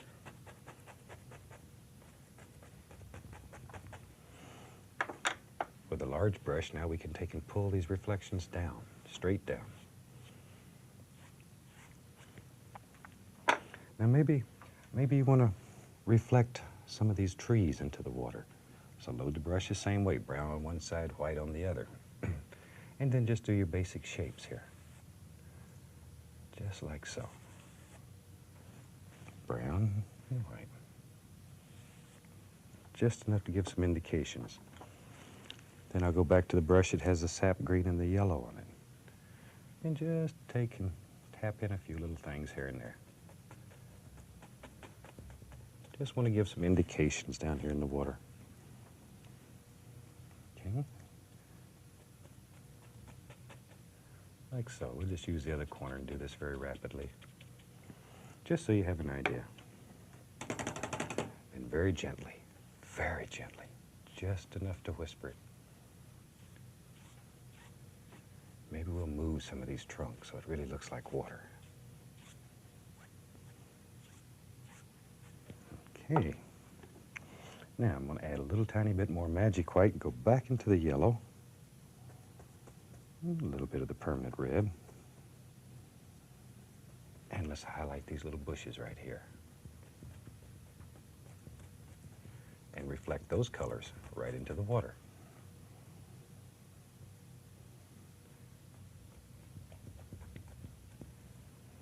Okay, now into some ochre. Once again, a little more of the magic white. Into a little bit of ochre.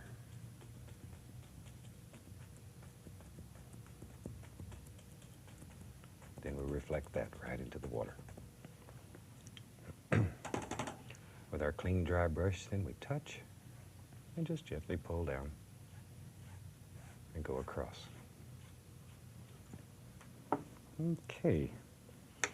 Now, let's take a little bit of brown and put us a shoreline in there. There we go. Just straight Van Dyke brown to start with. Put a happy little bank in there. Need some ground for all these things to set on. And we'll use some white and brown, a little touch of blue in it to make some highlights. Barely touch, barely touch. Like so. A little magic white to make us a waterline underneath. There we go. Bet you never thought you could paint pictures like this. And you can. A few little things that run down here onto the base. Okay, now we can come over to the other side. Let's use one of these almighty brushes here. And we'll take a little bit of the Van Dyke brown, a little burnt umber. Just mix it on the brush. And let's just fire in some pretty things right in here. Great big bushes and stuff that live right along here.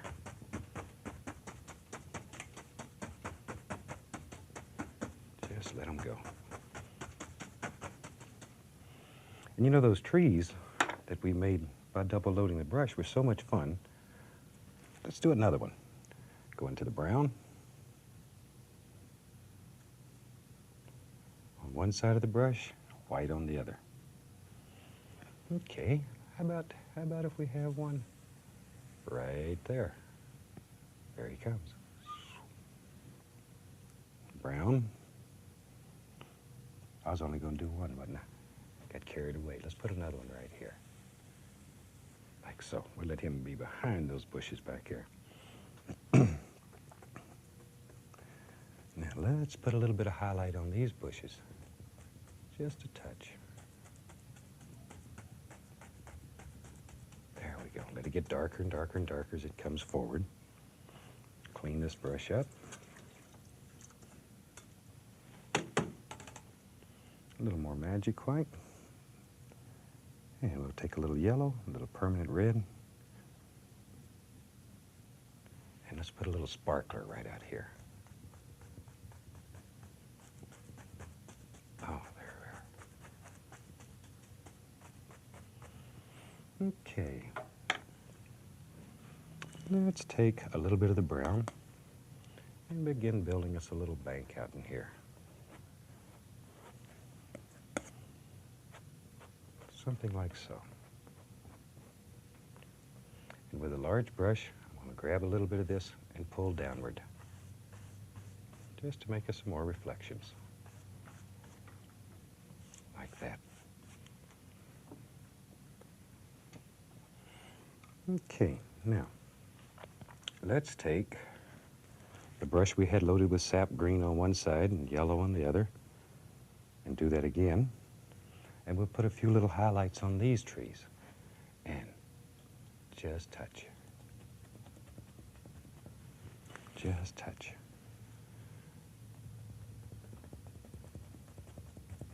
Look at that. Isn't that a fantastic way to make a lot of leaves? Okay. Sap green and yellow. That's all we're using.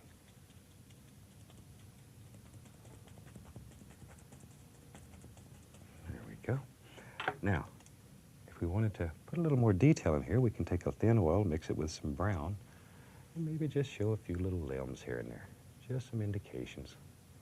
Maybe there's an old dead one that hangs out through here. Like so. Okay. Maybe here and there. Just indications.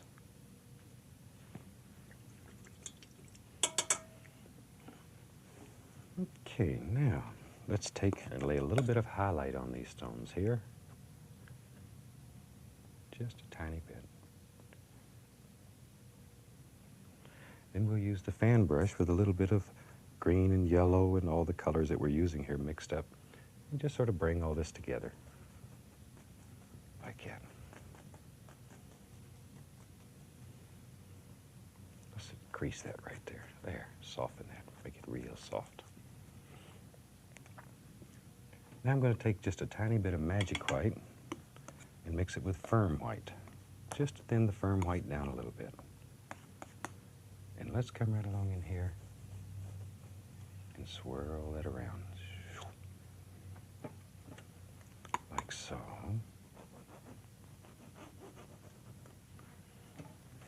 And with some more brown.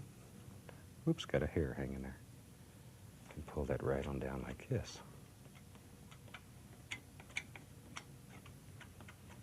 And lay a little bit of highlight on it.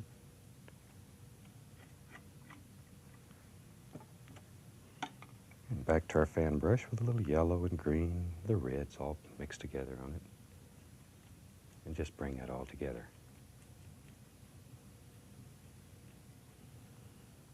And we can take just a clean knife and lay a few little sticks here and there. You need these little sticks to show distance in the painting.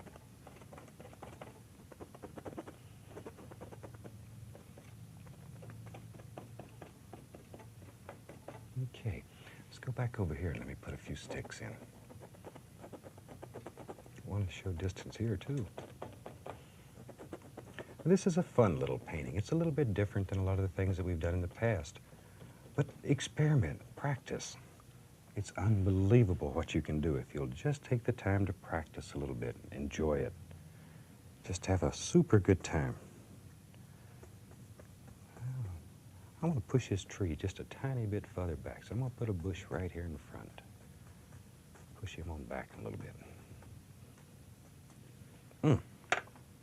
Well, we just got all kind of nice little things happening in here. A few little sticks. All right. I want to sign this one and then talk just a few minutes about the painting we're going to do next week. So let me get a little thin oil here. A little bit of the permanent red. put a signature right on this one. Just like so.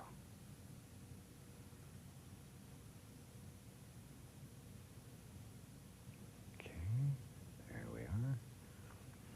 Now, next week, we're going to do a fantastic painting like you've never seen before, I think. What I want you to do, if you're going to paint along with us, is take a canvas, and we're going to paint vertical. That's up and down. I'd go about 11 inches up and paint the whole bottom of it black and leave the white, the top white. And you won't believe what we'll do. Until next week, happy painting.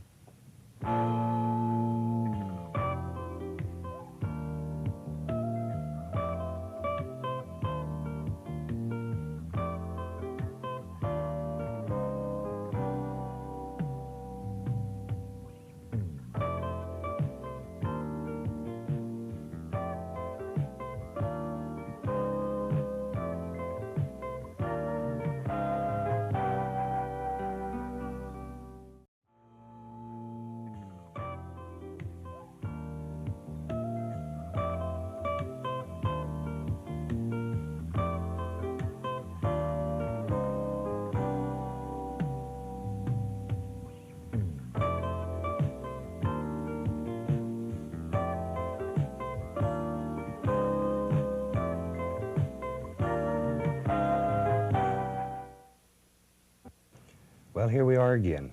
And if you were with us last week, I promised you a crazy one, and today you're going to get it. I think you'll enjoy this. Let's look at the canvas for just a second. I have a canvas here that's painted half white and half black. The bottom half, about 11 inches up, is painted with a flat black acrylic and allowed to dry. The top is just plain. On the bottom, I've taken and made one circle of phthalo green in the center, covered the rest of it with phthalo blue. The top is covered with magic white as usual. So, let's do a fantastic painting here. I'm going to start out with a little bit of, this is a little bit of white, brown, and a touch of yellow in it. And we're going to make a seascape today. We're going to make a violent seascape. And we'll just make a little circle right up in here, like so. There we go. Now, to that, I'm going to add just a touch of brown and a little bit of blue. And we'll make another little circle right around it. There we go. And we'll just let that work all the way around. And right down in here, I'm going to pick up a little bit of the blue and work that right in. Just a little bit of the phthalo blue that's bleeding off the black. There we go. Bring us right up to the first circle. And then in the very back, this is just brown and blue, just dark. I want a nice dark color back here. Maybe in this painting, the sun's sort of sneaking through the clouds and the big storm's coming. Okay, wash my brush.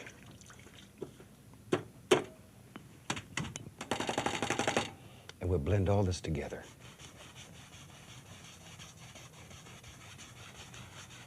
Looks mean and dark already. Just blend this sky together. There we go. Now, right in the center, I'm going to take a little bit of the titanium white on the 1-inch brush, go straight into the canvas, and build a happy little sun back here. There we are. With a knife, we take off the excess paint, and we blend that together. Just so we have the indication of a sun. Now we can start the fun. Let me get the brush clean and off we'll go. I'm going to use brown and blue. More brown than blue because it is much, much stronger. The blue is much stronger than the brown. Maybe we'll put just a tiny bit of crimson in it. Okay, now a little bit of paint, and we're really going to push this into the canvas. Get strong with it. Really, really push it into the material. Bend the knife. Push it in. There. There's really not a great deal of paint on the canvas. It may look like it, but there's really very little paint. And it's pushed very firmly into the fabric. Okay. Now with a clean, dry brush, and be sure it's dry, we're going to start pulling that paint. There we go. Just pulling it. Very gently. Okay. Now, that went so nice, let's go a little bit further. Still using brown and Prussian blue, more brown than blue. We'll make some almighty storm clouds in here. Ooh, it's big storms coming. There we go. All right, now, maybe there's a little happy cloud right down in here. Just grind this paint right into the canvas. Push it. Big cloud over here. There he comes. Really push that paint. Remember that you're the creator and this is your sea. You can do anything that you want to do here. And we decided we want to build an almighty storm today. There. Really work that paint in. Maybe, far back in the distance it's beginning to rain a little bit. Just pull that down. Make it look like there's a little rain way off in the distance. Now, with a large brush, I'm going to blend this a little just to pick up the excess paint. The more of this excess you can pick up, the easier it is. Don't want it to smear all over the canvas. Now, if you're doing this at home with us, be sure your paint is very, very firm. If you're using a thin, oily paint, I can almost guarantee you this won't work.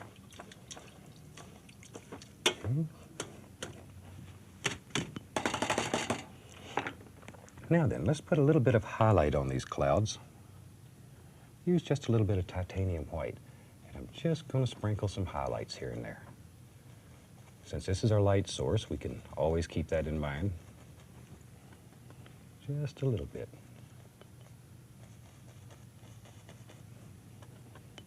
And a little bit over in here.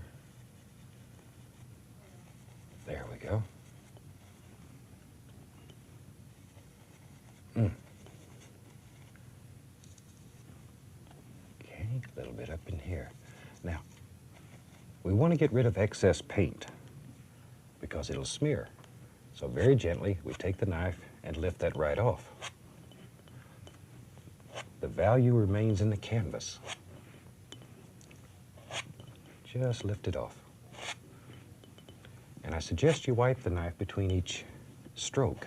Otherwise, you'll put a big dark line there when you go back. Okay, now that we've got the excess paint off, we can take the large brush and very gently, just blend this together. And it still gives the impression of highlights without having the real bright colors. Because we want to retain the darkness in this one. If we're going to have an almighty storm coming, we got to keep it dark and cloudy, mean looking. We're almost letting the brush touch the canvas right here.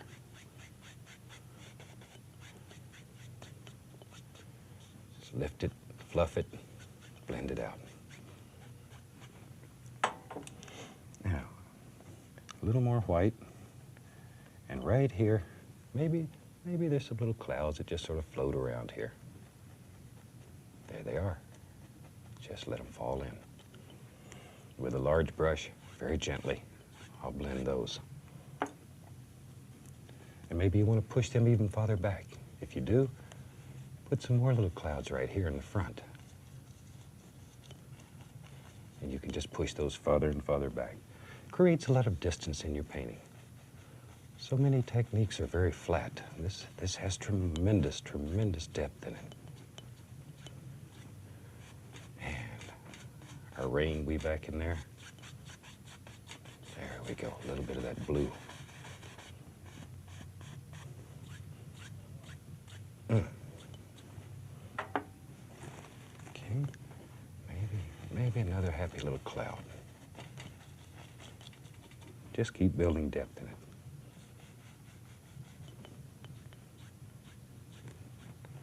All right. Now then, let's start making some water here. And I'm going to start with a palette knife and use a little bit of the titanium white. Very, very little. And where the black and the white meet on this canvas, automatically that'll give you your water line. You don't really have to worry about it. But just touch. Start in the center and work outward. So it gets darker, darker, darker as it works out. And here all we're doing is laying just a little paint on the canvas. There we go.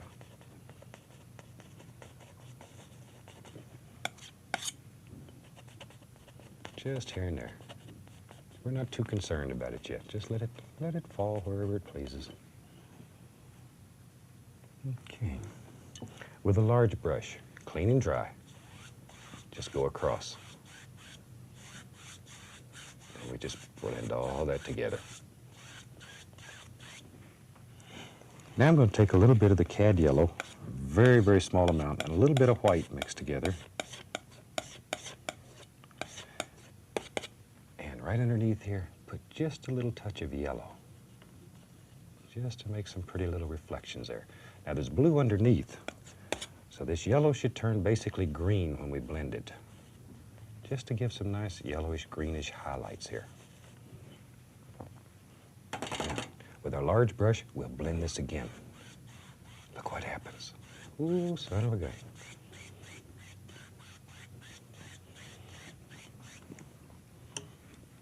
Okay, now we're ready to take our fan brush, and I'm going to add a tiny little bit of magic white to it. You need the magic white to thin it, just a little tiny bit.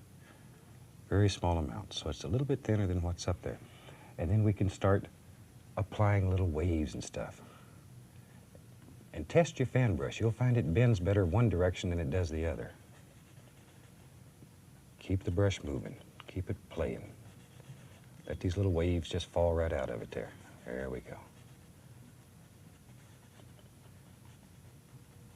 If you put one in you don't like, just wipe back and forth and it'll go away. Or you can put little shadows and highlights and stuff underneath it by doing that. There.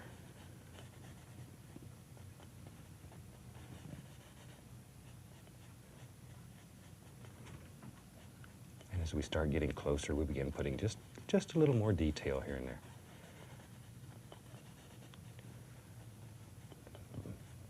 Bad sea. The storm is coming. If you live close to the coast, it's a good time to be finding a new house.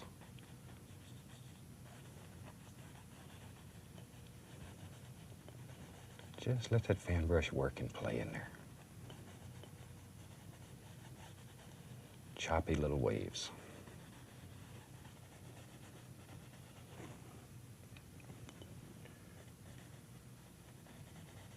All these little things just happening. Maybe some little way back in the distance. There. Now, I'm going to take a little bit of alizarin crimson and Van Dyke brown mixed together. And maybe we'll maybe there's a little coastline back here. Maybe there's a little hill that runs right down into the water. There we go. Just a basic shape. Now, we need to take a little bit more of the white, and we're going to splash some waves up on this. Barely touch. Then give it a little upward pull like that. Makes it look like that water's hitting and splashing up the edges. Okay, a little bit more of the brown and the crimson. And maybe we'll have another one right here. What the heck? We'll put this one in front, and maybe he's a big, almighty cliff that comes right down to the water. There. Just have your brush strokes go in the direction you want the land to flow. Okay, now, once again, a A little bit more of the white, and we'll splash some up in here. Just let it hit and phew. Let that water slide up into the rocks.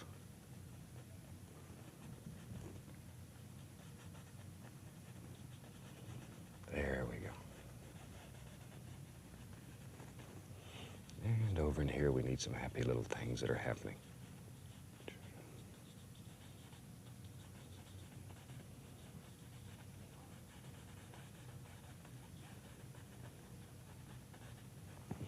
And if you wanted to, you could take and maybe put the silhouette of a few little trees back here on this. Just take your little fan brush and put them up. They're going to be in trouble soon if there's a storm coming. Ooh. And the liner brush with a little bit of oil. And just put some little trunks. All we want is silhouettes way back here. Just here and there. Just to give indication of something way back in the distance. There. Them trees are really going to catch a devil in a few days.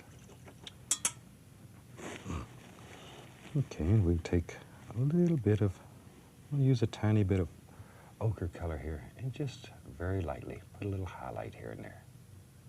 Very, very lightly, just enough to break it up a little. Make it look like little trees. And I told you this one was crazy. Are you enjoying it so far? Good. Okay, a little bit more of the white paint. Let's have an almighty wave in here. That son of a gun, boy, it hits and splashes like so. Let it go. Let it go. And maybe it's really splashing here and we have foam every which way. A lot of foam. And now we can begin working on the shape of this big wave here.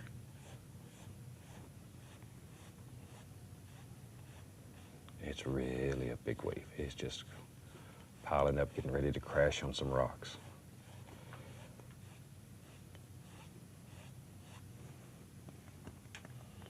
Okay, maybe it's beginning to curl in some places, so let's just draw a little curl. And then we grab this white and pull it over, pull it over, pull it over, pull it over, just like so. Grab and pull. And that creates that. And if you wanted to play a little bit, maybe there's a little light shining through there and creating a nice little bright glow in there. We're going to just put some yellow right on top of that and let it turn green. A little bit of white, just to let the light shine through there.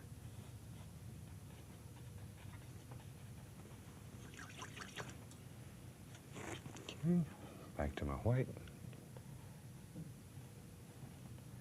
There we go. Yeah, these strokes are most important. Now, grab another fan brush here. A little bit of the straight blue, and I'm going to darken right behind this, just a touch. Tiny little bit. Just darken it up a little. There we go. Now, we can come down here and begin playing a little bit. And let this water splash up and through here. And put it on, and then we can take the big brush and dull it down a little. And let's make a happy little stone out here in the water. Like right here. Water's crashing up against him. This is straight Van Dyke brown. Just a big old stone out here. See, you thought I'd made a mistake when I put that there. I knew it was going to be there. Then I'll take just a little bit of umber, just straight umber, and we'll put a little highlight on this stone. It's quite dark, so we don't want to use bright highlight. Just straight umber. Something like so.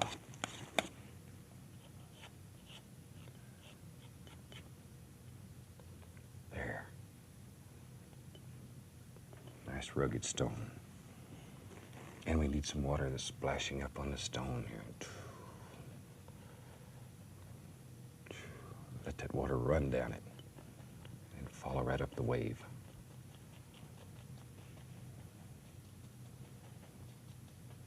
There. Let all these little foamy things happen.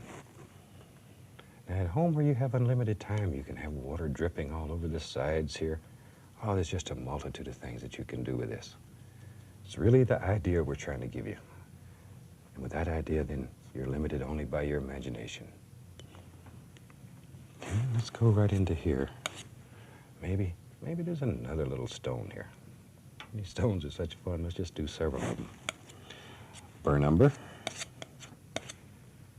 And we'll just lay a little highlight on top of this one. There we go.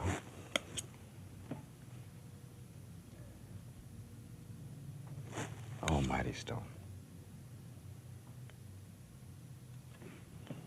Okay, now we need a little bit of water splashing around this one. Maybe there's even a little over here. And once again, make it look like it's running right up that.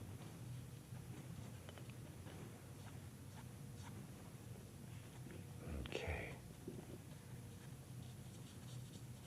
Just some little things happening down here. All kind of little actions are going on in here. Let all these little waves splash and play and have fun.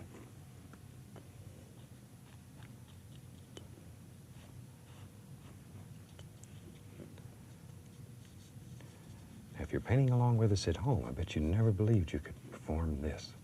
You could do a seascape like this in just a matter of minutes. Think what you could do if you took your time. There's really no end to it. Okay, now we'll just lift up a little bit, just to quieten that down a touch.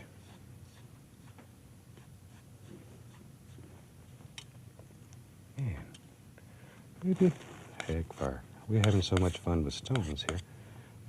Maybe there's another one over in here somewhere that the wave's just fixing to sneak up and get. You can put as many of these in as you want. Just let them happen. And a little more of the burr number. Touch. There's absolutely no pressure on the knife when you're doing this. When you make these little rocks. No pressure at all. It's literally, it's just the paint touching the canvas. In your mind, remember the blade's not touching the canvas. It's only the paint. And there's no pressure. No pressure. It's just barely touching. If you push hard, you're going to just mush it in there and look like you decorated a cake. Okay, now put a little bit of foam right around here. Just let it splash right up the rocks.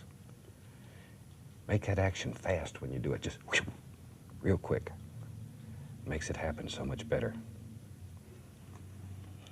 Now, if you wanted to show a little bit of water, maybe dribbling over the rocks in places, use a very thin paint. Thin it with magic white. Make it very thin. And touch, and just barely touch it. Barely touch it. Let it play.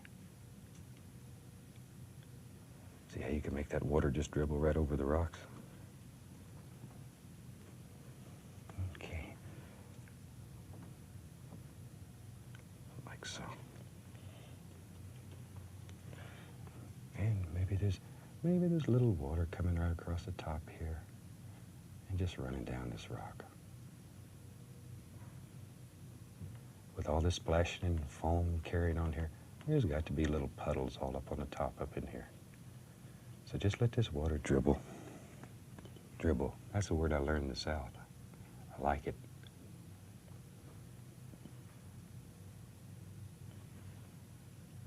We've been doing a lot of classes for our friends in Florida, and they are fantastic people. We have really enjoyed being there. Okay. This is a little bright right in here, so I'm going to take the large brush, just very gently, touch it a little bit, and that'll take some of the brightness away. just blends it into the colors underneath. Now, in case you joined a little bit late, let me quickly go over what we've done here because this is so radically different than anything we've done in the past. I started with a canvas that the bottom part of it is painted black with a flat black acrylic and allowed to dry. The top remains white. We cover the top with a thin layer of magic white. On the bottom here, I made a big circle of phthalo green, and around that circle, I put mostly phthalo blue, and then right around in here, Prussian blue. Or you can do it all in Prussian blue. You really don't need the phthalo blue, but if you have it, it's a very warm, sparkly blue that you might enjoy playing with. Then blend it all together with long horizontal and vertical strokes right in here. And then we begin. The colors that we use are transparent. Be sure these colors under the black canvas are transparent. If there's any doubt in your mind, put a little bit on some black and look at it. If it doesn't look black still, then they're not transparent. But phthalo blue, phthalo green, sap green, Prussian blue, alizarin crimson, all of these are very, very transparent colors, and you can do fantastic things with them. And practice using them in combinations. Some of the pictures we do, we use stripes of different transparent color. So play with it at home.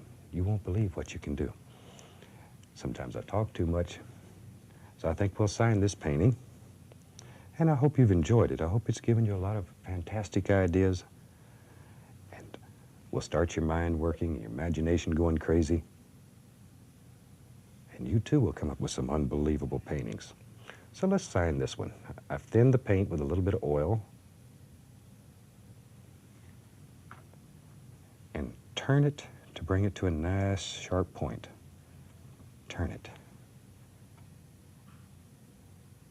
Okay. Boy, signature in red really stands out against this blue.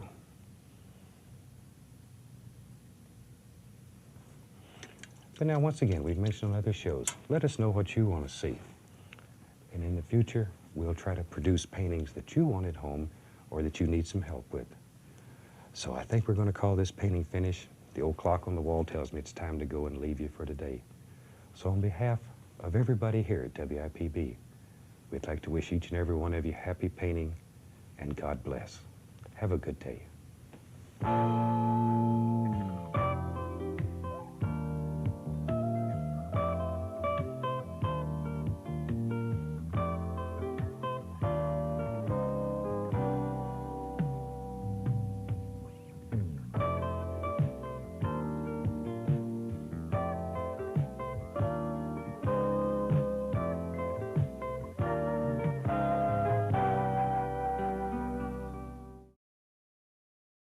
Welcome back. Glad to see you again. Thought today we'd do just a happy little picture this deep in the woods. And for those of you who are joining us for the first time, I'm going to ask them to graphically run the colors through so you can see all the colors that we use and that I have on my palette today. And while they're doing that, I think we'll get started. I'm going to take off here today with a little bit of the phthalo blue, using the large brush, and really work this color into the bristles. Just beat it into the bristles. And let's just make a happy little sky real quick. Most of this sky, I think, will probably disappear, so we'll just put a very simple, basic little sky up here and go from there and see what happens. Work this paint back and forth, making little crisscross patterns. There we go. Just a nice, quick, gentle little sky.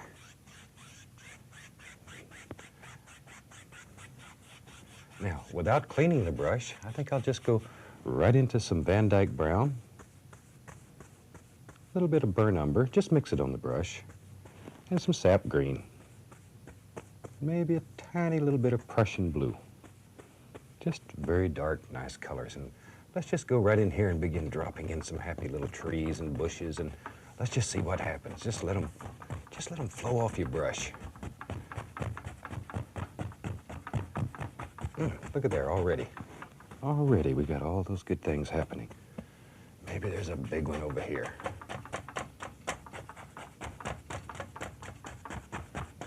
Just drop them in. Okay, a little brown, sap green, touch of blue. Maybe there's a large one over here too. We'll just sort of close this one in. Push, you need to bend these bristles. go. This is one reason you need a very, very strong easel. And if you've noticed the easel that I'm using here, it's made from a platform ladder that you can pick up at most any hardware store, or you can use any type of ladder. But it makes a very, very strong, dependable easel. Okay, now I'm going to take a little bit of the Van Dyke brown and just lay a little right in here and pop upward, just to put some dark color back in there. All we're doing is touching, pop up, just like so, just here and there. And now I'm going to take the fan brush, we'll load some brown and some umber mixed together here. There we are. And we'll just put a few little indications of some trunks back in here. Just some little background trees. Maybe some little indications here and there. There. Oops, there's one that's nice and crooked. Hate for them all to be straight.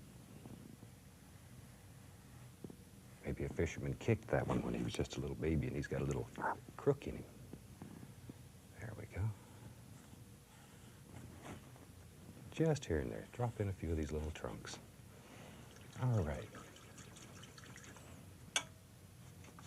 Now we can take the 1-inch brush, add a little bit of magic white to it, and let's begin highlighting these. And I'll use a little bit of cad yellow, a little touch more of the magic white. Cad yellow and some sap green. Yellow and green mixed together. Mix it on the brush so you have a multitude of colors happening in the brush. Okay, now we can begin highlighting some of these. Just touch, let all those little leaves just come right off your brush. There. Okay, maybe a little on this little tree. And now I'm beginning to add just a tiny, tiny bit of ochre to it, yellow ochre, just to change the color a little bit. And at home you can do these in any color that you like, any color. It's really the technique that we're trying to teach here. These colors stand out very well on television, so we use colors that are quite bright, but you can use very subdued, quiet colors at home. Whatever makes you happy, because this is your world. Add a little touch of permanent red to it now, just to change the flavor. There we go. Okay, let's get a clean brush. A little bit more of the yellow and the sap green. Once again, mix it on the brush. And we'll go right in here and, oh, look at there. Nice little bush happening right there. All kinds of little things going on in the background.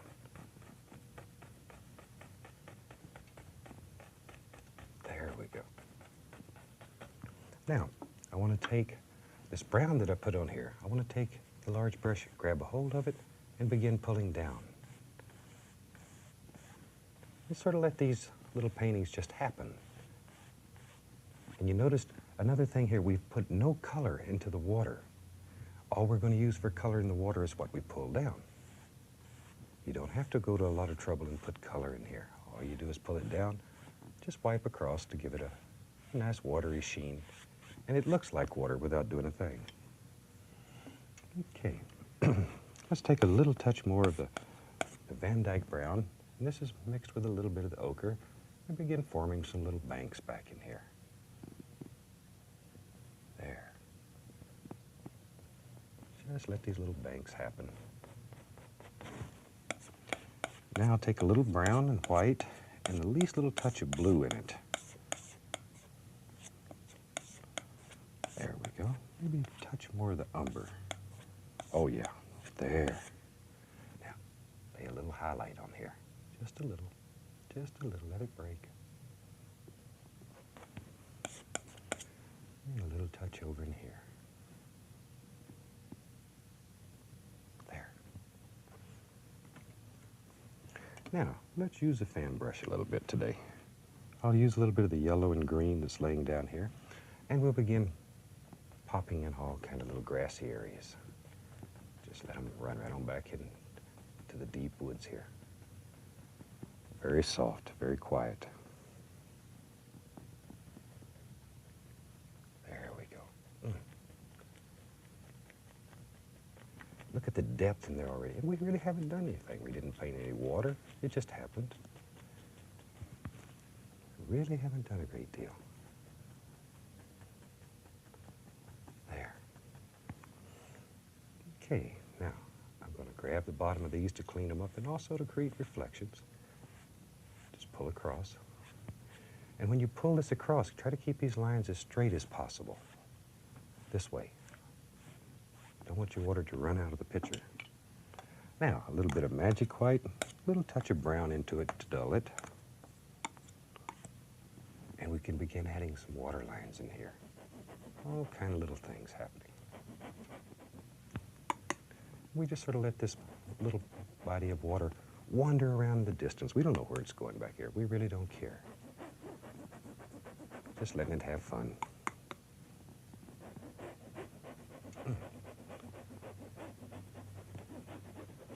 There. Okay, let's take a little more of the white, magic white, a little yellow ochre, maybe a little touch of the permanent red into it. And let's put some highlights on this little tree. Ooh, those pretty. There we go. Just let them run right out of your brush. They hide in there. Sometimes you have to just push them out. But they're in there. Okay.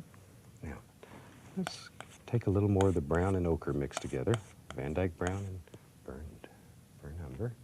And begin making some more land masses right out through here.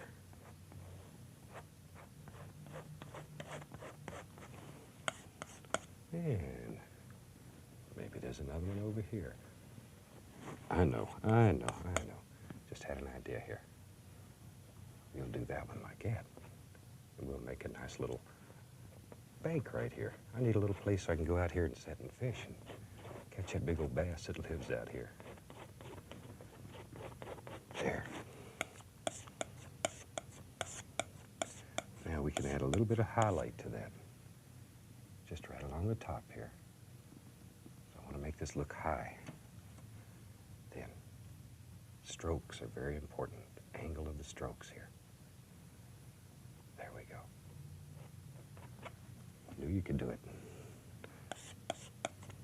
Now, a little bit of highlight on this over in here. Like so. And with a large brush, once again, we'll grab this and pull down. Straight down. And then just gently come across. Same thing over here. Just pull down.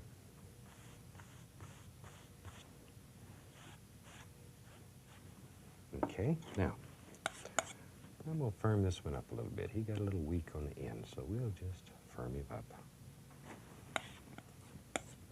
A little touch of highlight on him. Let a little light play through there and strike him. A little water line.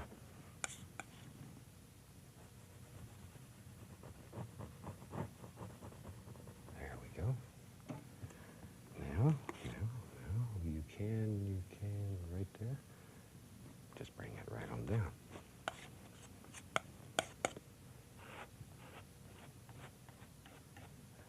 There.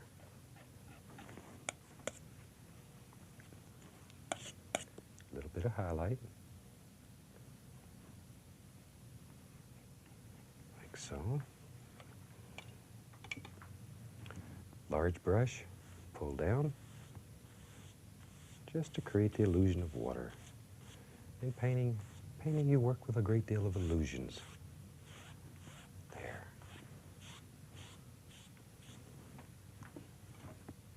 A little bit of the magic white, make us a water line. There we go. Now we'll take the fan brush, a little bit of yellow and ochre. Looks like there's a little permanent red in there. Just whatever happens to be laying around your palette. There we go. These pictures are designed as guides for you. With the ideas that we give you here, we hope that you'll just go absolutely wild with this and paint your own masterpieces, put your own dreams on canvas. Because painting should make you happy. Okay, let's take a little touch of the magic white, a little bit of yellow, and let's put a happy little bush that lives right here. There he is.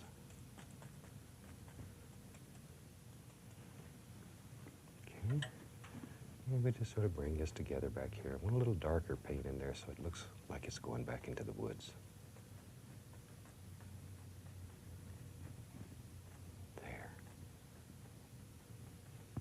Okay, now, let's see what we're going to do over here on this other side. Maybe there's another little projection that comes right out here like this. Who knows? It's your world. You create your own visions here. And we need something for it to set on. So there we are. What I did there was just picked up a little bit of the magic white. So I can put just a very small amount of highlight into that. Don't want a lot, just a tiny, tiny bit. Okay, now we'll take the large brush, grab the bottom of it again, and pull down. Always need these reflections. And come across. And let's put some little water lines underneath these. There we go.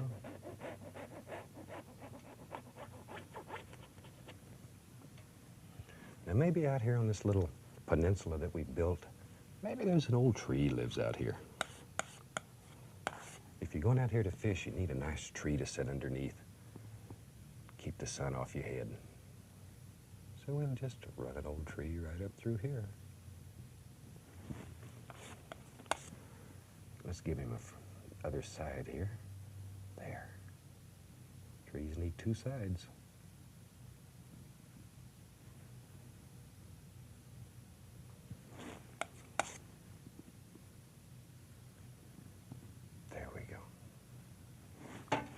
Now we'll take just a tiny bit of the permanent red mixed with some umber, and let's put some highlight on here. Just touch, and pull the knife up. There we go. A little bit up in here, like so. And let's put a happy little limb out here. Maybe that limb goes out like that. There, and drops back into the painting. Who knows? Just drops right back in. There. A little bit of highlight on the limb. Okay. Now, a little bit of reflected light on the other side. I'm just going to use a little Prussian blue, just to create the illusion of a little reflected light, like so. There. Now, when that one dries, you'll be able to feel the bark on him. Okay. Now, I need a lot of little limbs, and we don't have much time. So let me just shoot some in here. There we go. Just drop them in.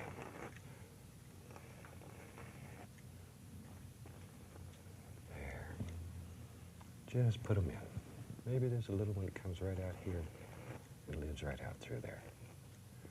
Now, when you're doing this at home, use a liner brush with a little bit of thin oil. And let's try something a little different today. Maybe we'll put highlights or leaves on here just using the palette knife. And then we'll take a little bit of sap green mixed with some ochre. Just mix it till it's marbly. There. A little bit of paint on the knife, and we're just barely going to let it touch the canvas. Just barely touch. we can drop some little brighter highlights on there so they stand out a little. Barely, barely, barely that touch. Just about touching the canvas with it. Maybe there's some right up in here. Okay. Now, let's bring some more stuff right down through here. Like that. Van Dyke brown again, a little bit of burnt umber in it. And with a large brush, once again, we'll create a little reflection there. Come straight across. Now then, let's take our fan brush with a little bit of the sap green, yellow, little touch of permanent red here and there. Mix them all up together. Let's put some little grassy areas coming down through here. Now your color is going to begin picking up the brown underneath. It makes all kind of pretty little things happen. Just let it happen. Don't fight it.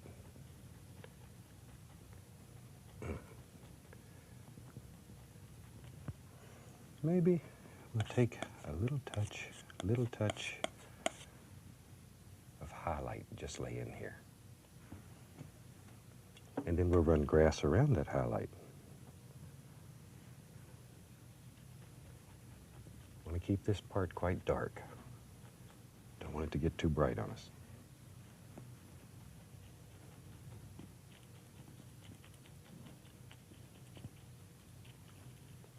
Something like so. Okay. We'll take the knife, make us a happy little water line, just flows along here. And all we're really looking for here is a light area to separate the water from the land. Just to create a separation in here. A few little sticks here and there. And that tree was so much fun, I want to do another one. Maybe right here. Maybe there's a big tree. Just let him fall right off your knife. Great big tree.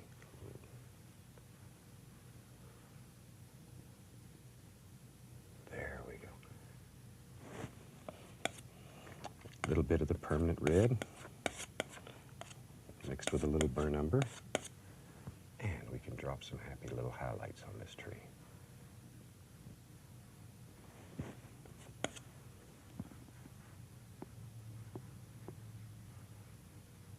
Like so. And we need some limbs on him. So we'll stick one right about here. Let him go right on off the canvas somewhere.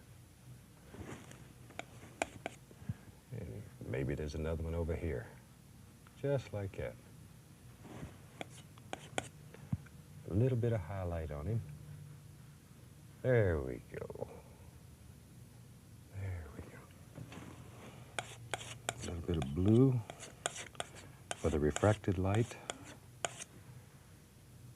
There.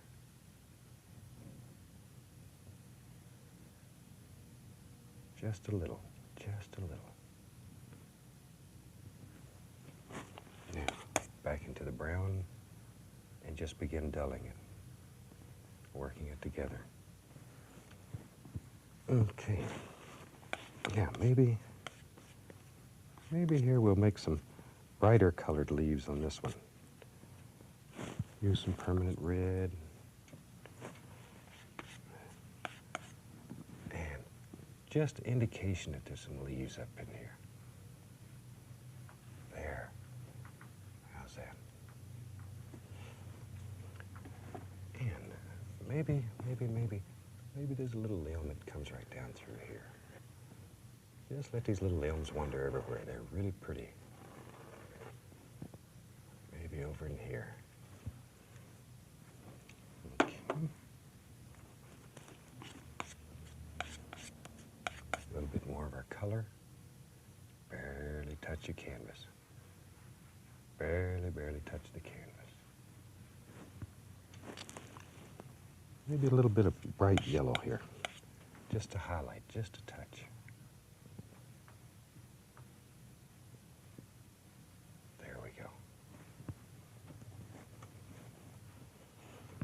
Okay. Let's go right over here. And maybe we'll put just a small little one right here in the foreground. Just sort of wandering around, having a good time. Just a little tiny one.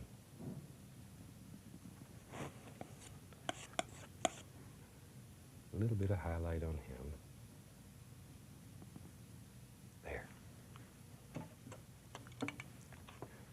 And we'll put a couple of limbs on him. Just here and there. A few of them will show.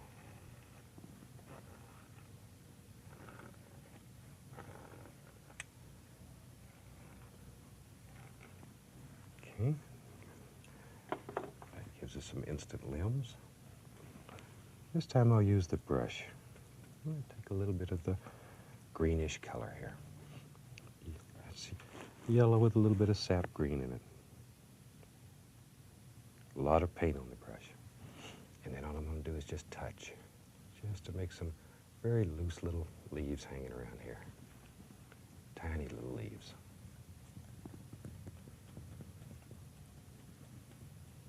Okay. Like so. Maybe something growing right down at the bottom. Okay, a few little sticks here and there. This painting's getting close to being done. And I think it was a lot of fun. If you were painting along with us at home, I hope you have a happy heart by now and you're really beginning to stand back and admire what you've done. And oh, it's just fantastic what can be done. All you need to do is practice a little bit and take the basic technique that we give you here and use it.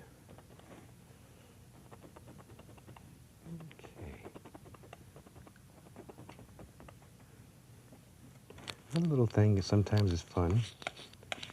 Maybe we'll put some little things out here in the water. I'll start with using a little bit of yellow and a little bit of ochre right underneath it, just like so. And some Van Dyke brown all the way under the bottom of it. Then with a nice clean fan brush, very gently, just going to lift up.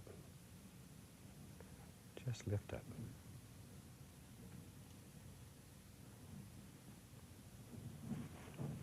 There we go. Just lift it up. Let all these little things happen.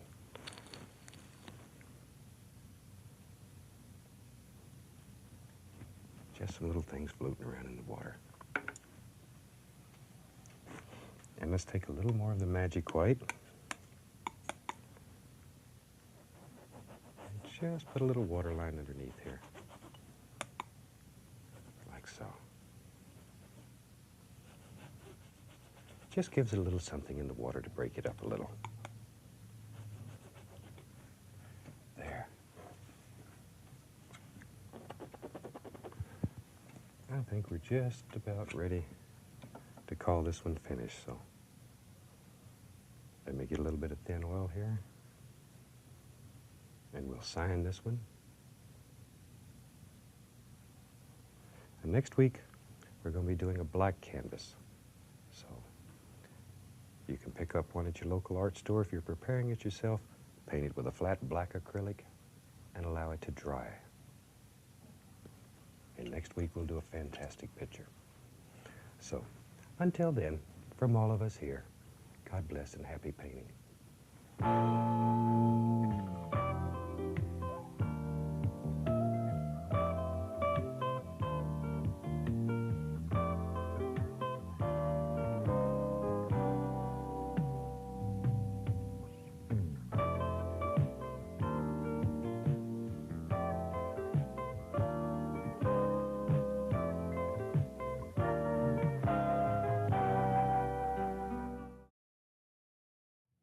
Welcome back.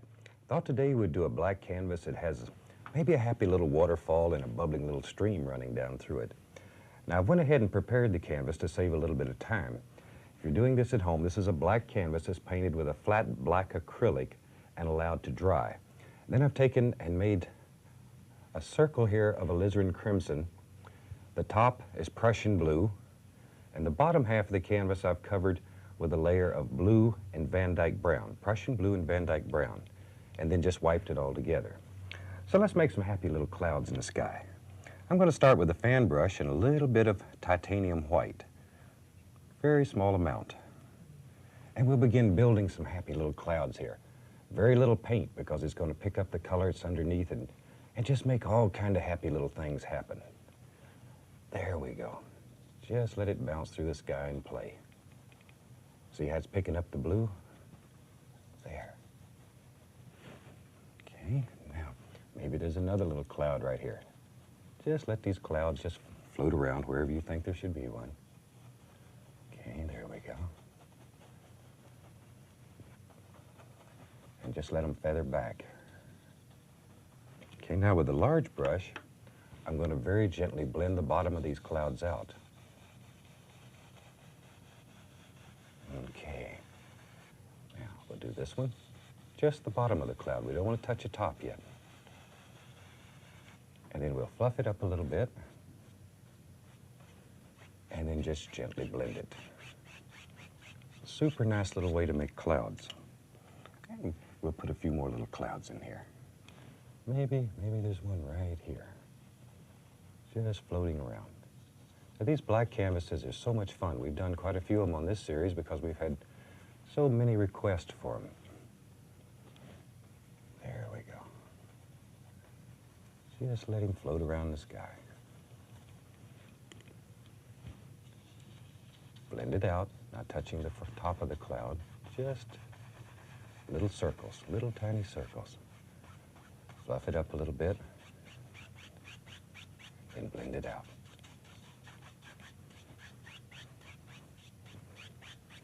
Okay, and you do these clouds in layers. Do the one that's farthest away first and work towards yourself.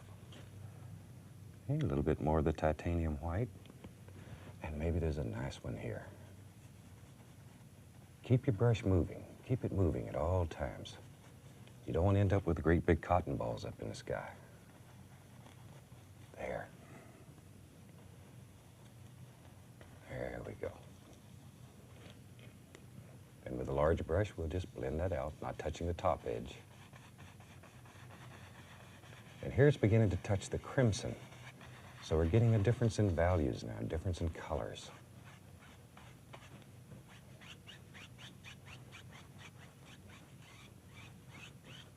Okay. Maybe one more little cloud. A little fluffy one right here. Okay. There we are. That gives us a nice little cloud. We'll blend the bottom of it out. Okay. Then blend it out. Super simple, nice little way to make clouds. And the black canvas works fantastic. Now I'll clean the brushes.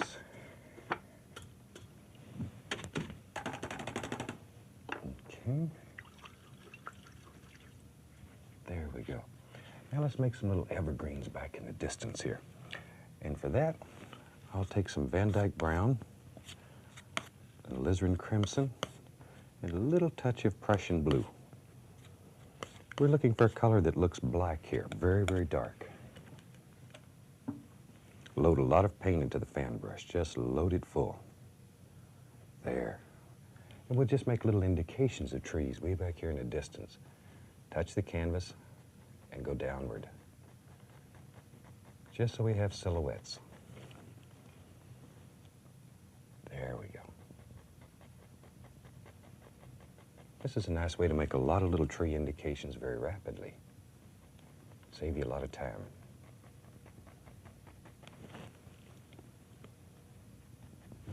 Okay. And we could put a little detail here and there on some of them. Maybe they're a little larger. But mostly just looking for indications.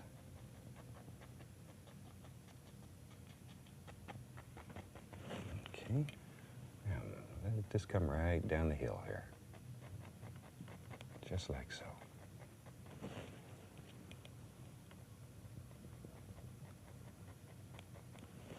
Okay. Now maybe over here there's a nice one, bigger one.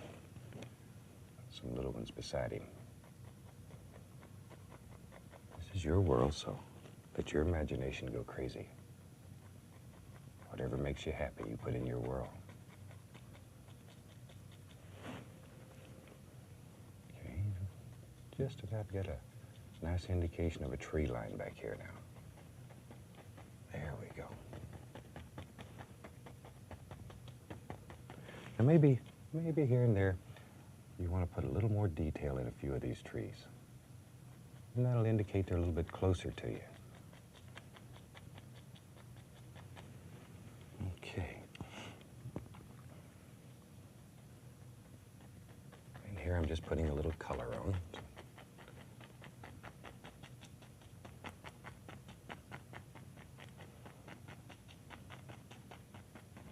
Okay, now let's start and make a little tiny waterfall that's far off in the distance. I've added a very, very slight amount of magic white to the paint, just to thin it a little bit.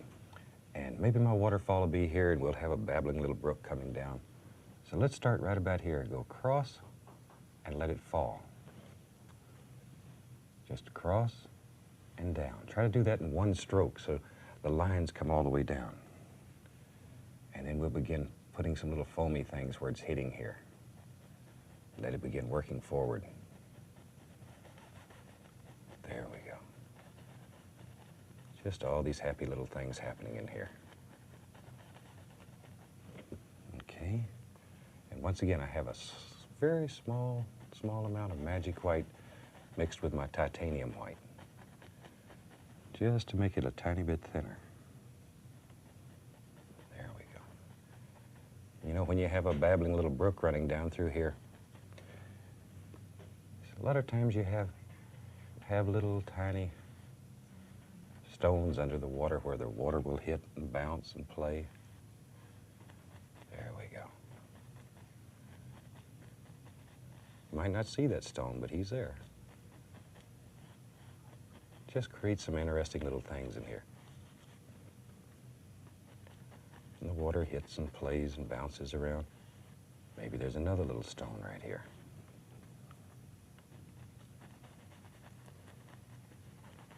Look at that son of a gun. Isn't that fun? I sincerely hope you're painting along with us today, because this is a fun picture and it teaches you so many things. Oh, maybe there's another one right there. Just let your imagination take you wherever you want to go.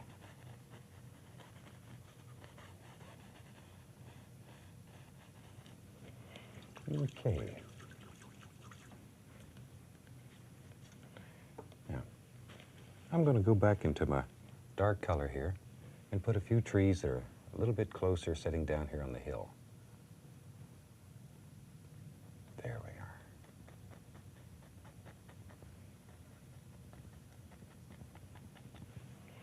we are. Okay. Now let's take a little bit of cad yellow and sap green mixed together. Maybe we'll put a tiny, tiny bit of ochre in it too, just to dull it down a little bit. There we go. And let's have some grassy little areas coming down through here. Just touch, push, make the fan brush bend upward. I want to create the illusion of a hill coming down. There we go. Don't let it get too bright on you.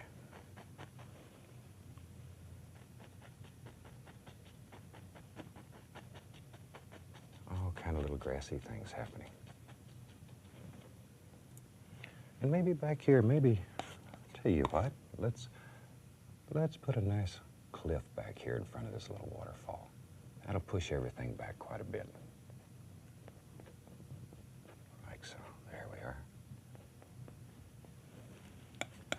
And I'm going to take just the tiniest amount of burnt umber. Just put a little highlight up here. Just a tiny bit. And angles are very important when you're doing rocks. Watch the angles.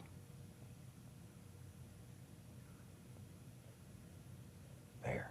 Now that sort of pushes the waterfall back a little bit further. Creates a little more distance, a little more depth in the painting. happy little things going right up the side here. And just let them fade right out to nothing. There we go.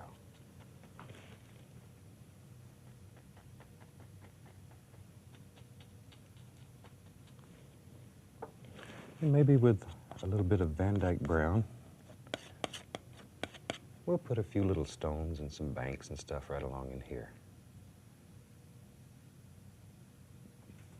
Just wherever you want them. And I'm going to highlight those with burnt umber, just a little bit.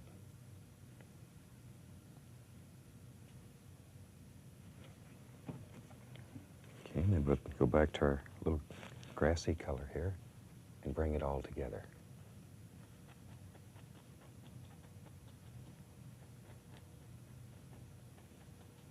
Okay. Now let's come over on this side of the canvas. And I'll use a 1-inch brush. I'll be a little bit faster. And we'll take some Van Dyke brown, a little crimson, tiny bit of blue, and we'll put some happy little things happening over here and begin closing this little waterfall in. There. Okay. Bend that brush. Really push it.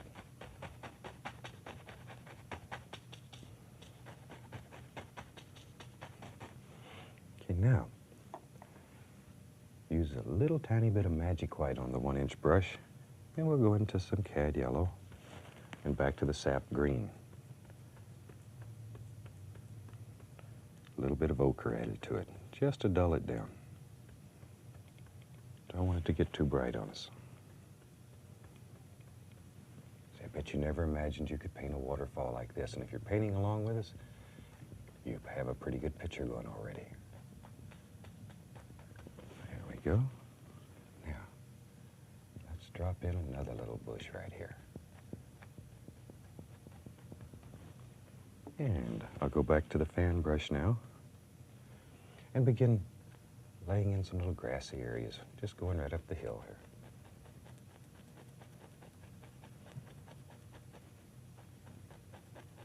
Make that brush bend upward.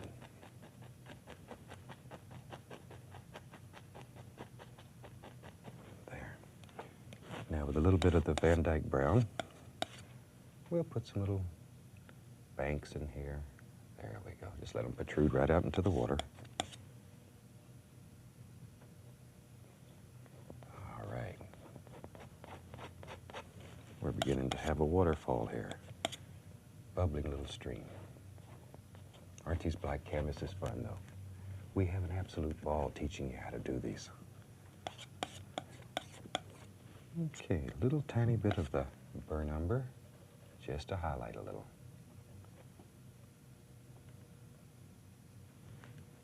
Okay. Now back to my fan brush, and we'll bring all this together.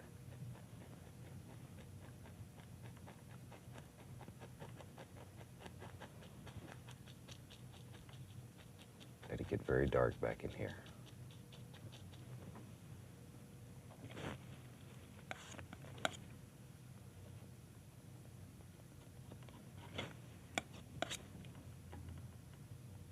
There. Okay, now, bring this together, and we'll be ready to play some more here in the water.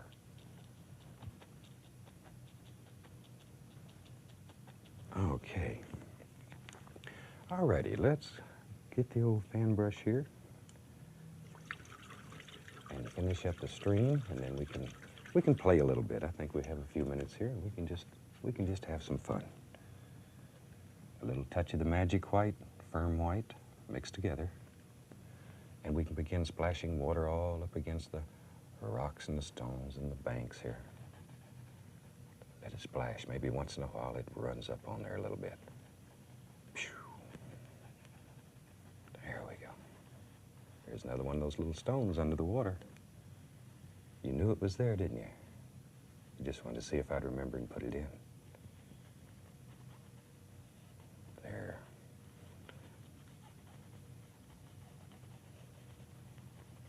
Look at all the actions happening in that water. That's what makes this so much fun.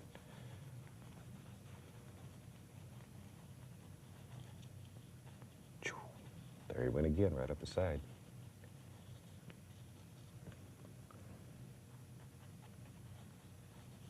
All the little actions in the water. Moving water is something we avoid so often, and it's so much fun. But it's like everything else. It takes a little bit of practice. And turn your fan brush from one side to the other. You'll find that one side bends better than the other one does. And you'll have to experiment. Every single fan brush in the world has its own personality. You have to make friends with that little rascal.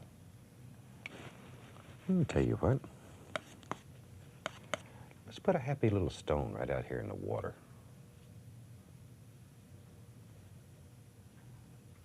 At least one. If we have time, maybe we'll put a couple more in.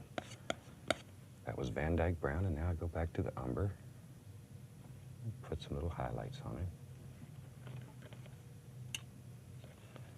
And we'll wrap some water right around that stone. Splash a little bit up here and there, and then, isn't that something?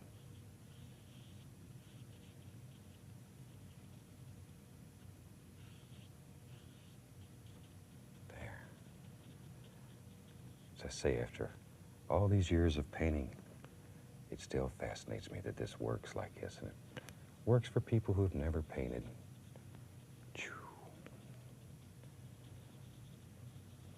We see it every day in the classroom.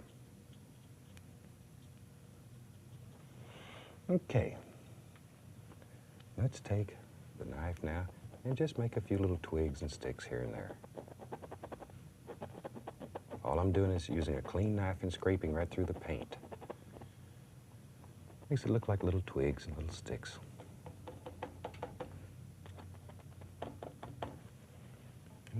Okay, well, you feeling brave today? Let's do some crazies. I think we have time here. I'm gonna take some Van Dyke Brown on the knife. Get a lot of Van Dyke Brown. And maybe there's a great big tree that lives right here. Maybe this old tree, maybe he's tired and maybe he's dead. Let's do a dead tree. He's fixing to fall over and make a natural bridge right across this little stream. And the water will play around him and have fun and just have a good time. You know, probably, to me, one of the nicest sounds in the world is listening to a little stream as it bubbles along, plays and hits the rocks and the stones. In Alaska, I have a great deal of fun going out in the woods and just sitting next to a stream and listening to it. Okay. And let's take a tiny bit of permanent red and some burnt umber mixed together. And we'll lay a little bit of highlight on this tree, just enough to get it to stand out.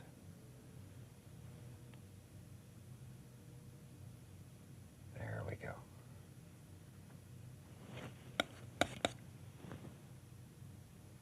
Just here and there.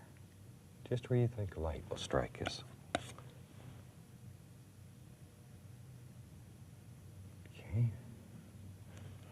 Now the other side, I'll use a little bit of Prussian blue, just to indicate a little reflected light.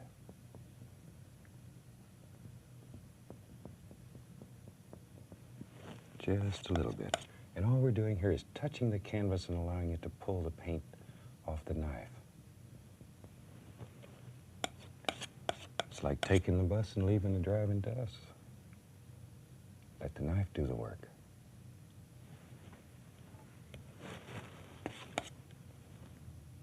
And this is just a little Van Dyke Brown. I'm just sort of bringing it all together now to give it a nice bark appearance. All I'm doing is touching and pulling the knife straight out. And let's take the fan brush.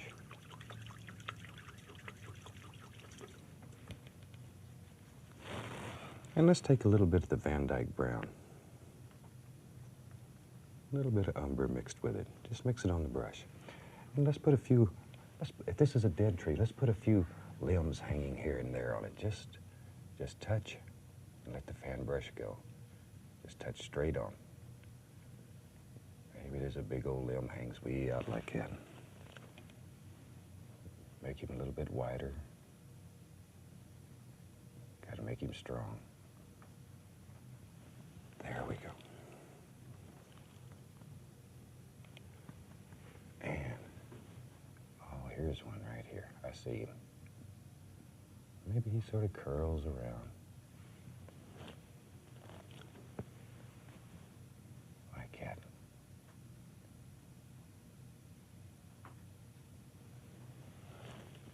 I think when I was a little boy, that's the size limb my mother used to get to punish me when I was bad. Whew.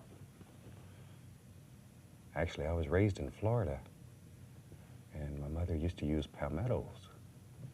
And if she sees this, she's going to kill me for telling you. But she knows that she's my favorite lady in the whole world, so I think she'll forgive me. There. Just a few little limbs here. Maybe there's one we can't see. It's on up here on the tree. Can't see where it starts, but it just sort of hangs down here. Give him a little arm. Now, clean the brush. And I'll take a little bit of the permanent red and burnt umber mixed together. There we go. And we'll highlight the limbs a little. Just touch. And follow your limb right on down. Like so. This burnt umber is a beautiful color.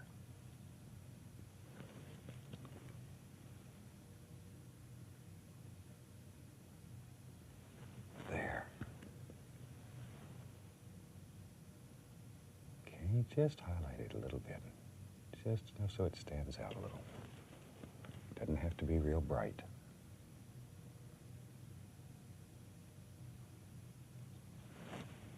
Okay. Little touch over here. All right. Now, just take a little tiny bit of the yellow and green and put some little grassy things around his tree's foots, just to bring him into the painting a little better. Let him sit up here. And maybe we want to put a little tree on the other side too. Maybe there's just a tiny little tree way back here in the distance. There we go. Let's get brave. Maybe there's two trees. And we'll take a little bit of white and mix it with a little bit of umber. And just touch, just to give some little indications. Don't want to get too bright. There we go. And with the liner brush, let's open the oil here. Take a little bit of the thin oil, Van Dyke brown, and a little umber. Just mix it a little bit thin. We'll just put some little indications of limbs on here. Just here and there.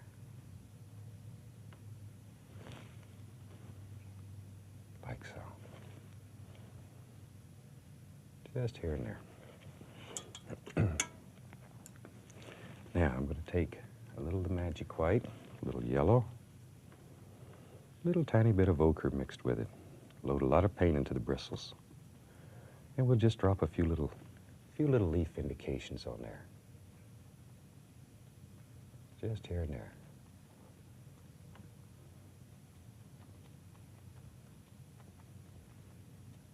There we go. I think we got him there. Okay, maybe a stick or two right here in front of the tree. I think we've about got this rascal finished. So let me take a little bit of thin oil, a little permanent red, and we'll sign this almighty painting and call him done. Mix your paint till it's almost thin as water, then you can just write with it. There we are. Just let it go. Next week, if you're painting along with us, we'll be doing a white canvas. So have your canvas ready, your almighty easel set up, and we'll be waiting for you here. Until then, from all of us here, happy painting.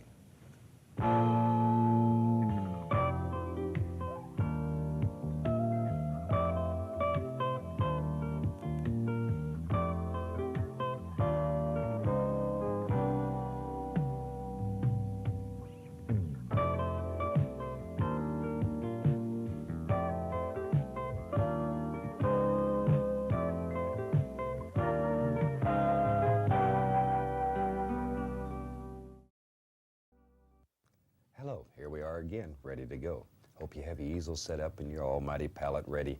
We'll paint a fantastic little picture together. I'm going to have them quickly run across the screen here, all the colors that we have on the palette. So if you haven't caught those in one of the previous shows, you can pick up all the colors that we're using.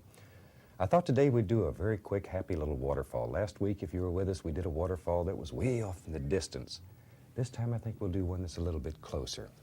So I'm going to start today with a little tiny bit of phthalo blue, and I'll mix a little Van Dyke brown with it. And we'll just throw in a quick little sky here. Something about like so. And while I have the blue on the brush, I'll go right into a little bit of phthalo green, and we'll put some water in here. There we are. Just to give us some nice little water indications. Okay, now let's wash the brush real quick. We'll move right along. Okay, now I'm going to go into a tiny bit of alizarin crimson. Let's just warm this up a little. We'll put just a tiny bit of crimson right here. A little crimson. We don't want to set this guy on fire. Just want to give it a nice warm glow. A little bit into the water. There. Now let's bring all this together. Just using little crisscross strokes back and forth, sort of like you're making X's. Okay. Just very gently bring that together so it's nice and evenly blended.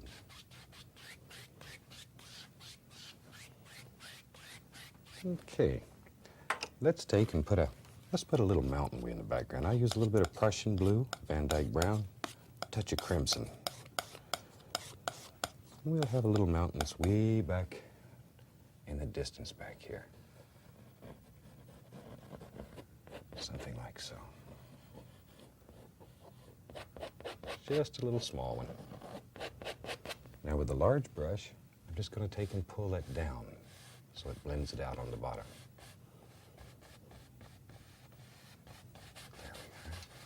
I just want this mountain to literally just disappear right at the bottom there.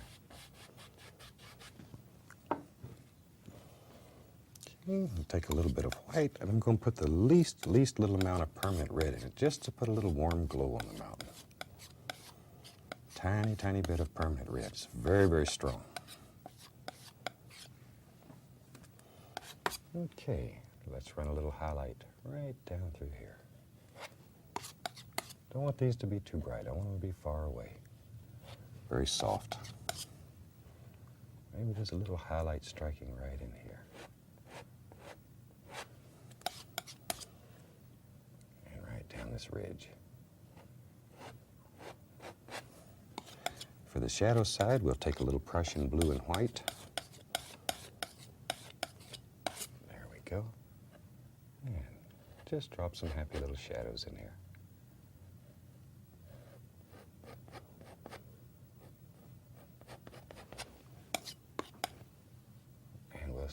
Just let this one wander around and play here a little. Let your heart take you wherever you want to go. Maybe there's another little peak right there. Each highlight needs its own private shadow, so just give him a shadow so he stands apart.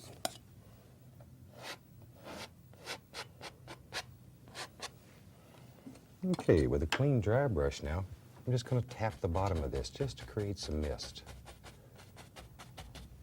Over here we'll follow these angles, then lift upward. I want this one to be very soft, very far away. Okay, now let's take a little bit of Prussian blue, Van Dyke brown, a little tiny bit of sap green. We just mix it on the brush, put a little white with it. Let's make a happy little foothill comes running down here. There he is. Just let him wander down here and have fun.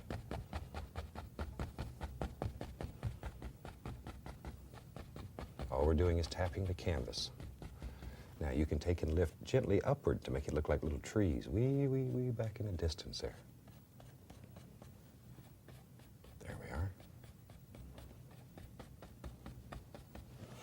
Now then, maybe let's do another one. That was a lot of fun. We'll take some blue and brown, sap green again. This one we want to be a little bit darker because it's closer. And we'll just have one run right down through here.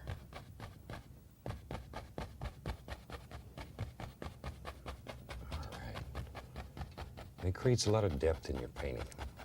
And we can just take the bottom of it and pull down and create our reflections. Gently lift upward, make it look like little trees.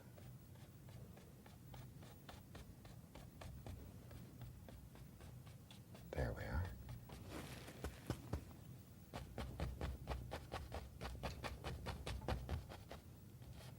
Just make all kinds of little projections back here. Very gently, I'm going to just wipe across to turn it into reflections. Okay, we'll take a little bit of magic white and make a little water line here.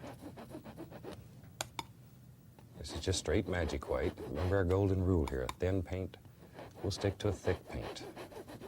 So this is very thin, so it'll stick right on there.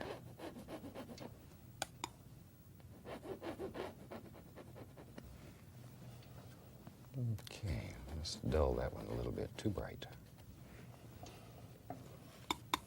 And a little bit right out here.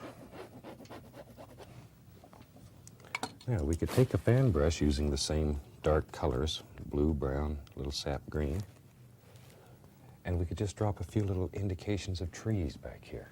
Maybe these are a little closer. Just like so.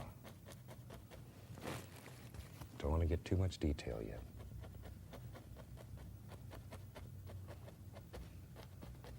Let's darken this one up. It's closer. Then, with just a little tiny bit of yellow on the brush here, I'm just going to put a little highlight so it looks like this is beginning to get close enough that we can see things. Just here and there. Very little.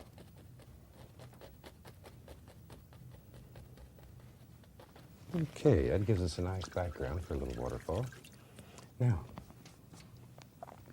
let's take the large brush, put some Prussian blue on it, and a little Van Dyke brown. And here we need to figure out where the waterfall is going to be. You have to make almighty decisions when you're the creator. And let's just say it's right here. Pull straight down. All we're doing is applying some dark so our light color will show on top. And let's throw some down in here.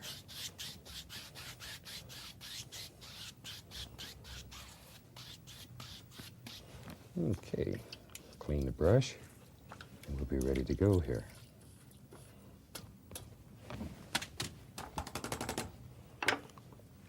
And we'll use the fan brush and take a little tiny bit of the magic white and add 2 firm white. Thin paint will stick to a thick paint, so I've thinned it just a little bit here. And we'll put some little ripples in the water. Just touch the canvas. Now, to make the waterfall, pull the brush straight and let it fall. That's all there is to it. Straight, fall. And it'll pay you to wipe the brush in between because you're going to pick up a little bit of that blue.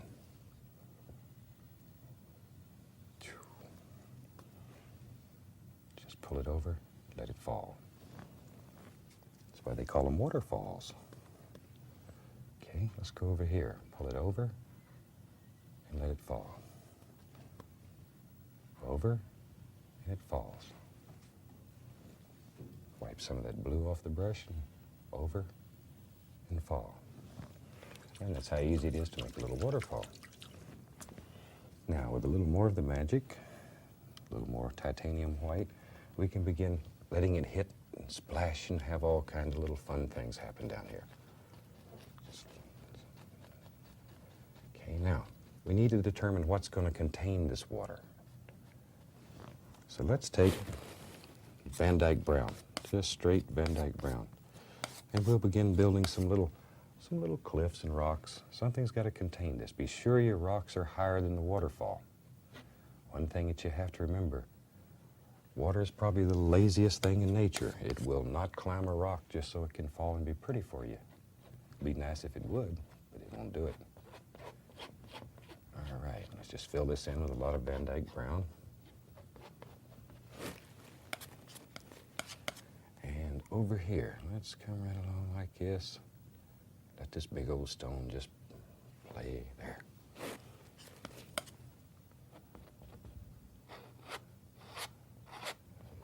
A lot of paint.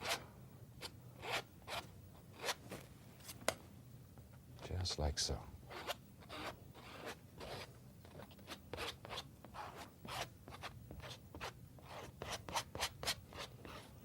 Now, we want to make these stones look flat on top. So I'll take a little burnt umber, mix it with the Van Dyke brown, maybe just a little touch of yellow into it. There we go. Now, I want to try to make this look flat on top. So this, when it comes across, needs to be like so, to keep it flat. Across here. Just let it go.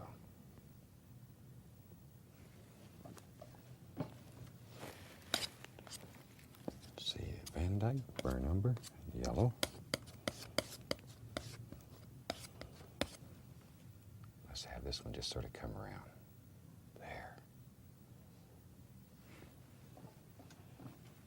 Okay. Now, angles. Most important thing here. Bring these angles down. A little bit of light color, just a tiny, tiny bit. Probably the biggest mistake made is putting too much highlight under here, and you lose that beautiful darkness. Just enough to create a little illusion of rocks here.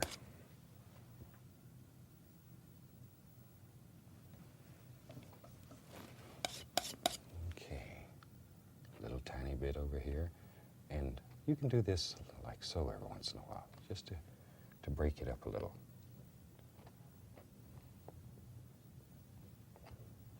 There we are. Angles, though, most important. Now let's play with the water a little. Maybe it comes up in here and splashes and has fun. A little more of the magic white. Be sure your paint's a little bit thinner than what's on the canvas already.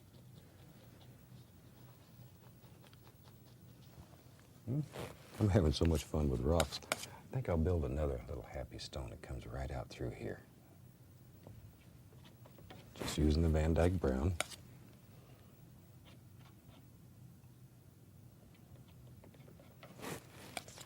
And a little bit of our highlight color. And just let that work and play. A little pull downward. Okay, let's take a little bit of the water over here. And I'm going crazy with stones today. Let's just bring something down like that. Maybe there's a big stone right here in the front. Remember, this is your world, so anywhere you want a stone, that's where it should be. There we go. We just fill all that in. Creates a lot of depth by having all these different planes in the painting. And let's put a little bit of highlight out here on this happy little stone. Just let that knife barely touch. Barely touch. Almost touches the canvas. And we can just begin creating all kinds of almighty stones and rocks. Okay, now let's build some happy little things here. Use some Van Dyke brown, some burnt umber mixed together. A little bit of sap green in it. And let's just put right over here, just a happy little tree sitting up here on this rock.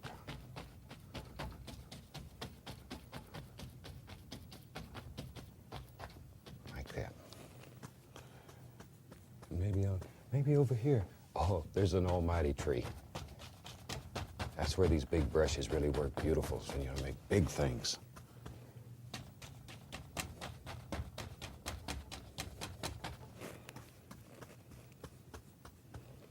All right.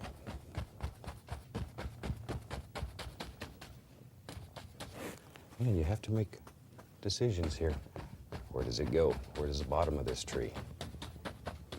Let's just let it run right on down here and we'll decide that later. Okay, let's put a few little limb indications back here. Just here and there.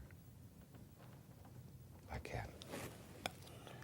And we'll highlight it with a little brown and white. At least a little touch of blue, just to put a little highlight on there.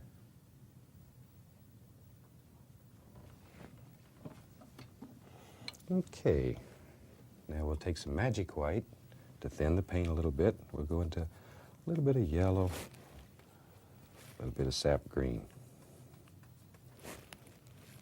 Yellow and sap green. A lot of paint on the bristles. And let's put some happy little leaves back in here. Just let these little leaves just fall off your brush. All kinds of little things happening. And go out sometime in the woods and study trees. Talk to trees, whatever it takes. A tree needs to be your friend if you're going to paint him. Probably out in your yard you have some beautiful trees that you can look at. Study what happens in the tree. What makes each one an individual. Study nature. I really have some hang-ups about nature being destroyed. I would like to see nature remain the way it is. I would like for my son, his grandchildren maybe, when he goes back to Alaska, to be able to see a real moose, not just pictures of one. So appreciate what we have. Let's put a big old tree trunk right up through here. This is just straight Van Dyke brown. There we go.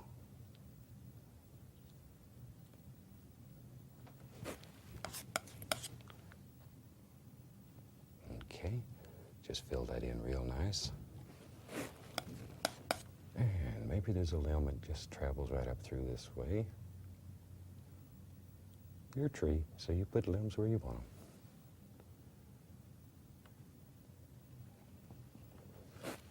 them. Okay, let's take a little bit of the titanium white with just a touch of umber in it, burnt umber. And let's just put some bark on like this today. Touch it, pull it to the side. There. Let it run right on up the tree. Okay. Now, back to the magic white. A little magic white, some yellow. And I want a darker color on this tree. So I'm going to use a lot of sap green on it. A lot of sap green. I want him to be darker than the one that's behind him. And we can throw some happy little leaves right out here.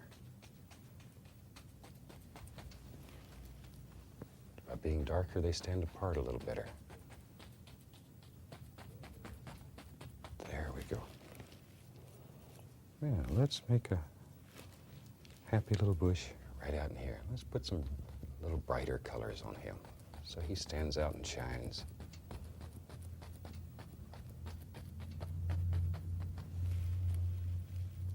And on down here at the bottom, there's all kind of little things growing out here on the stone.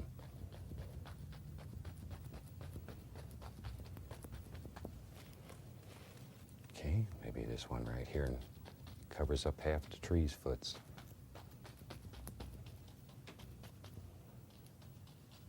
This is a very nice little painting. It's a lot of fun to do, and it'll teach you a great deal. It's a good practice painting. It's also good for putting a happy buck in your pocket once in a while.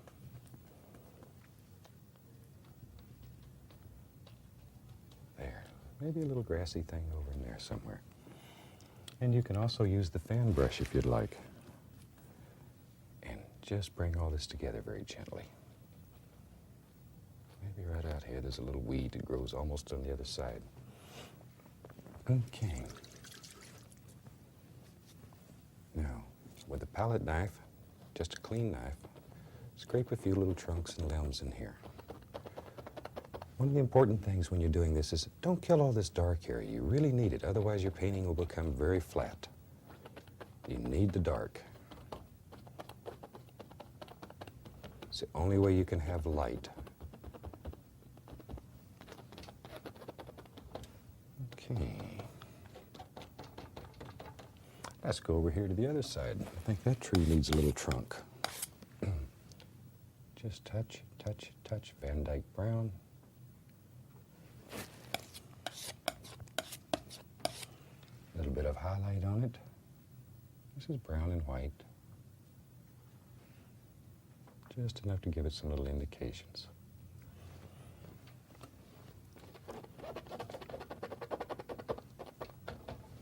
Okay. Now let's highlight that tree. A little magic white, a little yellow and sap green. There we are. And let's just put some pretty little leaves out here on this one.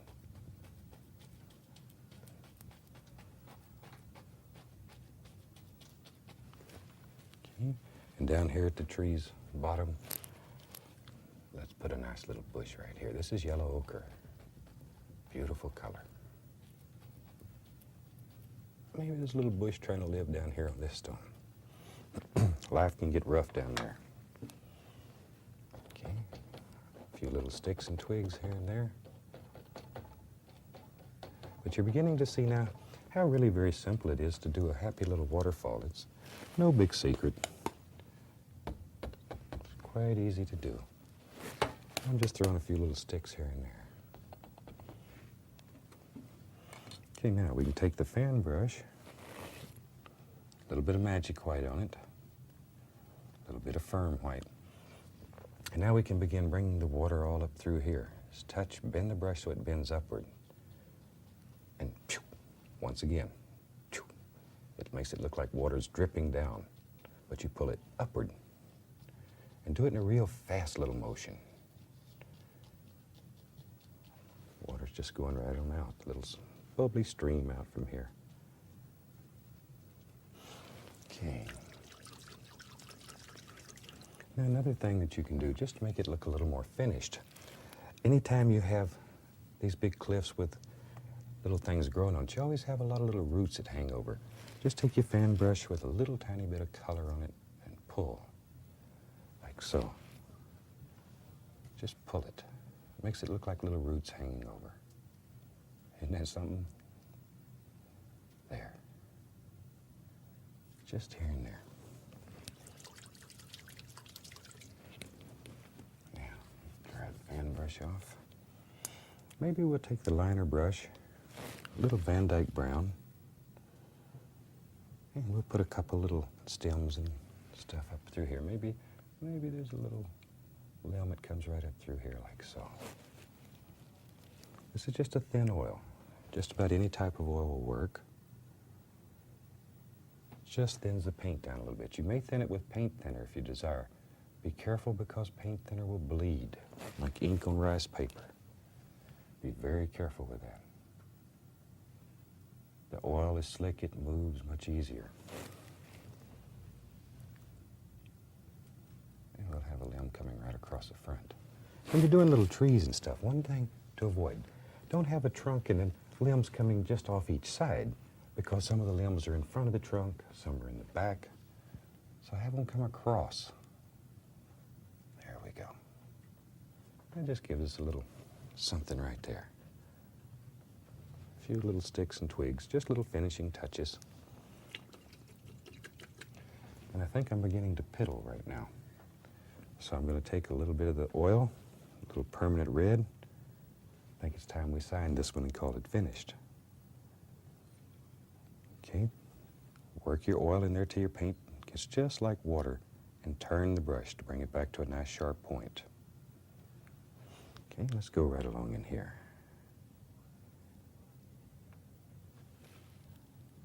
And when you have this oil very thin like this, it's just about like writing with a pen. Another way you can sign your name is just take the back of your liner brush and you can scrape right through the paint.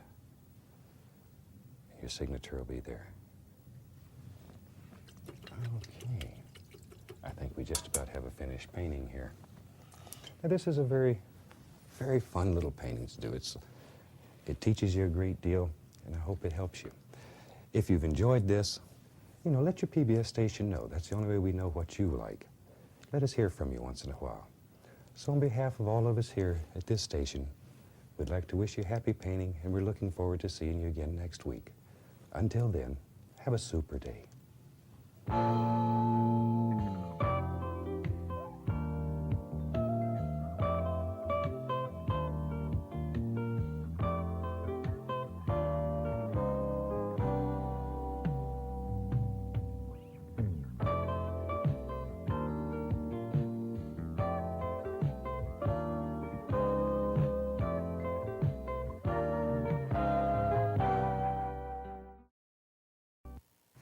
Hello, welcome back again.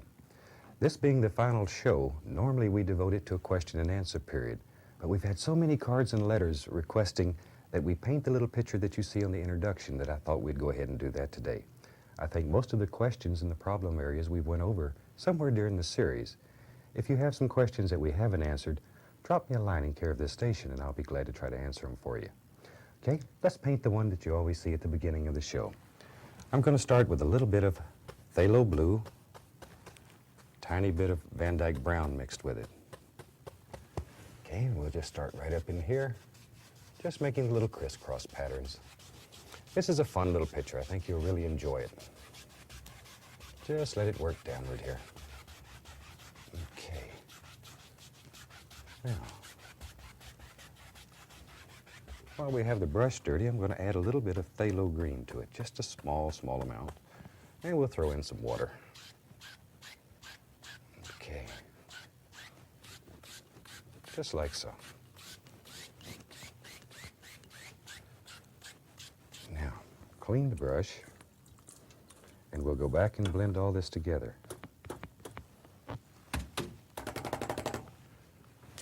Start in the light area and work upward into the darker areas. And just smooth this out. This particular painting that you've been watching has a lot of almighty clouds in it. They're a lot of fun to do. So I'm going to go right into the Prussian blue, Van Dyke brown, little touch of crimson. Blue, brown, crimson. And we'll just just lay an almighty cloud right in here. Just let it work around and play and have fun. Now, this may not be an exact duplicate of what you see at the beginning of the show because it's virtually impossible to create an exact duplicate, but I'll try to show you all the steps in it so you know how it was done and you can do your own at home. All right, that gives us some nice cloud shapes. Clean the brush again. This is a nice one because I get to clean the brush a lot. Okay, with the fan brush, titanium white, and a tiny little bit of the permanent red in it, just to give it a little warmish glow. A lot of paint in the brush. Now let's just go right above the dark and lay in some highlights. There we are. While I'm doing that, one question I will answer. We've got a lot of cards from the last show. My son was on that show, on the last one, and he read the questions to me. So I'll tell you just a little bit about him. He's just about 18 years old, 6'4". He's a black belt in karate. It's bad when you have to ask permission to spank him. But he couldn't be with us this time. He's getting ready to set up a class. He travels with me and teaches this fantastic method. So maybe if we come to your town and demonstrate or teach, you'll get to meet him, and I hope you enjoy him as much as I do. There. Okay, just outline the clouds. Now, very quickly with a large brush, just blend the bottom out, leaving the tops unaffected. Don't touch them. There. Just the bottoms. And don't overwork these things. They're very, very easy to overwork. There. Now, very gently we lift it up, just sort of fluff it. And don't worry if you pull some of these little stringy things up in the sky, they'll go away. Clean, dry brush, just gently blend it. Very gently. You almost let a hair touch the canvas. There we go.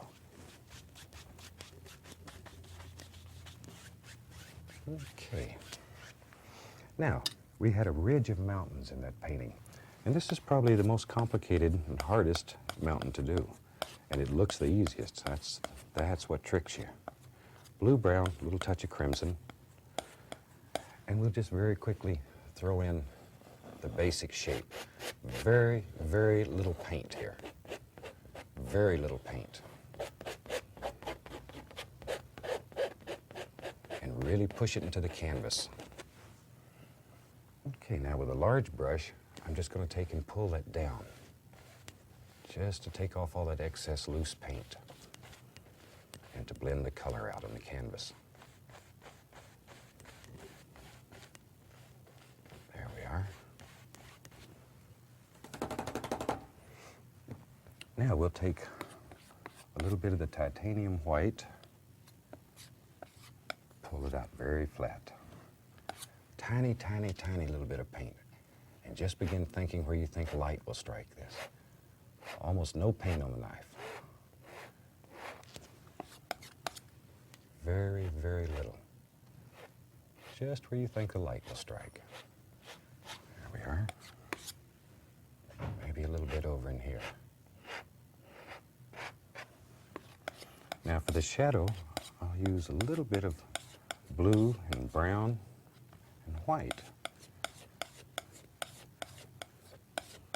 There we go, just to make sort of a bluish gray color. And then we can lay some of that in. Just here and there. Once again, very little paint.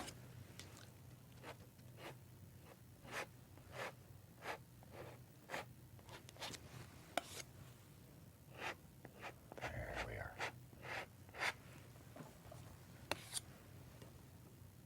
And we just sort of bring all this together. Let all these little things start happening in here.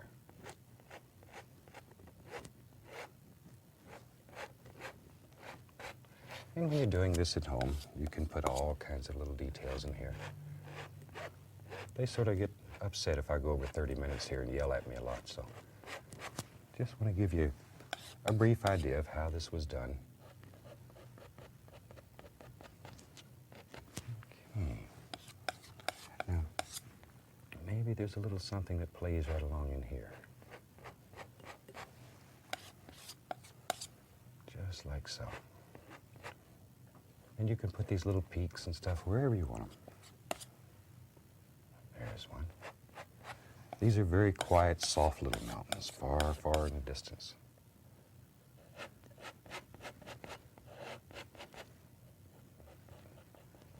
Okay. Maybe a little shadow right in here somewhere. Now, with a clean, dry brush, I'm going to just tap the bottom here and diffuse it.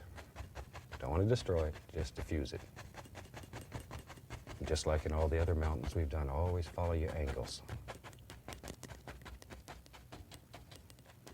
And then lift upward, still following the angles. Most important that you follow those angles. just bring all this together. And that gives us a nice little ridge of mountains back here. Okay, let's come forward, and I'll use the same colors. That was Prussian blue, Van Dyke brown, a little bit of alizarin crimson, and let's take and put an almighty mountain right up in here. Just let it go. Push that paint into the canvas. Get strong with it. Really push it in. I want this one to be darker because it's closer to us. So I use a little bit more paint. And then pull it just to get that excess paint off there. All right.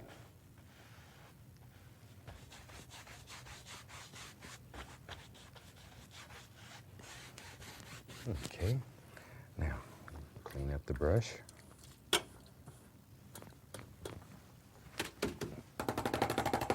Now a little bit more of the titanium white, and we can lay some little highlights right along here. Just let it flow with the mountain. Follow the angles in your mountain. There. Let it go. And this is a very, very delicate touch. Very delicate touch.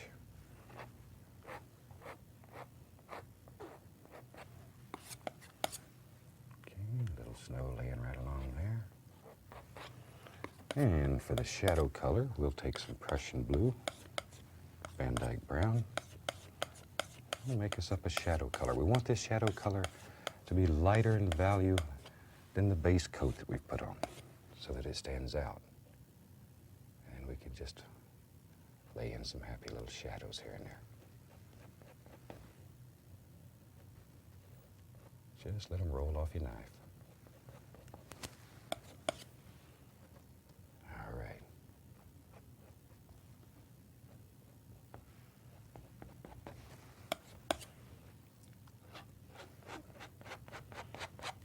Okay. Now, once again, with a clean, dry brush, we'll diffuse the bottom. There we are. Lift upward to create the misty effect.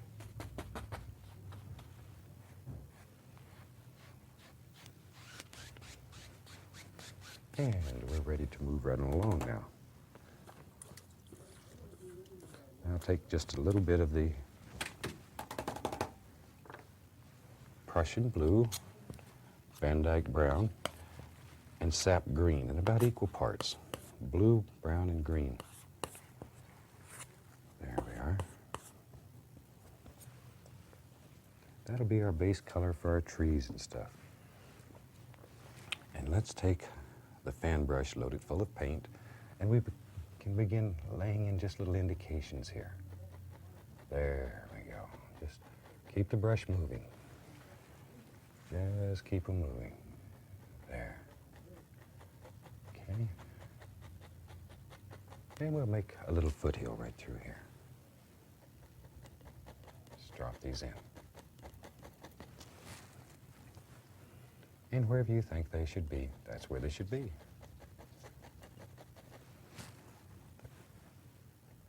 There's one.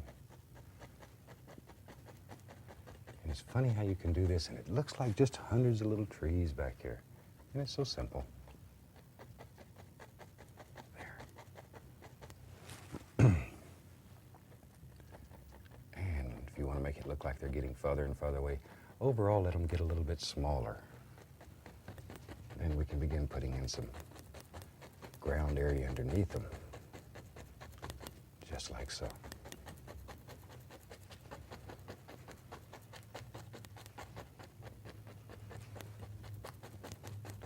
Now, we had a few of them that was a little bit closer, a little more detail in them. That looks like a good one to bring a little closer, so we'll just take it, give him some little branches. Just back and forth with the fan brush, making it bend downward. Maybe you can put one right there.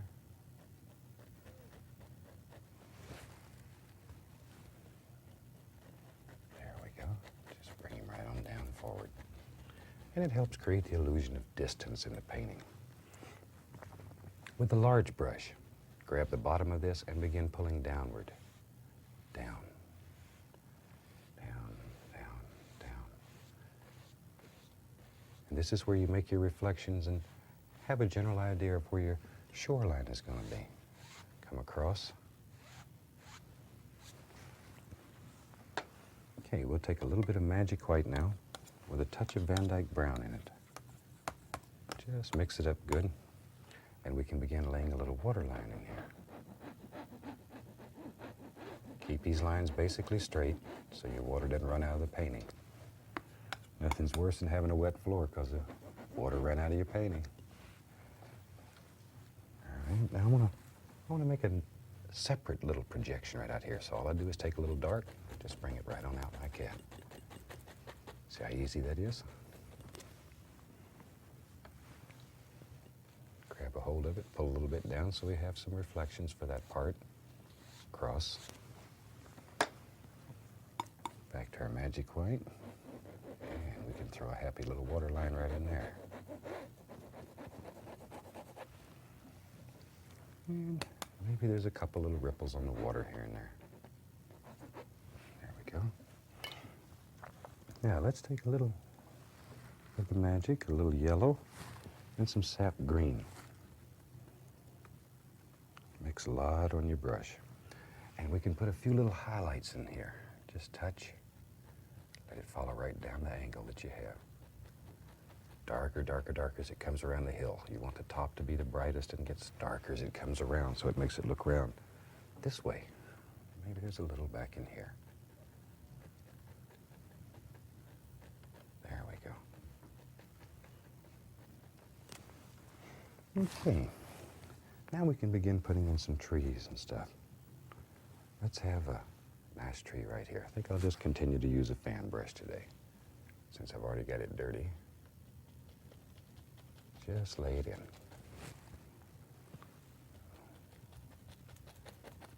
There we are. These little trees live right there in your fan brush. You just got to outsmart them, push them out. Maybe there's one right there. Back and forth with the fan brush. I use the same corner of the brush all the way through the tree. Just add more pressure as we work downward.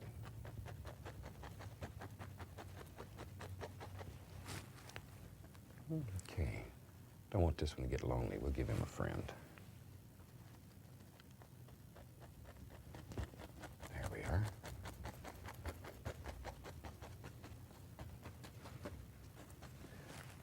And I think we had a large one on the other side. So let's come right over in here, and we'll do an almighty tree right along here. There we go. There.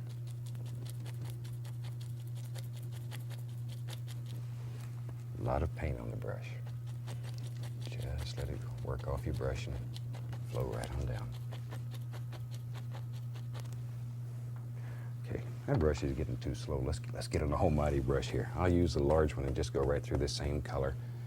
And let's just pop us in some little bushes and trees and stuff. Just like so. And while we have paint on the brush, just reverse it and drop some right into the water. That'll end up being our reflections. Okay, a little more paint. And we'll let this one just wander right on down the canvas. Like so.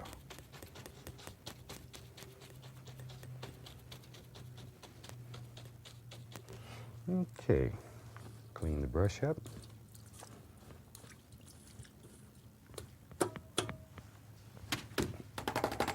Give it a good wrap. Now, let's put some trunks in those trees. I'll use some burnt umber, a little touch of white in it. And let's go right up here and let's put a happy little trunk here and there.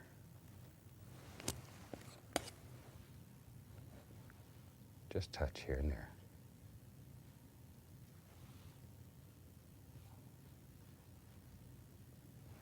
Okay, we'll scratch a few little limbs and bushes. Okay, let's have a little sap green and yellow mixed on the fan brush. And let's highlight these trees just a little bit.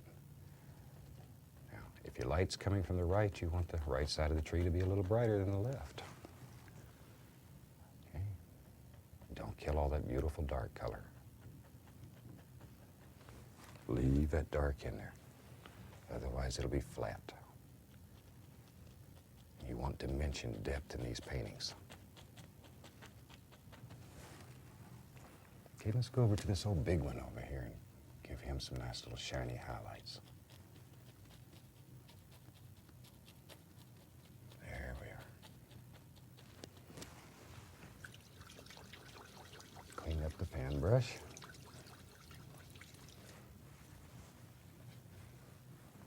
Now, clean brush, we'll just pull these reflections down. Choop, choop, choop. Drop them in the water. Go across.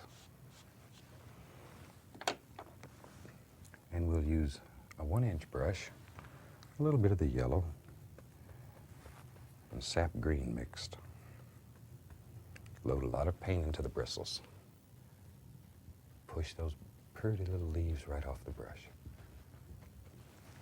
Okay. There's another one right there.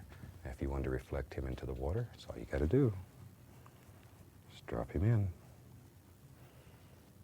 Maybe another nice one right out in here, like so.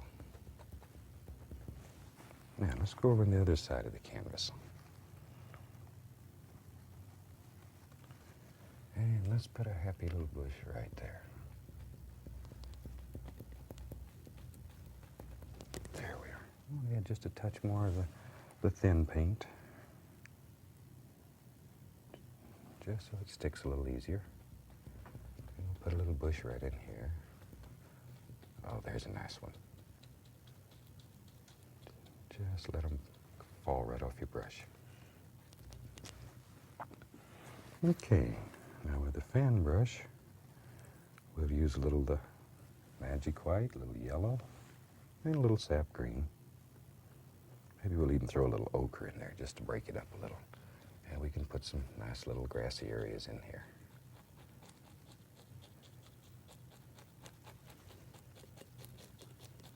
Just little soft things happening. Maybe we need a little stone, some dirt showing through. So we'll just take some Van Dyke brown, let it break and play through there.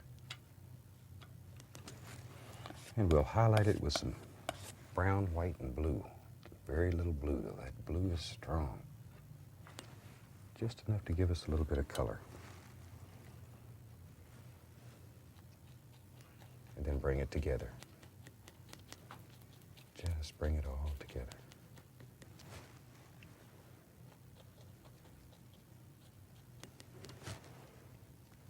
Okay, now, same thing over here. Let's just bring them together.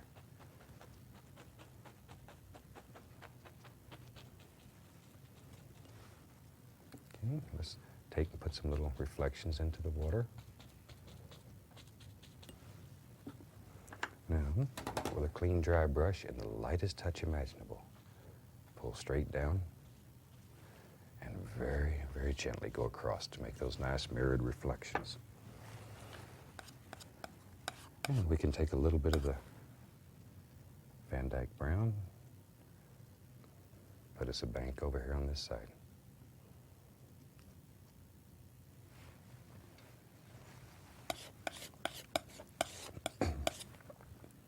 Little touch of highlight here and there. Just here and there. Now with the fan brush, we can bring all that back together.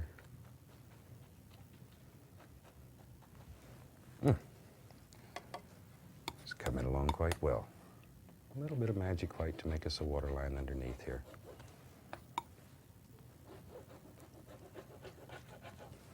Once again, if there's something that you want to see in future series, please drop us a line. Let us know what you want. And we'll certainly try to come up with it. If it's not within my knowledge to do it, we'll go see if we can find somebody that can. Okay, we'll just scratch a few little trunks here and there.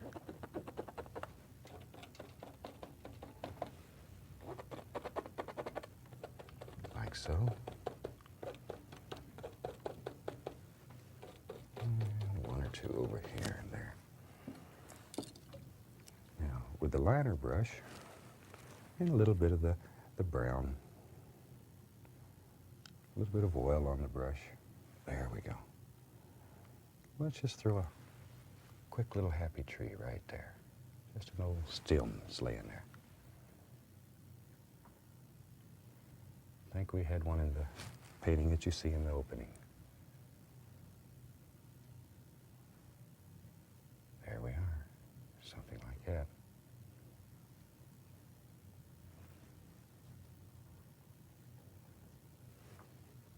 All right.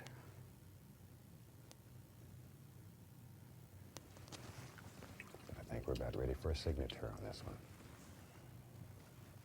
A little bit of the thin oil. Permanent red. Bring the brush to a nice sharp point with very thin paint. And let's just go right up in here and put a happy little signature in here.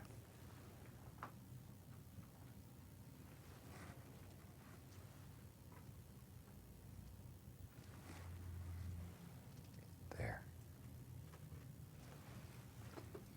Once again, it's very nice to have a short name. Only takes a second to sign these paintings. And I think we'll call that painting finished. And I'd like to take a few minutes of your time, if I may, and tell you how very much we appreciate you allowing us into your home. We hope you've enjoyed this series. And something that you never see that I'd like to take a minute, I'd like to thank all the fantastic people here at this TV station that have made this possible. You don't see all the people that are behind the cameras that work very hard to bring you a quality production show. And they too deserve credit. So, right here and publicly now, I would like to tell each and every one of them from the bottom of my heart that I thank them for everything they've done for us. And I thank you, more than anyone, for enjoying and watching our show. We sincerely hope that we teach you something here. And once again, let us hear from you. Let us know what you want to see. And on behalf of all of us here, we really hope to see you again in the very near future. We wish you the absolute best that life has to offer. Once again, have a super day. God bless. We look forward to seeing you again. Bye-bye.